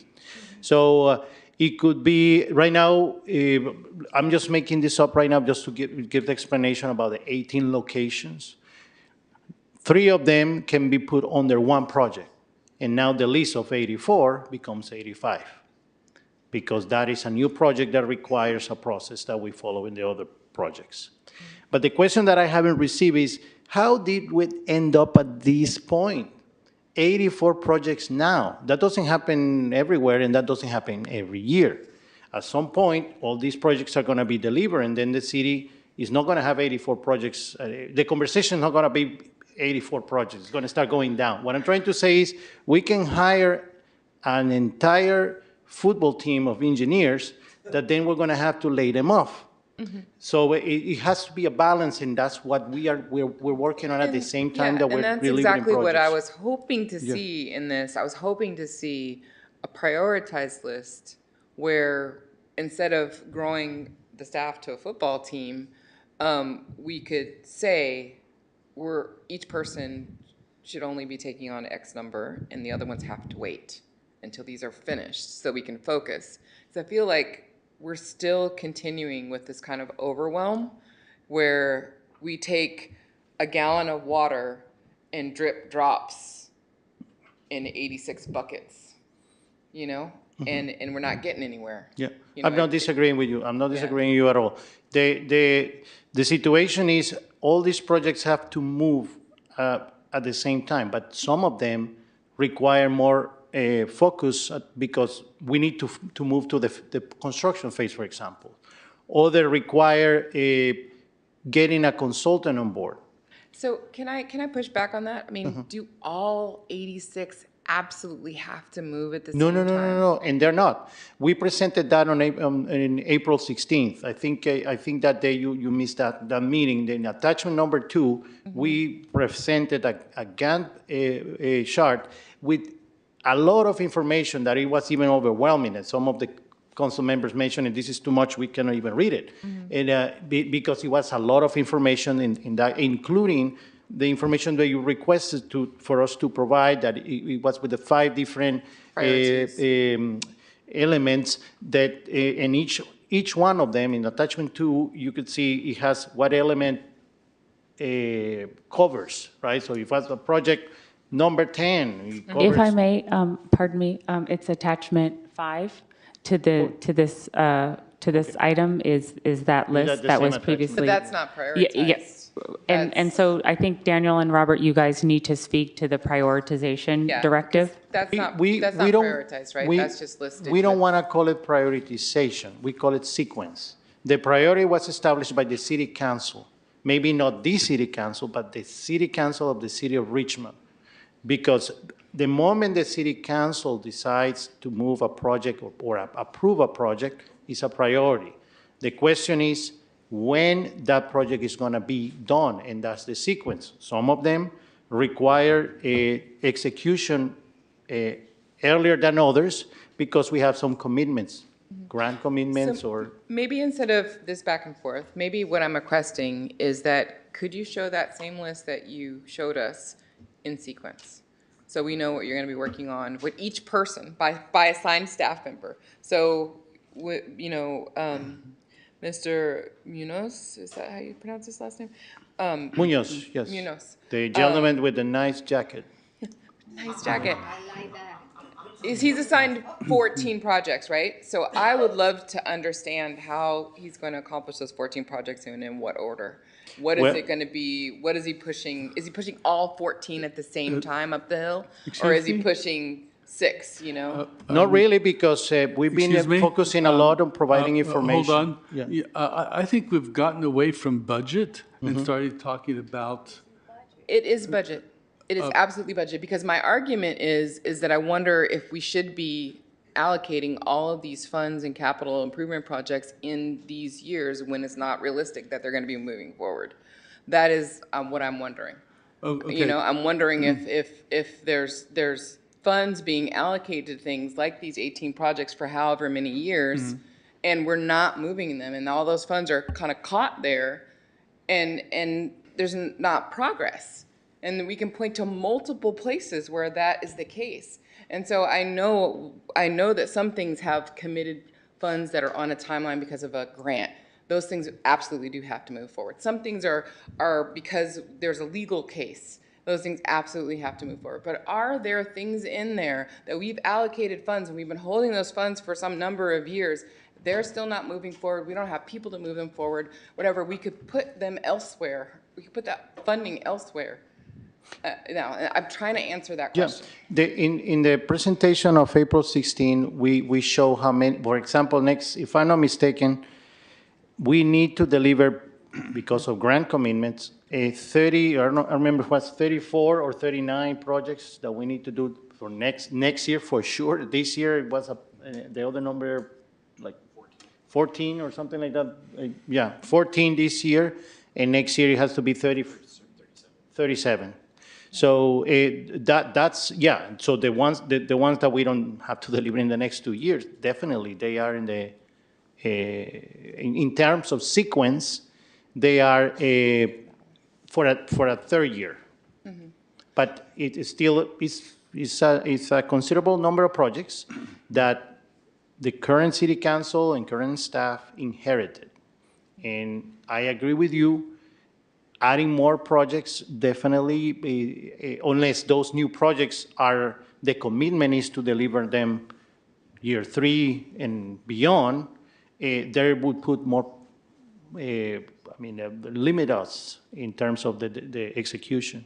Okay, so I don't want to belabor the point, but I feel like there's a definite connection between the amount of staff we need, the amount of staff we're asking to increase, and this whole conundrum about how many projects we're moving at the same time. I feel like they're intimately connected, and we need a better way of answering this question so that we're using our resources, and not just using our resources well, but using our resources so that we end up with completed projects and not with, young people who are waiting until they're adults to get a stop sign. But again, I Daniel, would like to Daniel, hear. if I may, Mayor, I think, Daniel, I think you've done a great job explaining. Maybe it would be helpful, since Robert is in charge of the capital projects, to also, for Councilmember Robinson, to hear from him as well, because I think she's asking for like a deep level of detail around the traffic calming and the projects. And so it might be helpful, since just like we have Tofik over operations and maintenance, and he's been responding to inquiries about that, that maybe Robert can give some guidance to the council on how he's doing with implementation. Yeah, and it can be offline too. I don't need to. Yeah, I defer to the mayor. But I just want to make the point one last time that I strongly believe that how we grow the department, how we grow engineering, it is a huge cost and is directly connected to what's realistic and what is not realistic when it comes to 86 projects, trying to move them all at the same time.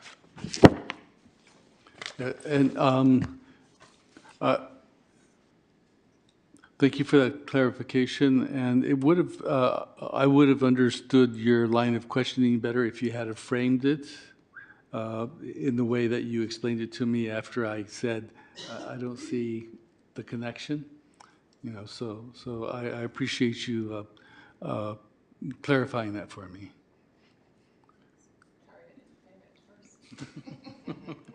So is that, do you have further questions? That's it. Okay, then we'll. And just ongoing conversation, I'd like to, this is what I'm going to keep pushing on as we approach 2028. I want to understand this better and make sure that we're not doing something. Microphone. Sorry. I want to make sure I understand that better and make sure that we're not continuing to have many, many years pass and the projects just not get completed. All right, Councilmember McLaughlin. Yes, I want to thank finance team for the great presentation. I know it was a lot of work, and it's going to continue to be work as we go through the next couple of months to get the budget finalized. June 18th, I think, is what we're looking for. So I do want to address a couple things, and I just want to add my voice to what has already been said about traffic calming being an important aspect and prioritizing it in this upcoming budget. I want to mention Carlson again because of the, and I'm grateful that in those 18 locations or micro projects, there are a number of upgrades for Carlson, or just actually some calming elements. And then there's the Carlson Crosstown project, which is a longer-term project, but I really think some of these smaller projects should and could be moved faster. So I hope we prioritize that. In Carlson, there have been 2 fatalities, 2 fatal accidents in the last several weeks, and it seems like every week there's an accident. I was on Carlson driving east yesterday, and there was an accident, not fatal, but there was glass all over the street. Our PD was there. So it is an ongoing issue on Carlson, as in other areas of the city, but I want to keep reinforcing that. The other point I want to address is the staffing, which again is also something that I'm echoing that other council members have brought forward. So what I'm glad that Councilmember Robinson asked and the city manager agreed to send the list of what the $33.7 million wish list, if you will, for departments, what positions were being requested, because that would help us know, you know, what we think is the priority for the city. Because I'd like to know, you know, does community services need more staffing? You know, I'm grateful that planning is going to have 2 more housing positions, and that's in this budget year, correct? Yes, there's the council at various iterations. You've been gracious and included additional positions thus far, and so we're still working to fill many of those. And just to and so we still have some catching up to do. Right. So, and I'm also grateful, City Manager, that because I brought up to you the issue of the unhoused and how the council did, as part of our goals and priorities, mentioned more tiny villages. We have one tiny village that is for unhoused youth that is coming along really well, but there are other adults. I mean, we need some adult tiny villages, and you said at this point we don't have the staff to locate and research sites that would be available, but with these new staff, I hope we can really prioritize identifying sites for not only tiny villages, but for supportive housing and such. I also want to, I also want to say that I'm grateful that CCRP is going to have staffing. That is already factored into the budget, is that correct? That's correct. Okay, and the 3 engineers for Public Works that you mentioned, is that factored into this fiscal year or next fiscal year? The current fiscal year, and then it's carried over. Okay, so. And we're trying, our goal is to try to fill those before the end of the fiscal year. And if those recruitments are not successful, then we would come back to City Council and ask for reallocation and maybe, for example, suggest CIP managers or something along that nature. Yes, so I think. All of which requires meet and confer. Really, yeah, so all this is really important to understand, and I agree with what Councilmember Robinson is seeking, an understanding of how many projects can be moved forward and, how many staff would be needed, and we don't want to, we want to make sure we have a clear envisioning of what is possible and what we need to get there. And what I would like to, well, first of all, a quick question that, City Manager, maybe you could answer it, but Ms. Velasco raised it, and I was looking down at something, and I didn't quite get what she was saying. She talked about 150 units. What project is that in reference That's for Metro Walk. Metro Walk? Right, okay. and so you may recall that we had an amendment with the developer and BART, and so originally there were 99 units proposed at the whole second half of the site, what we refer to as phase 2, but that phase 2 is now going to have 3 phases, like imagine A, B, and C. So A is going to have, we're increasing the density for because it's transit-oriented development, and so that first phase 2A has 150 affordable units. Okay, great. So, and I also And know. we received a $48 million ASIC grant, and so we're making considerable progress there. And some of those are supportive, will have service support? There will be services on site. Ms. Velasco, if you're still here, if you can come up. But we also have other projects that are in the pipeline right now. For example, there's a single room occupancy development on Barrett that's coming online. So to answer the question, yes, there will be on-site supportive services, mostly targeted towards low-income families, so not really permanent supportive services. But the council, in its amendment, did decide to allocate some operating reserves that could buy down as well as enhance services to support unhoused individuals into getting into some of the lower, extremely low-income units. So I think as part of the full financing plan, we'll be looking and finalizing, I think we said at least 10, but we'd be looking to possibly go up to 16. And the SRO on Barrett is coming along or just getting started, or? That is a private development that has been approved, and so that's being done by a Richmond property owner. Okay, thank you. So a question here about the 33.7 million departmental requests. So you mentioned, so we're going to learn about what positions departments have requested that aren't already factored in. So, and this goes back to something that the Vice Mayor was talking about, I think, understanding, trying to get at what type of a surplus or how much unspent funds we might have at the end of the year. So is there some projections that staff could make? I realize it would be an estimate that would give us an idea as to how much unspent funding we might have, and how, so that we can then say, well, if there's going to be $10 million of unspent, okay, so we have 37 million of a wish list, so how could we apply that 10 million to get some of those wish lists into an actual list? Yes, but we would want to continue to have that be a bifurcated process, so that way, in the past, it unfortunately got mangled in one staff report, and so it's really important that we can try to do some very high-level projections for Q3, and I'm sorry, this is probably going to make Andrea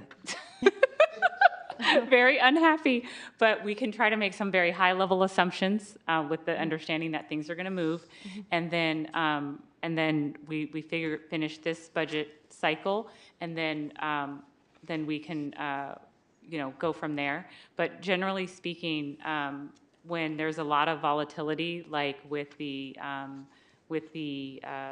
documentary transfer tax, because that's extremely low. I think, Antonio, you may not have finished your point in the discussions about that, how significantly off that is, that with only having received $4.7 million to date, that's a big swing because it was budgeted much higher.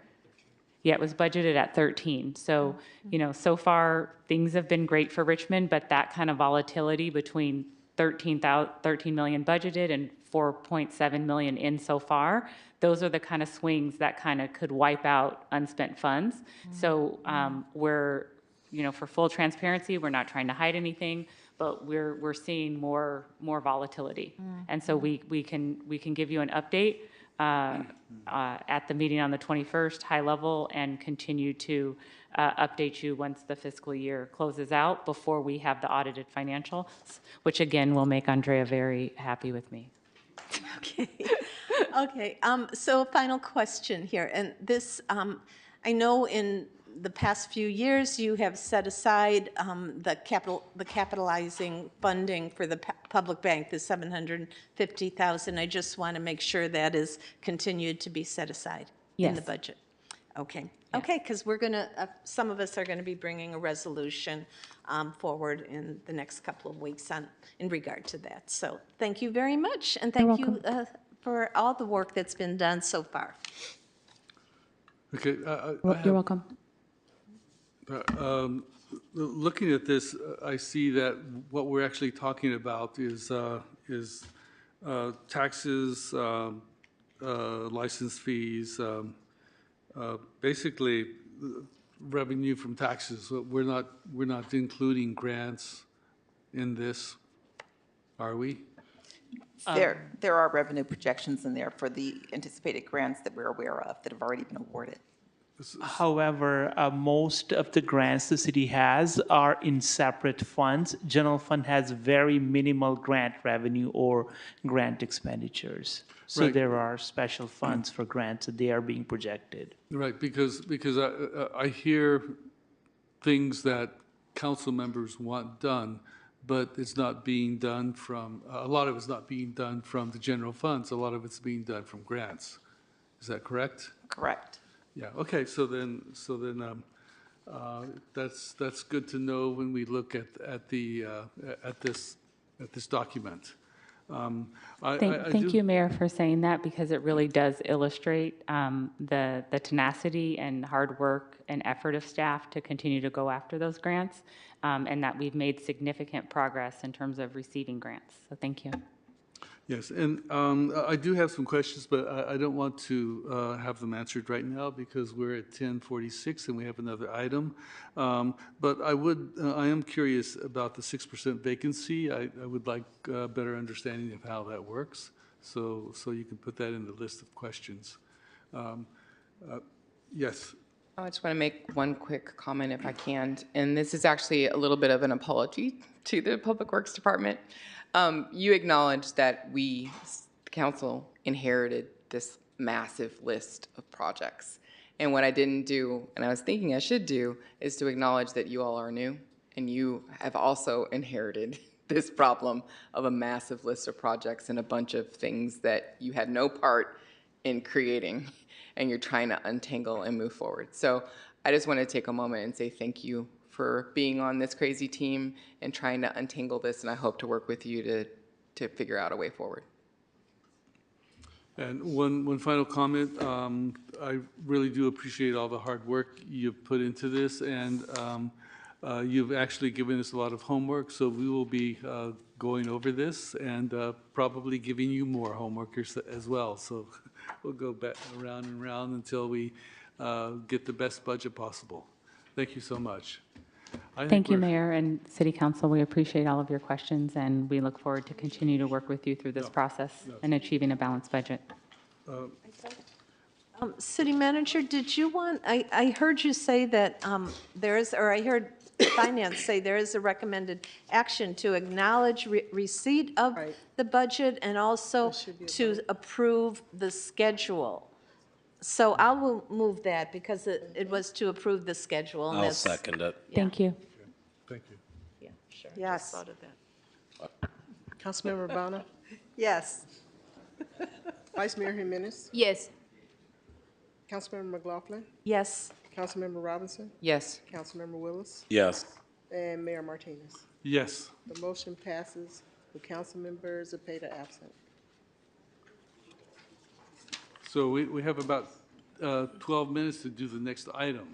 Yep. Let's hurry up. Our next item is item, where is it? Q2, is to adopt a resolution. 1, accepting the 2023 annual military equipment report.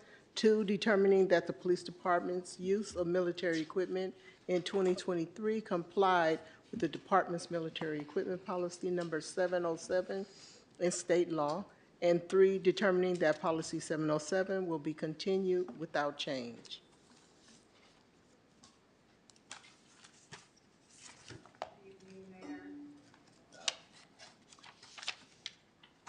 Good evening. Good evening, Mayor and Council and community members. My name is Bisa French. I am the Chief of Police here at the Richmond Police Department. I have Assistant Chief Simmons and Captain Lopez with me. And tonight we're going to be providing our annual report on our military weapons policy pursuant to Assembly Bill 481. Assembly Bill 481 was approved by the Governor in 2021 and implemented in 2022. And in summary, it requires all law enforcement agencies to disclose any military equipment that they currently have, as well as seek approval from the City Council to purchase any additional military equipment.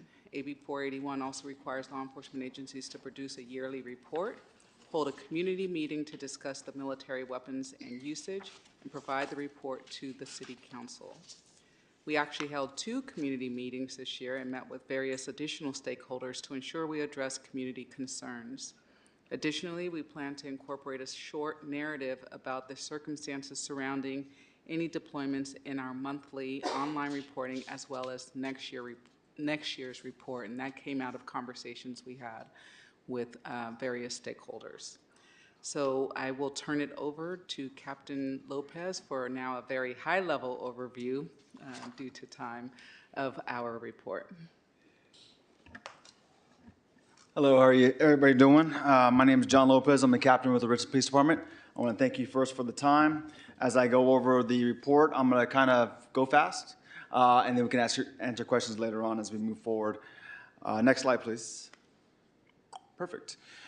This is kind of the overview and agenda that we're going to go over, the introduction, Assembly Bill, some of the stuff that the chief already mentioned. Next slide, please. It is important to cover our mission at the police department. Our intention is always to be fully prepared for emergency situations, such as active shooters, barricaded suspects, hostage situations, homicides, and much more. Next slide, please. The chief covered what AB 481 is, but in an overview is it's obviously it's a law increasing transparency and oversight around how we use certain specific equipment. It requires law enforcement agencies to get approval from city councils before buying, using, or keep using certain types of military equipment. The bill ensures police departments have a written policy outlining how they will use the military equipment. The policy needs to be approved by the City Council, and our policy was first adopted in 2022. Next slide. Here's a list of what military equipment is. There's 15 different categories.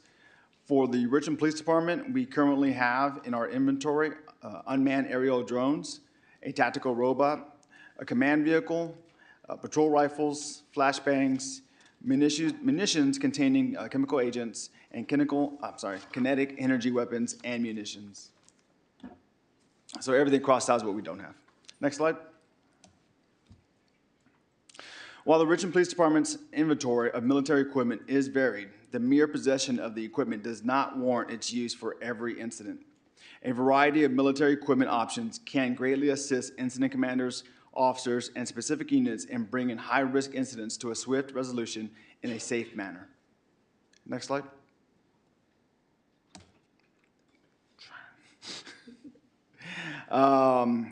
So this is a list of our inventory. We currently have 1 tactical robot and 8 drones. Next slide. This is our command vehicle, our mobile command center, and we have 1 of those. Next slide. The department has 2 breaching shotguns in our inventory, along with breaching shotgun rounds. Next slide. Our rifle inventory includes 98 rifles, which also includes SMGs. Next slide. Category 11, we currently have approximately 120 flashbangs in our inventory. Next slide. Chemical agents are to be used exclusively specifically trained by specifically trained officers. Generally, during high-risk tactical incidents, chemical agents can be used as a de-escalation tactic to dislodge a suspect from a stronghold location with the least possible danger to community members, police, and the suspect. Next slide. The Richmond Police Department is committed to reducing the potential for violent confrontations. Kinetic energy projectiles, when used properly, are less likely to result in the death or serious physical injury and can be used in an attempt to de-escalate potentially deadly situations. We currently have 17 beanbag shotguns and 12 less lethal kinetic energy platforms. Next slide. Unmanned aerial systems, UASs, are also known as drones. So this is going into the equipment use for all of 2023, which is in the report. Last year, we used our drones 120 times during this reporting period. Next slide. We have a tactical robot. We did not use it at all, 0 times during this reporting period. From January 1, 2023 through December 31st, 2023, the Richmond Police Department utilized East Bay Regional's BAT 9 times and the Mobile Command Center 8 times. Next slide. The breaching shotgun, which is a Remington 870, was used 2 times in 2023. The less lethal shotgun was used 1 time last year during this reporting period. And diversionary devices, also known as flashbangs, were utilized 38 times during this reporting period. Next slide. Our patrol rifles were, there was 2 uses of our patrol rifles during this reporting period.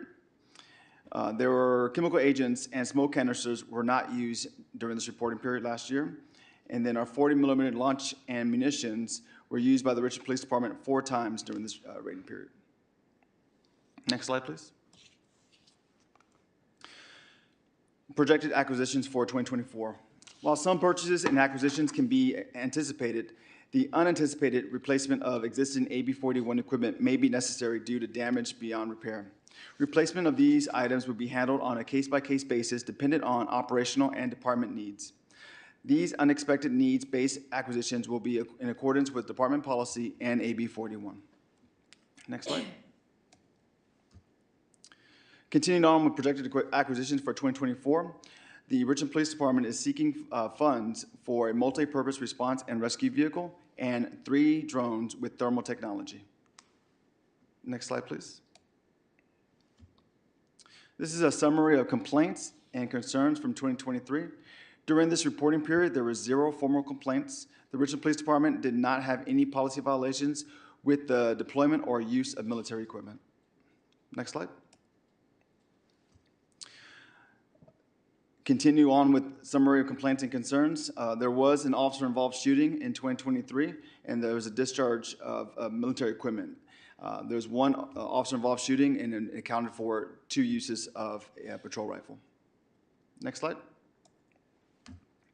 This goes into our fiscal impact. Following were the equipment-related expenditures for January 1, 2023 to December 31st, 2023. Also listed is the total cost for the equipment listed. Equipment expenditures includes the acquisitions of new equipment, the replacement or repair of damaged equipment, and the ongoing maintenance of our AB-41 military equipment, which are captured in our annual maintenance and replacement column. Next slide. The safe and proficient use of the equipment outlined by AB-41 requires countless hours of initial and ongoing training, as well as required certifications. Most training for department personnel is conducted internally by department personnel to ensure adherence to law and policy. There are times when department personnel are sent to external training courses to enhance and supplement internal trainings and to obtain the trainer certificates. Next slide. Total AB-41 cost for training was last year $29,706. Training equips officers with the knowledge and skills they need to perform their duties effectively. This includes understanding laws, procedures, use of force guidelines, and proper use of equipment. Next slide. Communities across the nation are affected daily by senseless acts of violence. The military equipment report reaffirms the Richmond Police Department's commitment to providing transparency and information to our communities and elected officials, in addition to ensuring compliance with the law. The equipment, resources, and training outlined in this report allow Richmond police officers to better protect our communities, enhance the safety of the public and officers, and bring critical incidents to a safe resolution. I want to thank everybody for their time. And I just want to reiterate. Excuse me, before you continue, we need a motion to extend the meeting. Move to extend for 15 minutes. I move to extend it. Can I make a friendly amendment to that? No. No. Okay, so I am going to make a substitute motion to extend this meeting until we finish this item. Do we need a second before we have a substitute? I'll second the substitute motion, but I don't know. He didn't have a I second. second it. Okay. And then there's a substitute motion. Councilmember Vice Mayor Jimenez, sorry. Second by Councilmember McLaughlin for 30 minutes? Was it 30 minutes? Until we finish the Okay. item. Okay, so we'll go to the substitute motion. Councilmember Vanna, Abstain. Vice Mayor Jimenez, Yes. Councilmember McLaughlin, Yes. Councilmember Robinson, Yes. Councilmember Willis, Abstain. and Mayor Martinez. Yes. The motion passes with Councilmembers Vanna and Willis voting no.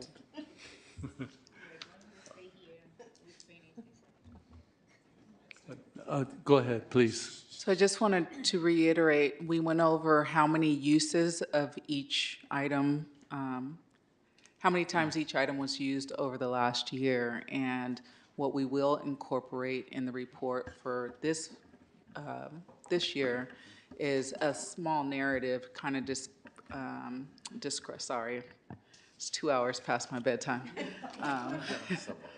Summarizing the use, so what exactly it was used for, the circumstances, and what was actually used. So we'll have that in the report for next year. And actually, we're doing our reporting monthly on our website so that we have it up to date, and the report will be easier to do. This is only the second year that we're doing a report, so we're still trying to figure out the best way to compile the information. And we got a lot of feedback from the community that we're also trying to make sure that we incorporate into our report. Thank you. I'm going to take privilege of asking questions first. One of my concerns is the chemical agents. So I noticed that there's what, 1, 2, 3, 4, 5. I mean, you have 10 or more different types of chemical agents. I was curious as to what sorts of chemicals are in them, and what their properties are, what their uses are, why you need such a wide range of different types. And then along with that, you have the chemical shotgun. When I think of a shotgun, I think of, like a lot of different pellets going out, so this shotgun doesn't work the same way, does it? No to the last question. But when it comes to chemical agents, there's different uses for, you have CS gas, you have CN gas, you have OC spray. There are different chemical agents for different types of circumstances that you might have. And each gas has a different type of reaction for an individual. Some people might not react to a CS gas, but when you have a room filled with CN gas, you will have a reaction. So it's really just to cause a reaction that's, again, the main goal for using chemical agents that we use primarily here at the police department. And again, we haven't used a CS gas deployment since 2020, if I'm not mistaken. I have to go back and look, but I'm pretty sure it was 2020 last time we used it. And it was for a subject that wouldn't come out of the house, an armed subject that wouldn't come out of the house. So we had to use CS gas in order to fill the room. And obviously, the reaction made him come out. There was another time where we used it, and it was 3 individuals inside of another room. It was a small garage area, and we had to fill it with gas for them to come out. They left the firearms inside the place, which was nice. But when they came out, it was peaceful. They were taken into custody without incident. There was a lot of tears and a lot of mucus coming from their nose. But that's primarily why we use and why we have it, is for just those incidents where we need to use it. The different types, so our officers currently use OC spray, then they have that with them on their person. So that's one type. It's like pepper spray. Have you guys seen pepper spray before? Used in the same manner.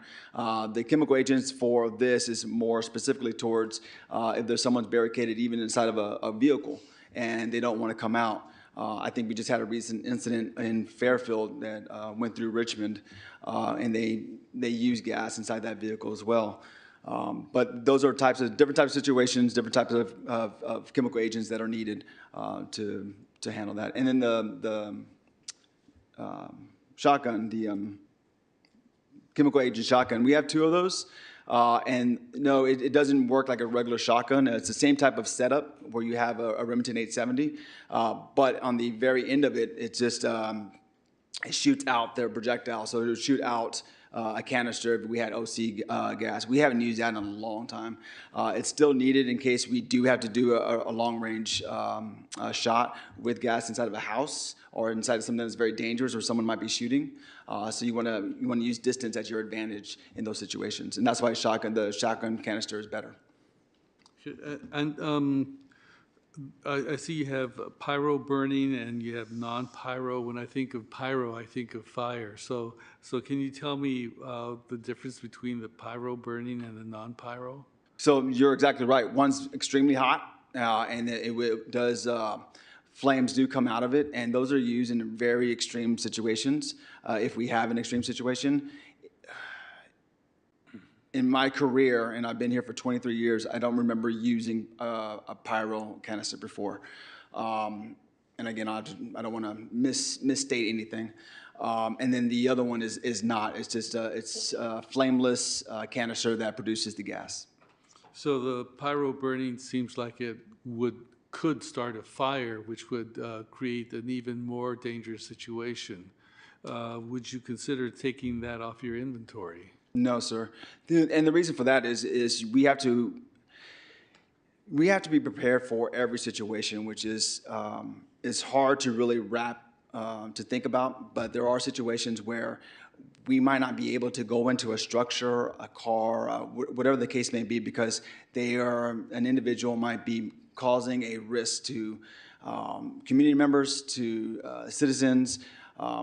to officers, and where you might need to use a specific type of gas, even a pyro gas canister, to induce them out. And it could be where they're just not going to come out and they just want to shoot. But if we don't have the access to the resources, to the tools, or to some of the stuff that we have, then we're not going to be able to. We'll have to call somebody else, and it might endanger lives. Time is of the essence a lot of the time. It seems that a fire would be even more dangerous than not. It depends on what the situation is, though, too. I mean, we're thinking of a house in a residential area or an apartment. It could be something outside of that as well. And we're talking about extreme situations. So if we're talking about using this, that means that somebody has probably been seriously hurt, or there's potential for somebody to be seriously hurt or killed. So we're talking about extreme situations, not just somebody that has a traffic warrant that won't come out of the house. These are not the circumstances in which these are used, and that's evidenced by how often we use this type of equipment. So you're looking forward to 20 extreme situations because you have 20 canisters. Well, we also have to train for it, sir. So a lot of it goes through training. So we have a lot of training that we want to make sure that we are properly trained in the case we have to use it, that we are trained for that, for the uses. Okay, so they haven't been used in action, but they're being used for training? Correct. So how many of them have you used in training? We go through at least once a year for sure, because we go through our chemical agent training where we expose our officers to the same gas that we might expose someone else to. And then when it comes to our canisters and our training, all of our instructors are trained, and then they train the SWAT operators or whoever's being trained as well. And so we go to Clayton once a year. We make sure that we get that training in, and that's annually. So, and my other question is about ammunition. You know, is there a due date for these chemical agents? And if so, how often do you have to replace them, or do you just use them in training? Yeah, all the chemical agents have expiration dates, so we make sure that we use those when we're doing our training. So we can, if we know that when they're going to expire, we're not going to use expired munitions, we can use those for training. Okay, and how much does one cost in case I wanted to buy one? It's on there. I have to go back and look, but yeah. Okay, thank you. You're welcome. That's it. Anyone else? Councilmember Willis. Well, I was going to request that we go to public comment in case any other questions come up after that. Okay. Okay. Let's go to public comment. We do have one in-person speaker, and if anyone wants to address the council that is an attendee on this meeting, please raise your hand at this time. Speaker is Jamin Purcell. You'll have 2 minutes.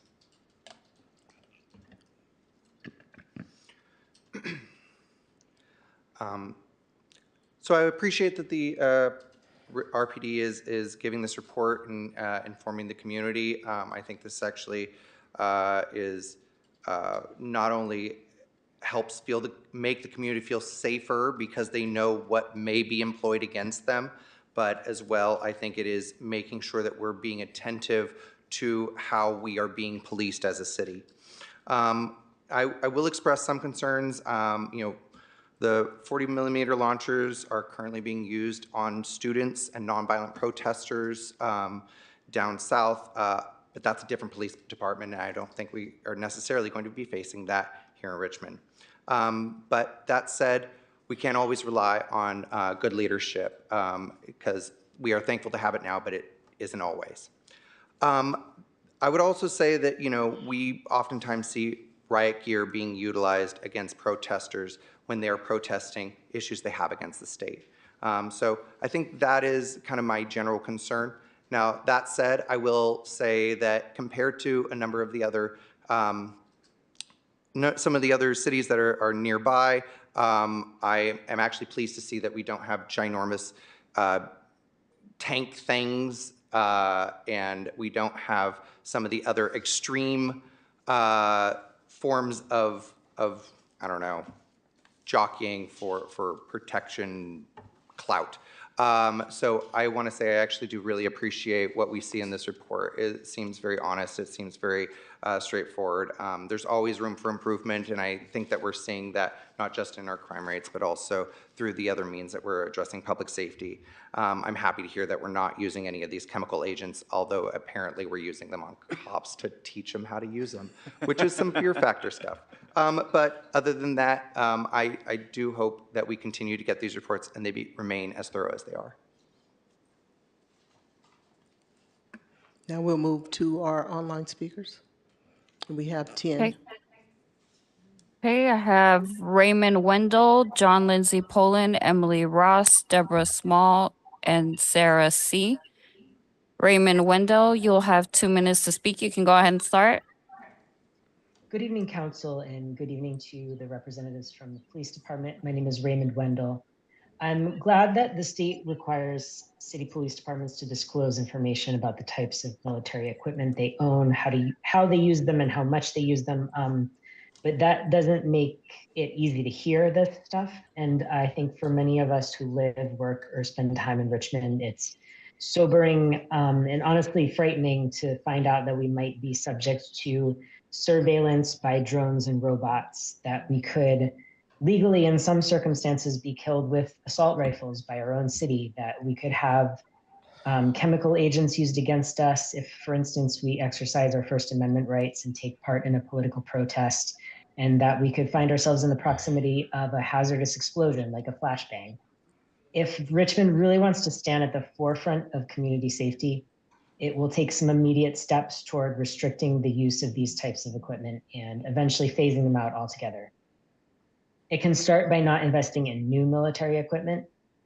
The funds that go toward buying drones, armored vehicles, chemical agents, assault rifles, et cetera, could instead be invested in programs and services that our community needs. And for that reason, I was disappointed to see that the department is planning on purchasing even more drones and military vehicles in the next year. The annual report seems to leave out some of the true costs of keeping such an extensive collection of military equipment. The cost of training officers to use the military equipment, for example, I don't believe that that was factored in. And I think Sergeant Lopez just mentioned that a lot of training is required. So I would like to see how much, that costs and what we could be investing in instead. At the end of the day, I don't want to live in a world where governments arm themselves as if they were at war with the constituents they serve. And I hope that Richmond and RPD will move away from this militarized model of policing. Thank you. Thank you. The next speaker is John Lindsay Poland. You'll have 2 minutes to speak. You can go ahead and start. Good evening. Can you hear me? Yes. Hi, I'm John Lindsay Poland with the American Friends Service Committee, and we have been monitoring military equipment policies and annual reports all across the state. And I'd like to mention something about annual reports. I think Richmond could be a model. One thing that would be very helpful is to report on the actual personnel costs, which is required by AB 481. And we know that personnel costs are the highest costs of anything, more than acquisition or training courses. There are other Santa Cruz Sheriff, Alameda PD, Redwood City PD, they report on their actual personnel costs and staff hours. There are also other agencies that report not only when less lethal launchers are fired or discharged, but when they're deployed or displayed. That includes the Pittsburgh, Sacramento, and San Diego police departments.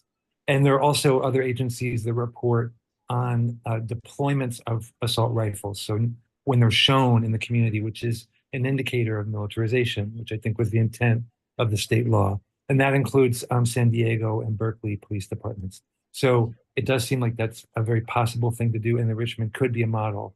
And I just do want to say that in terms of the question that the mayor put about pyro agents, the policy says that pyro agents and other chemical agents may be used for crowd control, crowd dispersal, or against barricaded suspects in certain circumstances. It does say other things, but it does say that. And I found it a bit startling that the lieutenant basically just said no.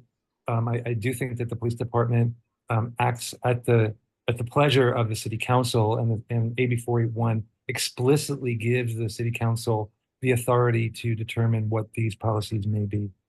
Thanks so much, and I look forward to hearing what y'all say. Thank you. Next speaker is Emily Ross. You'll have 2 minutes to speak. You can go ahead and start. Good evening, council and community. Emily Ross, Richmond resident. I feel very lucky that my interactions with RPD's military equipment has been minimal, but my sense is it was unnecessary in both cases.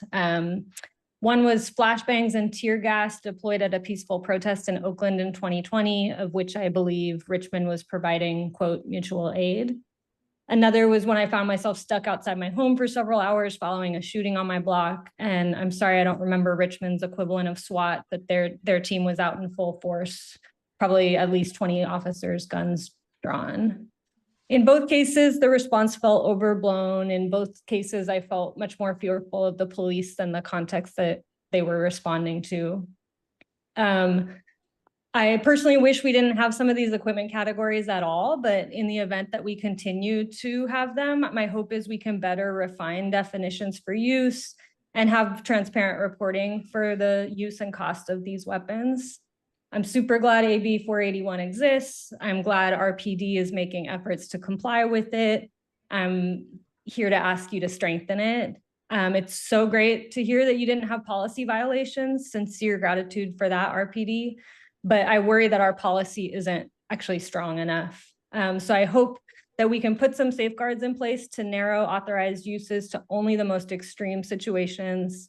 I'm particularly concerned about law enforcement interfering in the First Amendment right of the people to peacefully assemble. I'm so grateful that Richmond hasn't been the face of some of those atrocious incidents, but it worries me that we seem to have a stockpile of equipment that could be used for this purpose in the future. So yeah, I encourage you to at least narrow your definition of use so that it's more clearly defined across different equipment categories. Thank you. The next speaker is Deborah Small. Deborah, you'll have 2 minutes to speak. You can go ahead and start. Yes, good evening. Can you hear me? Yes. So I'm Deborah Small, Richmond resident and chair of the Richmond Public Safety Community Task Force. I want to thank Chief French for this report. It was very detailed and I really appreciate it. A couple of issues came up for me. One was I noticed that the report said that there were no complaints. A question for me, how would people know to complain if we only get a report about the use once a year? So I think it would be important for the police department to report to at least the city council after these equipments have been used so that the public actually knows, so that if there's a reason to complain, we are aware that it's been used and we can do so. The second thing is about how much of this equipment are we continuing to spend money for that isn't being used? My sense is that we have a lot of things that we're renewing and we're using for training, but I really question, like there isn't any report on the amount of the police department's budget that's being spent on this military equipment. And I want to follow up on what Mayor Martinez said, because I really think it's important for us to know how much money is being spent on this, particularly for things that aren't being used. So it would be useful for the next report to say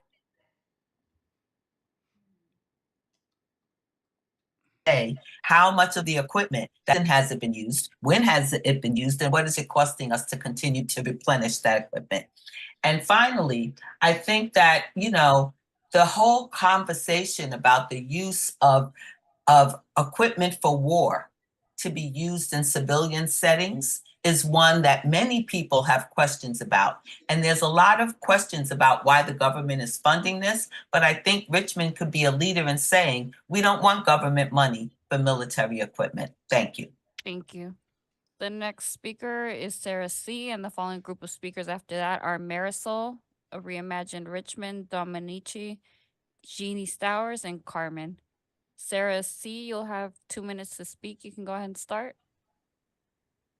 Hi, thank you so much for for hearing me. My name is Sarah Cantor. I'm a resident of Richmond. I want to lift up all of the speakers who have gone before me.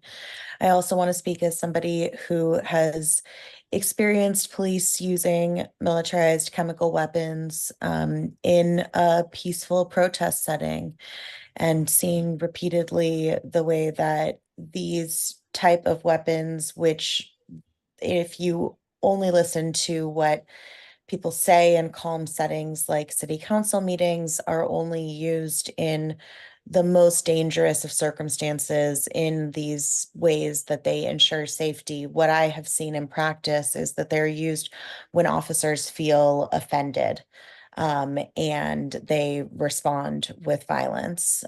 We don't need to be giving people who already are allowed to carry so many other guns, batons, etc., with impunity. We don't need to be giving them access to military grade weapons. I also want to talk about the overall pattern of our police forces becoming more and more militarized, and the similarities that we see between American police forces and the IDF, and the kind of reciprocal training relationship we see between those two forces. As people have said, I think Richmond has been a model city in a lot of ways and has the opportunity to continue to be on the forefront by reducing our spending on militarized police equipment, by saying we don't need to arm an army against our people, and we're going to stop spending this money and spend it on our citizens instead. Thank you. Thank you. The next speaker is Marisol. Marisol, you'll have 2 minutes to speak. You can go ahead and start. Hi, can you hear me? Yes. Hi, my name is Marisol Cantu. I'm a third generation Richmond resident, D6, also a Reimagine Richmond member. And I really want to ask and urge that City Council look deeply at this ordinance and change it. I do not feel safe that there is military equipment, that even some of our military and armed forces do not have access to, and yet RPD does, such as chemical warfare. I also just want to share that I've been to both of the RPD community engagement meetings where we were supposed to be able to share complaints, and we were told to share questions, and we had to reiterate that there was needed to be a space for complaints. Even on the slide deck, I shared, it does say by law, complaints and concerns. I shared a concern about drones being used, and that was not added to the slide deck today. And so there really does need to be another mechanism for complaints, especially when community members don't know that there isn't even a community police review commission where they can actually make complaints. The other is, in that meeting, they said that if RPD pointed an assault rifle at a person, it was not considered a use, even though they would be using it in that moment to try and what they said, de-escalate a situation or subdue somebody.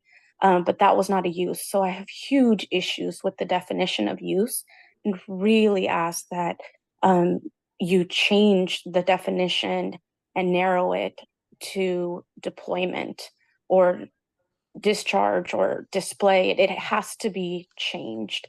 And I think that we have way more to invest in. So this is really a divestment issue.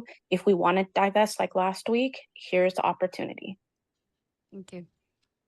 The next speaker is the user titled Reimagine Richmond. If you'll state your name for the record, you'll have 2 minutes to speak. You can go ahead and start. Hello, can you hear me? Yes. Good evening, Mayor, Vice Mayor, and esteemed council members. My name is Angela Aranda, a longtime Richmond resident. I am here to voice my concern in the agenda item Q2 regarding AB 481 and the militarization of the equipment used by the Richmond Police Force. The AB 41 annual report released by RPD has raised some red flags for me.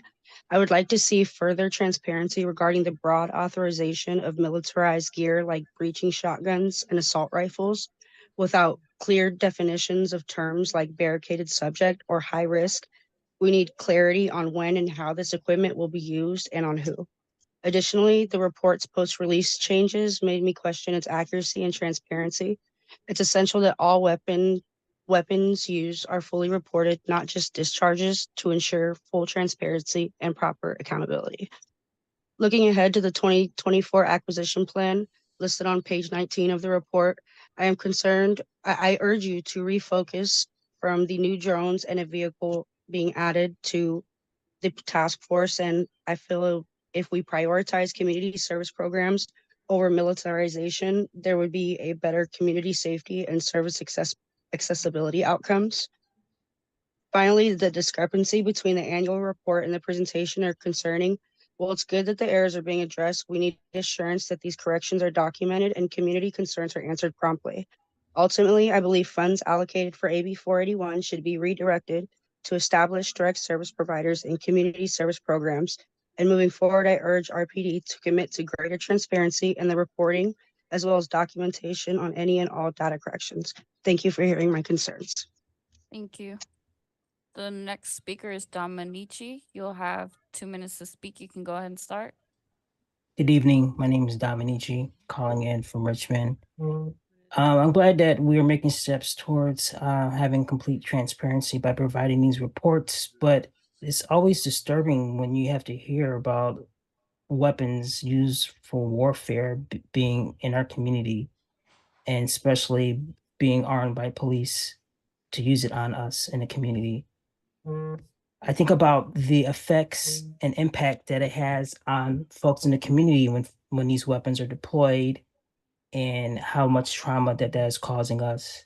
I also think about how this is like a shopping list for items that are just causing harm. We think about these equipments in the minds, think about what's happening at the school campuses where folks are using these chemical warfares and projectiles on these folks. Also, there's been times that people have been using tear gas and whatnot, and the projectile hits somebody in their eye and they lose an eye. And there's all these other effects, health effects for folks, respiratory issues that are causing from this militarized equipment. I would like us to move away from these methods, started really researching more alternatives, ways to have public safety, even in the most extreme situations where we'll have to keep using these violent actions and weapons that will keep causing us harm. Thank you. Thank you. And Mayor, it's 11:29 if we want to take a vote to extend. Yes. We need to suspend the rules. I move that we suspend the rules and finish this item. I second that. Councilmember Bonner. Okay. Vice Mayor Jimenez. Yes. Councilmember McLaughlin. Yes. Councilmember Robinson. Yes. Councilmember Willis. Yes. Yes, with the caveat that we just finish the public comment, make our point, give a direction. Mayor Martinez. Yes. The motion passes with Councilmember Zepeda absent. Okay, I'll resume public speakers. The next speaker is Jeannie Stowers. You'll have 2 minutes to speak. You can go ahead and start. Thank you. Can you hear me? Yes. Okay. Thank you very much. I'm a Richmond resident. I live in District 4. And I want to start by thanking the chief and Captain Lopez for meeting with some of us about our concerns and issues about this ordinance and militarized equipment in the city, and to thank them for taking into account some of those concerns and making changes, like in the future incorporating descriptions of incidents, like incorporating training costs and fiscal costs of the use of the militarized equipment, which I did note were part of the presentation. I think some of the other speakers perhaps didn't note that, but I saw those and I'm very grateful that those were included. But there are some things that I think still need to be changed. And I hope that the council tonight does not approve the resolution asking for the report to be received with no changes. I want to include my voice along with others in saying the definition of use in order to be more accountable and transparent needs to be extended to be more specific, to say deployment, display, discharge. And John Lindsay Poland had pointed out that this was becoming a best practice from some of the other cities around the area. I also think it's important for the city to be doing some analysis of where the uses are happening and under what conditions. And I hope to see that the data is placed on the open data portal so it's available. Thank you. Thank you. And the last speaker is Carmen. Carmen, you'll have 2 minutes to speak. You can go ahead and start. Hi, can you guys hear me? Yes. Hi, my name is Carmen and I'm a Richmond resident and an RR member that is concerned about RPD use military equipment.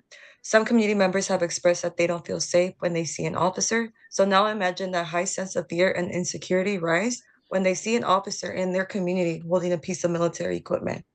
Officers continue to use the worst case scenario to justify the need for it. But not so long ago, our city celebrated our lowest violent crime rate in 7 years. So why would we want to approve the acquisition for new military equipment when it's not needed in our city? Armored vehicles and rifles will not reduce crime.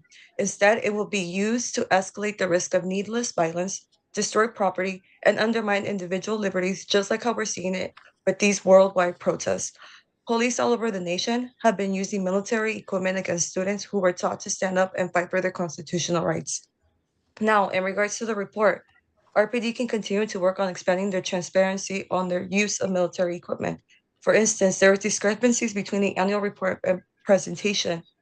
For instance, the aerial systems, they were reported 111 times during the reporting, but on the presentation is stated 120. The quantity of the Remington 12 gauge shotguns on the report is 17, along listing the quantities of ammunition, but on the presentation, it says that RPD only owns one. Lastly, thank you for RPD for stating that they'll be doing more to track the data to increase transparency. This will help residents understand the impact on the community. Assault rifles were discharged twice in the past year, but we don't know how many times an assault rifle was displayed or pointed at a person. We don't know whether there was any children present when that was happening. We need reporting on all uses of weapons, but not just discharges. Build community trust, share what happened, geographical locations, and demographics of whom and the equipment was used on or against. Thank you. And that was the last public speaker. Okay, thank you. We'll come back to council members. Councilmember McLaughlin.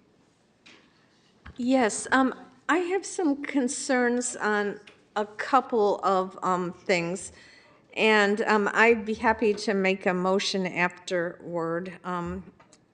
But one of my concerns is about the flashbangs. I've read articles about how these have really caused a lot of, third-degree burns and things, disfigurement. I think there was a situation in Oakland where they settled, where the city had to pay a $1.2 million lawsuit settlement because the SWAT team of Oakland deployed a flashbang that caused these third-degree burns and permanent disfiguration of a woman whose house they raided. So Oakland police have learned to be very specific about what uses are authorized for these flashbangs and what are not authorized. And that seems to have been successful for them. In their second half of 2022, they did not use flashbangs at all.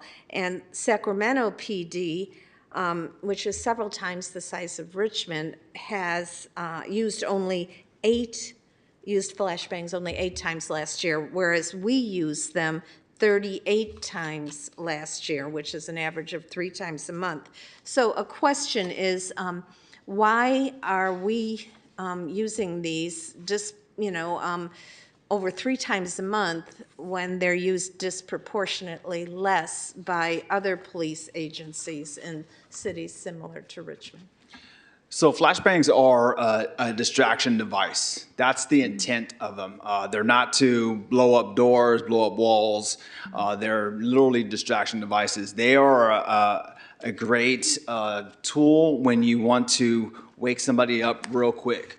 A lot of times during our search warrants are very dangerous search warrants where we're going after homicide suspects or individuals that have guns inside their houses. We want to be able to, it's called get in their OODA loop, which means it's get into their heads when they wake up and they're disoriented in what's going on. A lot of times flashbangs are deployed outside of the residence. So you might have a bedroom window, you might have a backyard, and they're deployed in the backyard area, and then maybe one as you breach the door, meaning you open the front door, you put one on the front door as well.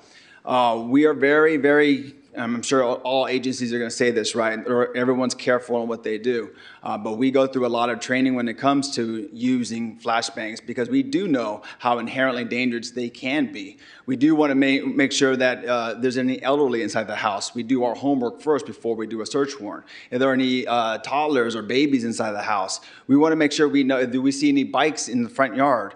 We do surveillance on these, on the locations that we're going to go to before we go and do a search warrant. We don't ever go into a search warrant blind because this is not us doing our homework.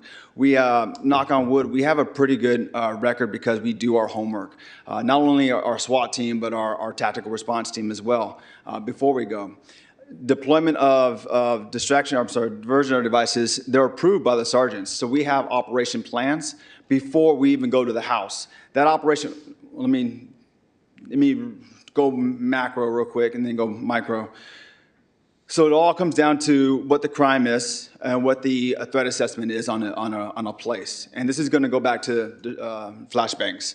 If the threat assessment, which means that there's a high threat at this residence, and it's a high threat for community members and high threat for officers, we want to make sure that we're protecting everybody, including the person that we're trying to arrest. That is our goal, is to come out of this safely. Excuse me, if I could interrupt you. Sure. I appreciate that, but the question was, why do we have so many more, why are there so many more uses of flashbangs in Richmond? 38 last year. Yes, ma'am, that's what I'm trying to get to, is that it's important for us to use the tools that we have in our inventory to safely accomplish our mission. And to safely accomplish our mission is to get into their OODA loop, to make sure that they are very surprised when we arrive on scene.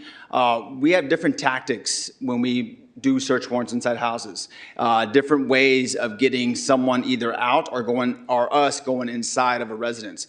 We have to plan for all those things. So the reason that we've used more than maybe Sacramento has is because we deploy a different tactic. We believe in having that distraction when we go in so we don't have a violent confrontation inside the residence. So another question. Yes, ma'am. On that point. So, oops, sorry. So how many of those 38 flashbang deployments were, you said, some are indoors, some are outdoors. How many were into a building structure versus outdoors? I can get you that information. I don't have it with me today. So a lot of times, again, on a normal situation where we're doing a search warrant and it's a high-risk search warrant, we will typically do one outside and one on breach. So you're getting two different distractions. So if you think 4 walls, you do one in the back, one in the front, and we make entry. And do you use a warrant when you deploy inside a home? Always. Okay. So I'm going to have some requests for some more specificity within a motion. But before I get to that, in terms of the drones, so the slides say drones were used 120 times last year. So where in Richmond are the drones being used, and were there search warrants for all the 108 uses that included interior and perimeter searches? So typically our drones aren't always used for search warrants. We use our drones more on a daily basis, and it's to protect our officers a lot of times. So if somebody's running or runs away from us, they're running in the backyard, instead of having the officer chase behind them, not knowing what to expect in that backyard, we put up a drone and try to locate the person and see if they have a weapon or something like that. So we use our drones more regularly. We don't use them, I should back up. So we're not looking at in people's homes with them. We do deploy them inside of a home sometimes if we have a search warrant, we're clearing or before we go into the house, if we've surrounded the house and people come out, we might deploy a drone in the house to make sure that there's nobody else in the house hiding before we go in there. And that would require a warrant? Not all the time, no. So when are the warrants required? So if we are entering a house if we have a arrest warrant and a judge signs a warrant for us to go into somebody's house to arrest them or to recover property or something like that, then that's when we get a warrant. So we don't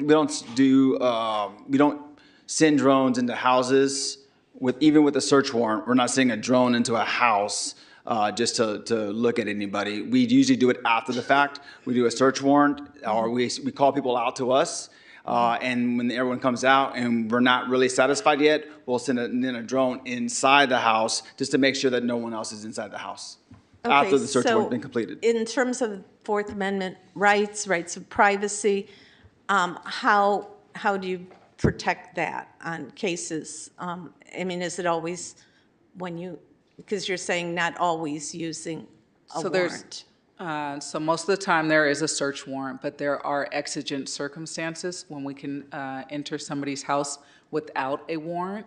So in fresh pursuit, if there's a risk of damaging evidence. So there's certain exigent circumstances in which we can enter somebody's house without a warrant, and it would be those circumstances.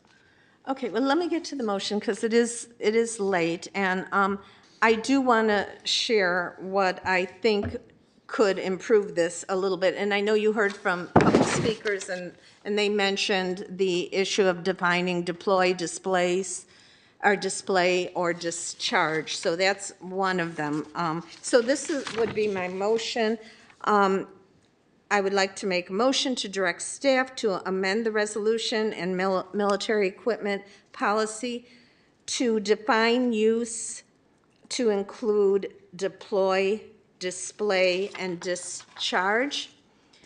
Also, the motion directs staff to amend the authorized uses of flashbangs to add a definition for barricaded suspect, add a definition for high-risk warrant services, and replace, and this is what you have in there now, when the SRT commander or SWAT commander deems their use necessary, but instead to replace that phrase with the criteria used to make that determination.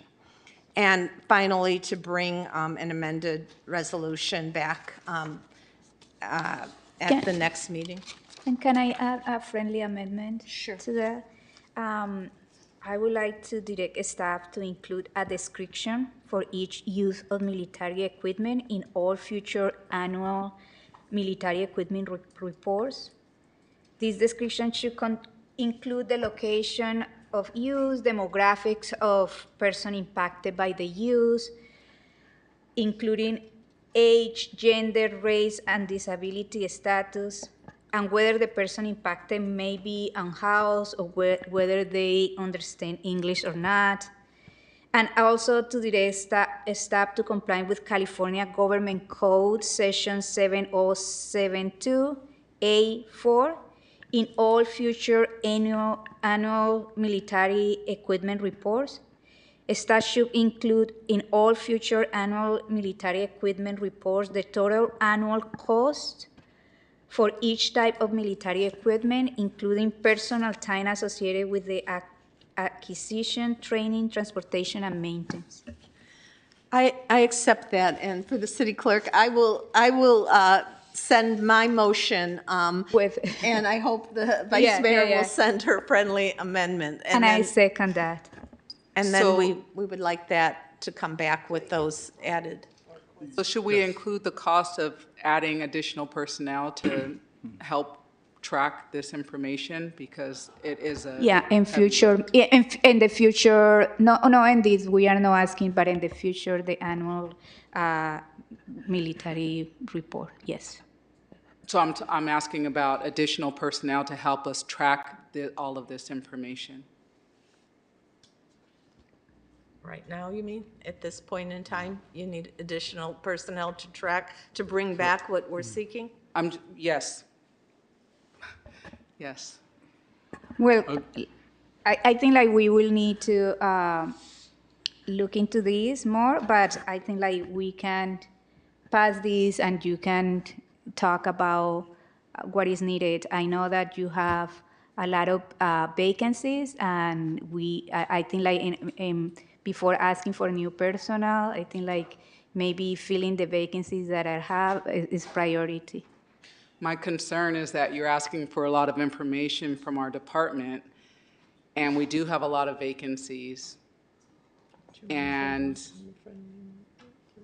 what I'm hearing is you want me to include this in the next report, and I don't have personnel to track all of the information. So you are saying that you cannot track race, demographics, and cost?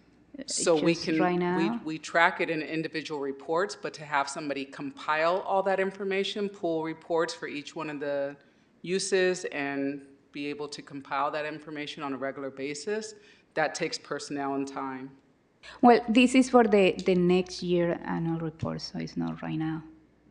Right, but it has to be collected right now. I mean, we don't want to wait till next year and say, we have 100 reports that somebody needs to go through and collect information for.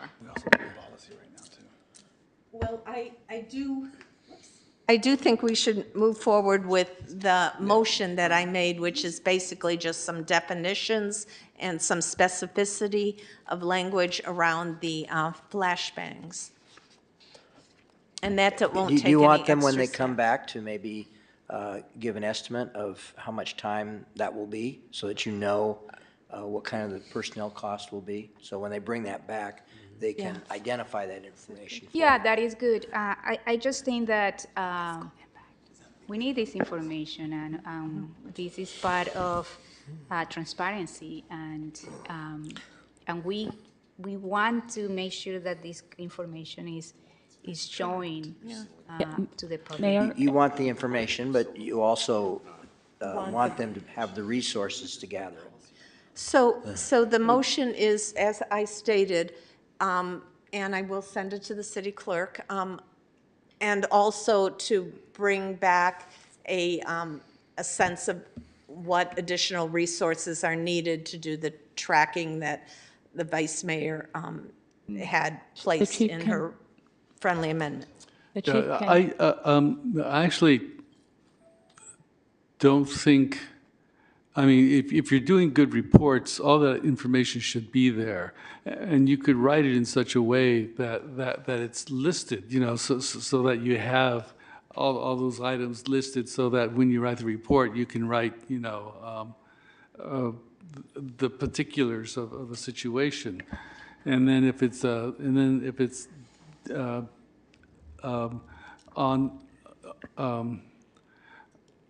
a computer, it should be easy to call up whatever information that you need. And also, But this will just give them a chance to think that through and tell you whether they think it's a problem, how much would it be, does it require a person, is it half of a person that's already there? This is kind of they didn't know about it, so it gives them a chance to think about it when they come. Yeah, and also like for the city manager, in other departments, like I know like there is data manager, like what it could be for somebody to help.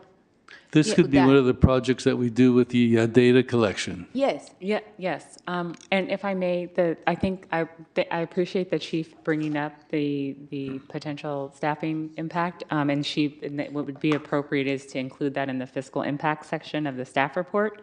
and then to provide a brief analysis if there is any additional impact in the report for the council's consideration, and we can definitely bring that back to the council.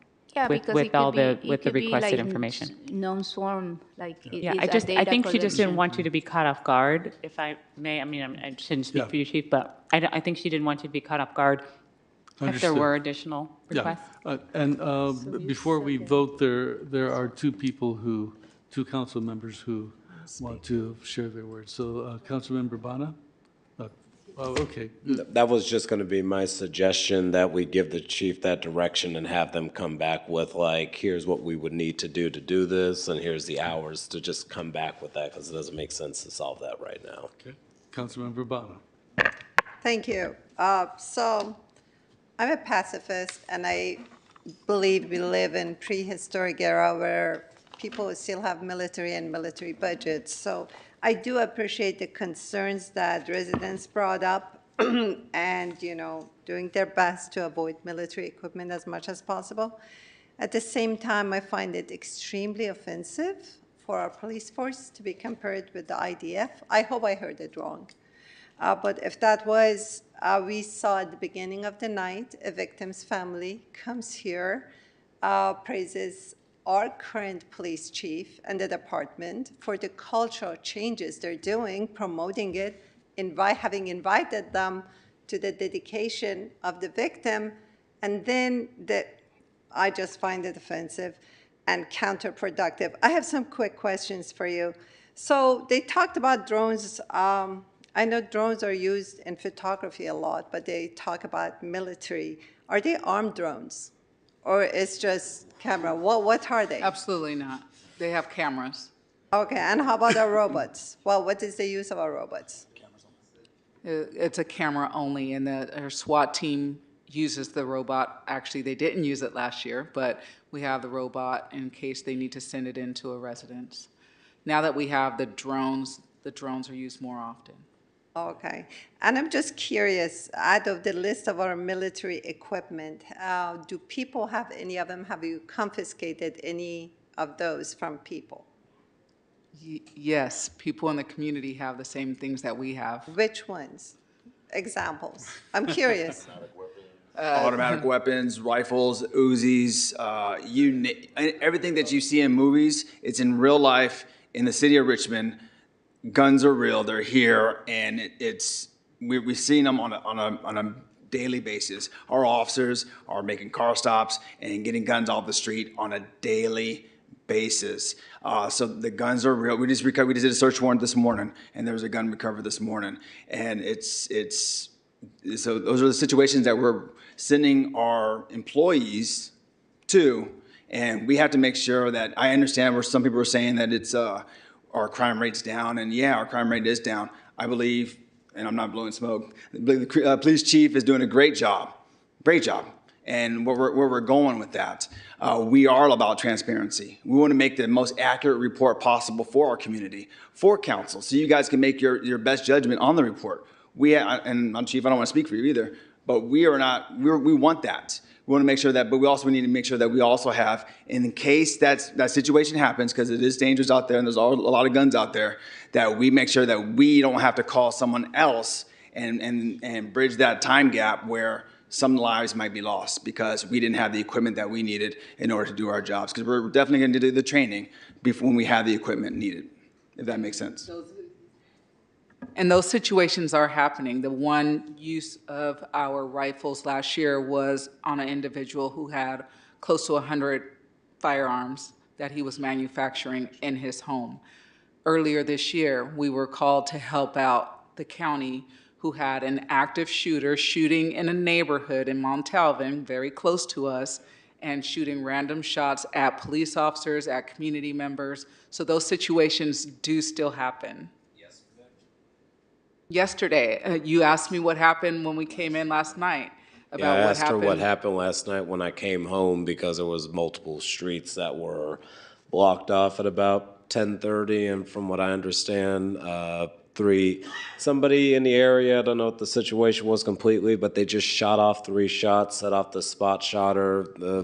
area was blocked off between Ream and 23rd and Dunn, and that's when I first heard about the drone being deployed to find the person. They apprehended him, and there was no incident outside of all the streets being blocked off for I don't know how long, but I do remember passing it by just last night. Thank you. Just to add really quick to the incident the chief just mentioned about Montalvan. So we needed an armored rescue vehicle in order to evacuate neighbors of this house because the individual in the home was firing rounds into the neighbor's house as well. And the only way to safely get the neighbors out of their home was with an armored rescue vehicle. And while that rescue vehicle was making its way, the individual was shooting the rescue vehicle, trying to, I suppose, kill whoever was inside that rescue vehicle. And the only way we were able to get people out of their homes and into safe locations was by that means. There was no other way. People would have been sitting ducks. They were sitting ducks until, so that's just that close to home, that situation, really close. So I think we could move forward. I'm sorry, I have Oh, one I'm more sorry. question. I'll make it quick. So I'm very proud of our police chief. I'm also very proud of police chiefs in Denver and Philadelphia when they were ordered to disrupt students' demonstrations, peaceful demonstrations. They refused. They said they have a constitutional right to peaceful demonstration. So I wonder if, I know you're under a progressive city council, but if it happens that you have a directive from higher ups to disrupt peaceful demonstration, how would you balance it versus protecting safety and constitutional rights of people to peaceful protests? So we support people's right to peacefully protest. That's what we're here for, and it's their constitutional right. And so we've had plenty of peaceful protests here in Richmond. Many of you have been a part of them, and I think you have seen how we react in those situations. And so we support everyone's rights. It's only when there are laws that are being broken, that there's a public safety risk, that we get involved in a different level. But every situation we deal with as its own situation, and we determine what the best course of action is in that particular situation. Thank you for clarifying. It seemed to be a concern of many of our residents, so I appreciate that. That's it. So I think is like in your points. We are not saying that it's not happening and that we don't need some strategies. What my intention is that we have better reporting, so we know how the police is being used in data, so it doesn't become an anecdotal thing about how it was used. Because it can be one situation, but 10 more situations can be totally different, and it becomes kind of like the community anecdote versus the police anecdote. And the way that we can be transparent and have more police accountability, peace of mind of how the police is deploying this, is by having the data and combining. I know that might require some resources. I just want to make sure that these resources are no sworn police officers that are doing that, because we want these police officers to really doing the work, patrolling and filling all the vacancies to do the patrolling. So I think what I am hoping is that the resources are being thinking into maybe a non-sworn or in another department where it can help maybe not only you, but other needs in terms of data collection, because we have a lot of that, and we have been asking for that, to support that. So it's not adding it's not taking the officers, the sworn officers that we need in the streets, that we are paying, and some of them over $500,000, to be in the streets and not being just doing this data collection, which can be done by other staffing. But I think it's really important for police accountability that we are able in the next report to show more information so we can really talk about this through data, right? Thank you. Sorry, if I may, I wonder if the vice mayor means to have data regarding the cases that cause injury or are fatal, or you want it in general, even if no injury happens to anyone? In general, like, I think like it's important to know, like, even if deploy, how was used, like the race and the gender. So it's not just only, I think like it's in general, so we know Okay, I was how. thinking if it's those cases would be simple. Okay. Yeah, because they are like, yeah, they are some cases, but this equipment is used different times, and we want to know how they were used, and just, yeah, so I think it's more general as well. Call to question. Okay, so my motion was, and I'm not going to repeat the whole thing, but it had to do with the more definitions and more specificity on the flash bangs, and I will send that to the city clerk, and with inclusion of the city, of the vice mayor's friendly amendment, but not for immediate implementation, but rather to identify needed resources to implement it. Is there a I question? did have a question because I heard during the friendly amendment, something about, sex, race, disability and stuff, and I'm worried about HIPAA and both personal.